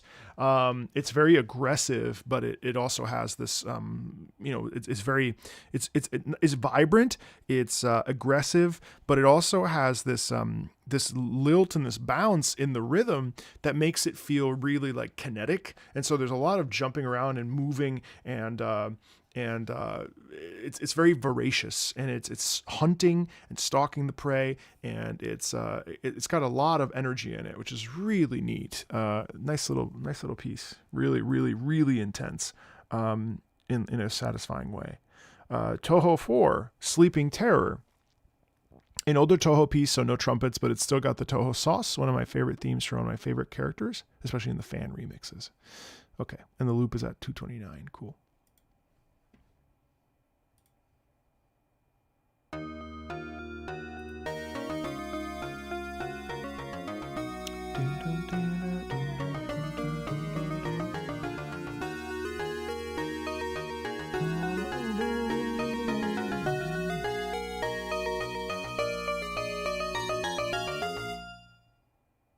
Is it gonna go?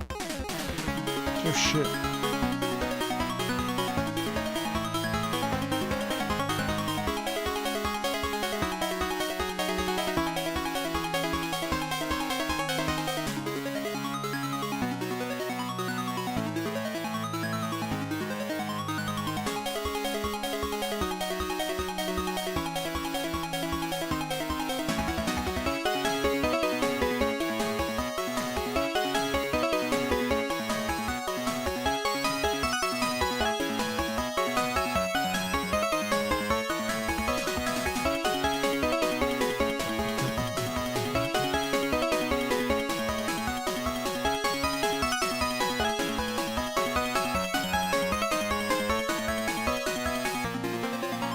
Nice shift back. That's cool.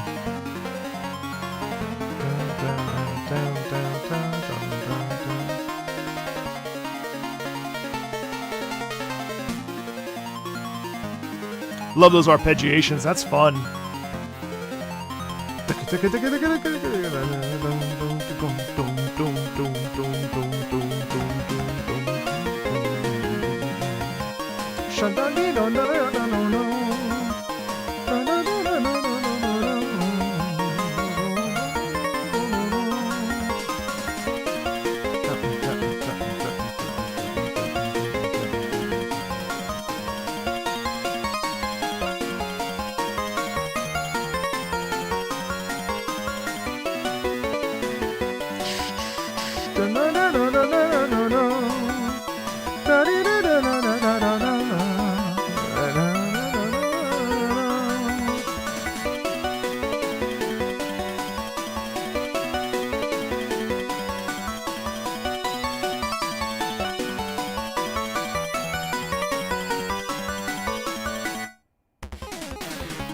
That was sick.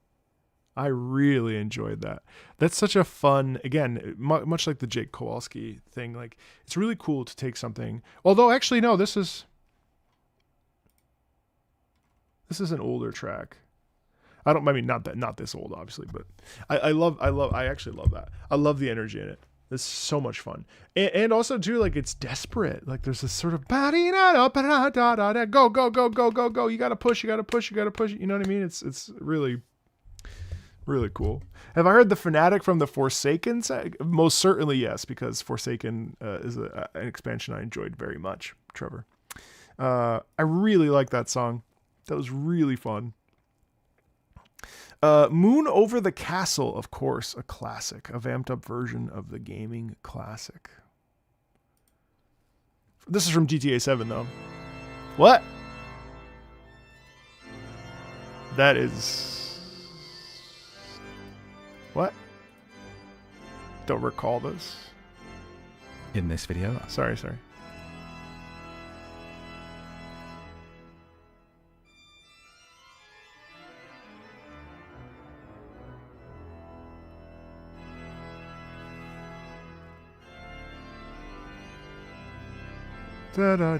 This is Moon Over... Really?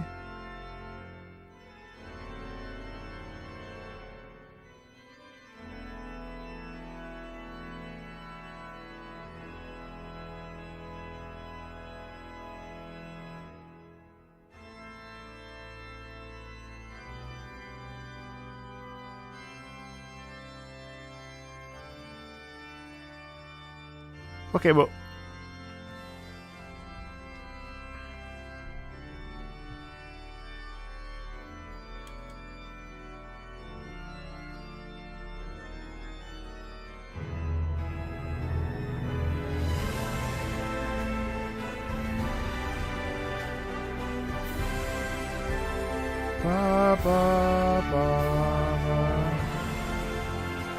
Gran Turismo? Okay, there it is.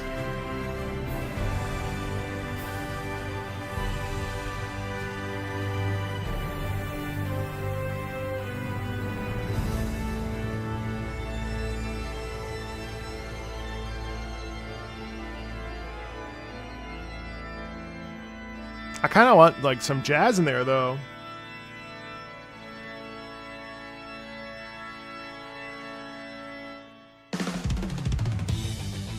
Fuck yes.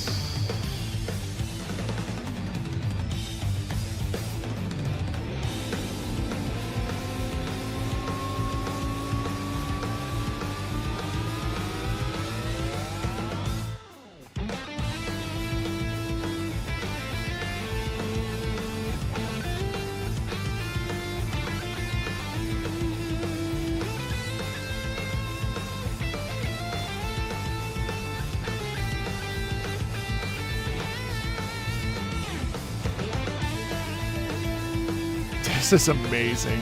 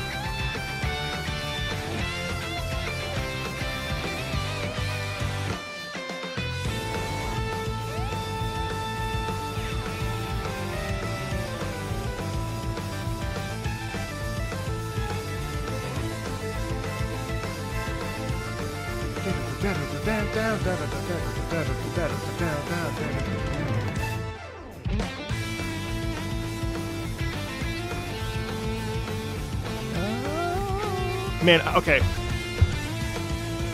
I gotta listen to this. I gotta listen to all of GT7.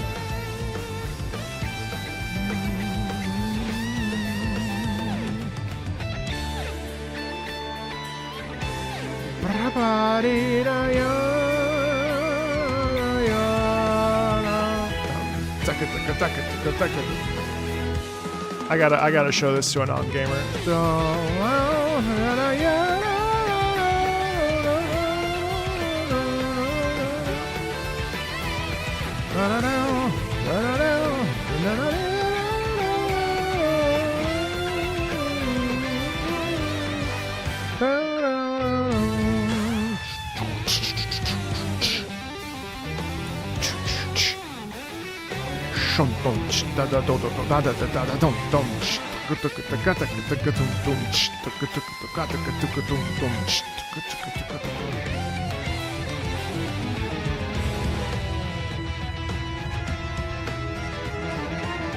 Oh my god.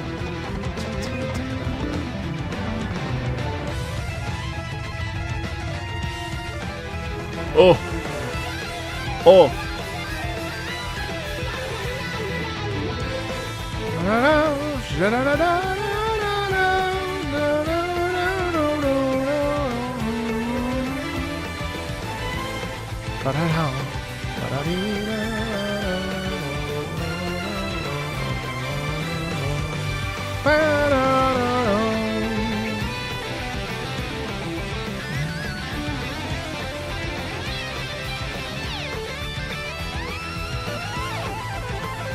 Oh.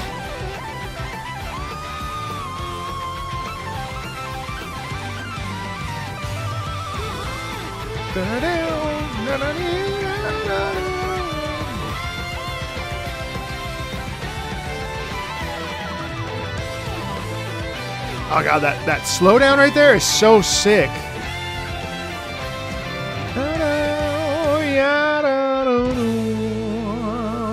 Oh my god, that is fucking unreasonable. Dude, that is so good. That is incredible. Thank you. That is so good. I have no notes. Nothing to say. I love it. I'm going to listen to that 18,000 times. God, that's so good. I want to listen to every variation. Holy fuck, that's so good. Freedom Fighters, March of the Empire. What's up, Koya? You sorry you're late? That's okay. We've been going for 4.5 hours. No stress. March of the Empire. Favorite song from this PS2 title? All right, let's check it out. Oh, I remember this game. Freedom Fighter, yeah.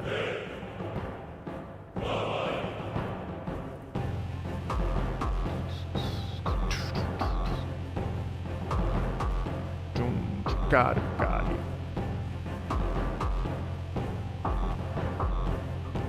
Cool.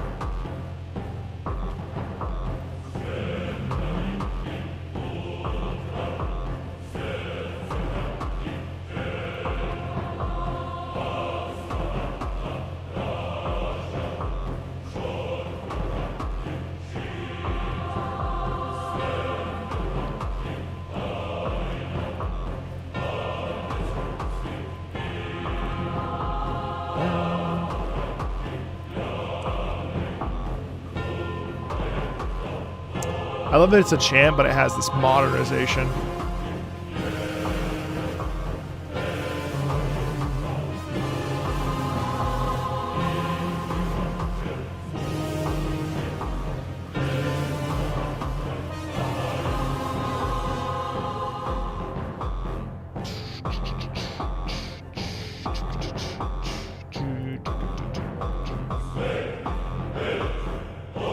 Dude, that is amazing. Are you kidding?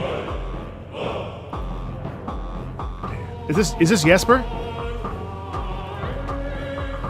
Oh my god, listen to the liturgical chant in that. This is Jesper Kid? That makes a lot of sense. He's always messing around. Real mythical pulls today, guys. 1, 2, 3, 4, 5, 6, 7, 8 highlights today, with 2 more to go.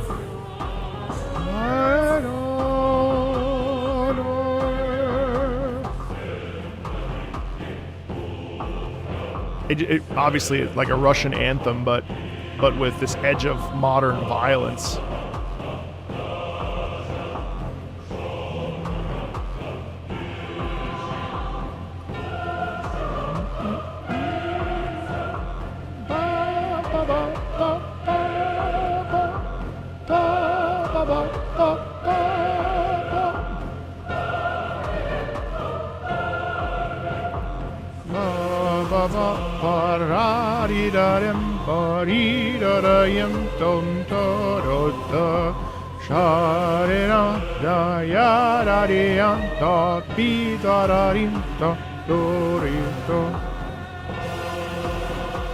I was about to say it's getting a little bit repetitive, but then he's actually increasing in volume. It just changes. Yeah, you're right. It changes slightly, but then it increases and expands in itself. That's cool. It doesn't allow itself to get stagnant, which so often is the case with tracks like this. Listen to this. Shora. Da.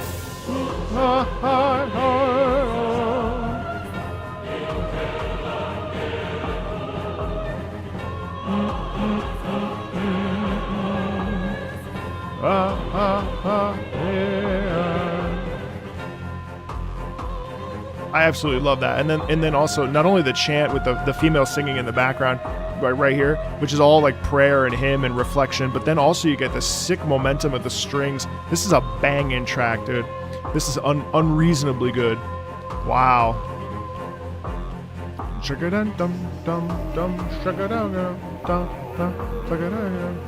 Because it should be boring. Listen to that. It's stagnant, but it's also changing at all times. Bro, I love this. Are you kidding? Oh, that's fucking spicy. I love that. Holy shit. Love that. Got a date? Honkai Star Rail. The theme of Stellaron Hunter Silverwolf. She also got a new one recently, but that's a long way off. Okay, cool.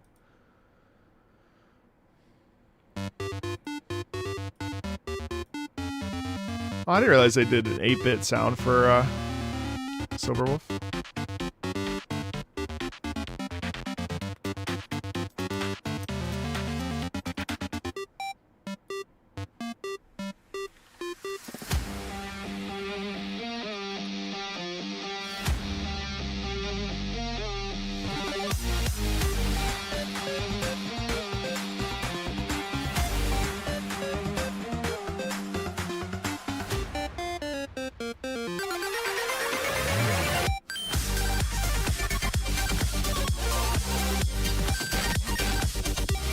It's such a cool way to integrate EDM.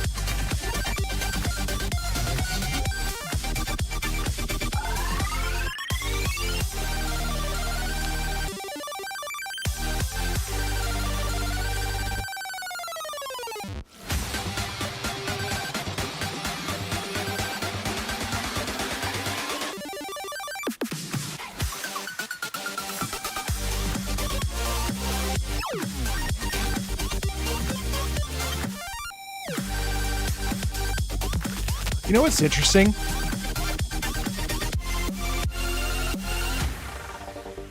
It's cool because actually I think it pays kind of homage to Asteroid.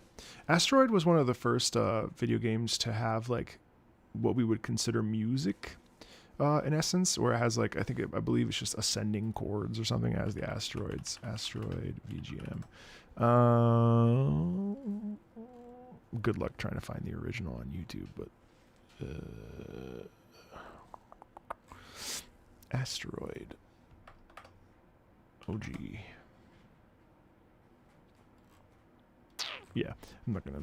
But anyway, really, really cool. Like how we take that and kind of, reference it. Carnival Crow says seems glitch hop. Yeah, essentially. I mean, it's nice. hope you enjoyed your nap. That's fun. Really fun piece. Heroes of Might and Magic Olden Era. Heroes of Might and Magic Golden Era's early access release has been a huge success by most metrics. Over 500,000 copies sold within the first 72 hours, over 6,000 reviews at the same time, and over 60,000 concurrent players at peak. And yes, for all you sweaty nerds out there, this game encourages multiplayer with 3 distinct ranked ladders to climb and conquer. By the time you're reading this, the game might have been already reached 1 million copies sold. This is all for a game that is still being worked on and will offer tons of additional content in the future. No, I am still not being paid to write this. Anyway, considering all of this happiness, today's track is a lot more triumphant than the previous, the Temple Town, aka the Human Town. What really intrigued me about it is that even though this game's human faction is the closest to morally gray, sharing some similarities with even the Imperium from Warhammer 40k in their persecution, when you listen to the music, you kind of don't even hear any hint of that. It's just glorious and epic and makes you want to puff up your chest and stand proud, and this is the first one of the series thus far. Its similar factions' musical themes to the past have always contained a hint of melancholy or tragedy. Curious to hear Marco's take on this phenomenon. Let's do it. I actually like this game. I need to play more of it.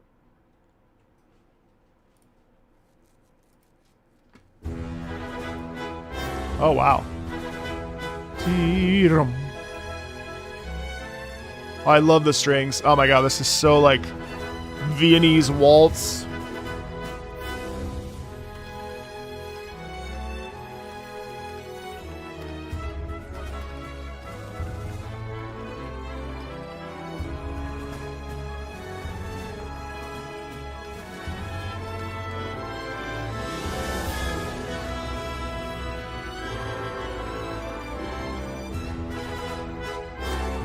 What's that? Marco Meatball dropped a new video? Have you ever heard of the YouTuber Marco Meatball? Yeah. His new non-gamer reacts video just dropped, so now I'm quite torn between staying here and watching that. Go watch that. I had to drop it around noon. You guys can go watch that. We're almost done here. I have to drop it at a certain time.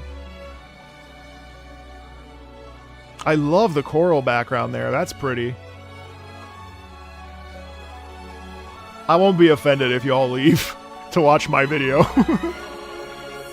Wow. That is gorgeous. Glorious.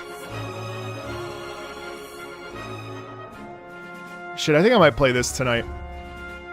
Some more.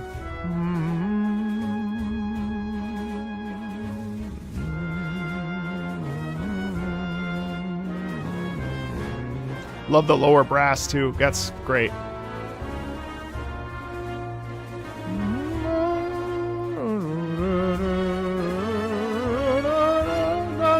See, the reason why it's so heroic is right there. Ram-ba-ba.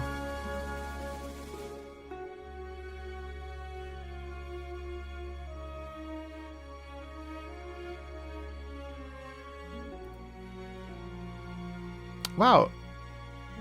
I'm kind of surprised that here it pulls back and it sort of resets.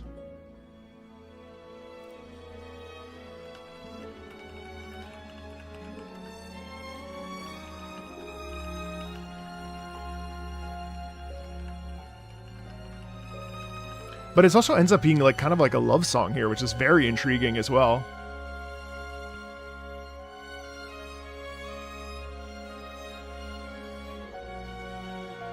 I adore this.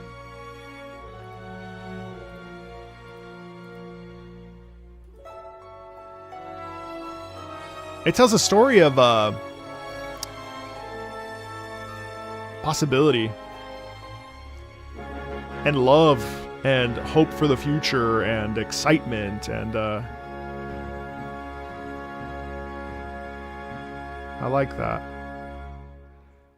Being self-conscious about the tongue clicking didn't last long. Bro, I gotta run the show. I can only do what I can. I thought about it for a few times. I did my best, but unfortunately, Reaper, see, I did it again. I can't be overly thinking about my tongue clicking as much as I'm trying to avoid it for you. I'm doing my best.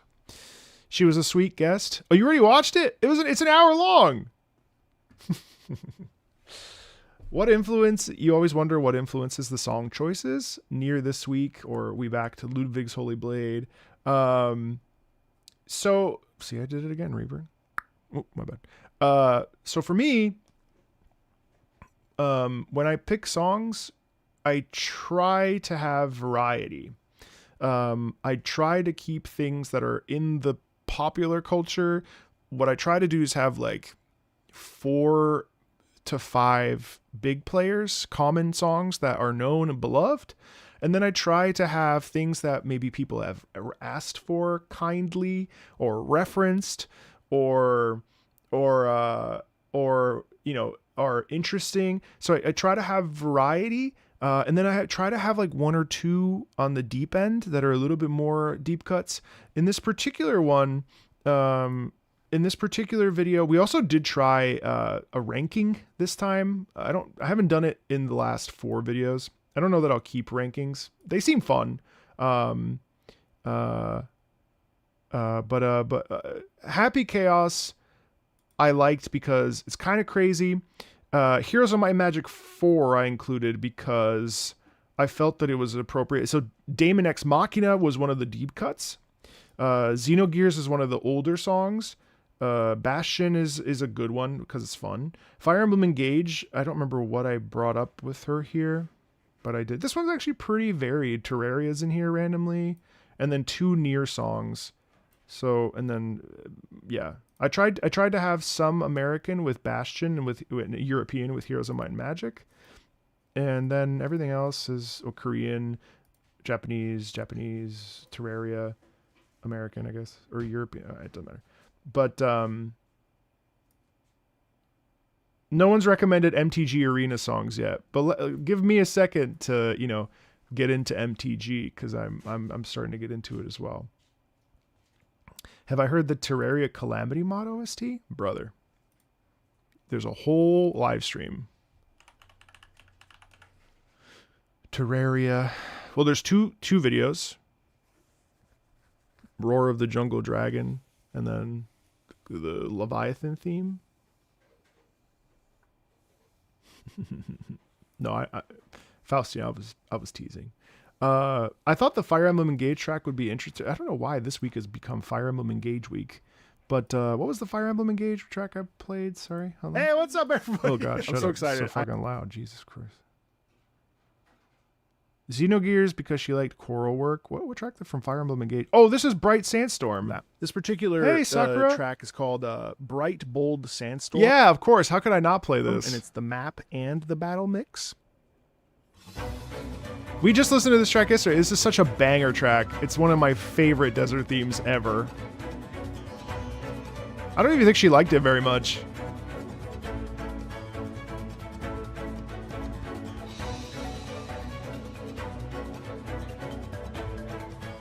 Bum, bum. Did I play Xenoblade? Oh, I played Xenogears. Right, I played that one track that I love. Anyway, go watch that video if you want to. I'll be back in about 45 minutes for more Kingdom Hearts. Today's game plan, for those I'm obsessed. Usually I don't do this, but I'm obsessed. Sorry, mouth click. See, I really want to finish today. Would I ever revisit ZZZ? Yeah, I'm not opposed to revisiting ZZZ. It doesn't really call to me, frankly. But it's got good music. I'm not opposed to it. No. Yes, I have a team. I have two editors. One for video game stuff and one for anime stuff. I'm not opposed to revisiting ZZZ. I think it actually might be in a video that I have about gacha games? ? I'm not sure. But yeah, anyway, this was really, really fun, guys. Thanks for letting me start early. It actually paid off. We've been here for almost 5 hours. Thanks to those of you that have been here for as long as you have and for the engaging and wonderful conversation as always. I'll be back in 45 minutes for more Kingdom Hearts. We'll be grinding and collecting mega elixirs so that I can finish the game. So I don't know how long the stream will be. Probably 2 hours. I'd like to go and have my weekend with my wife. So I will be with you later. Thank you guys for sharing your songs. Feel free to check out the Patreon if you want to support the channel more directly, of course. And otherwise, yeah, I'll see you guys in a bit, okay? Bye.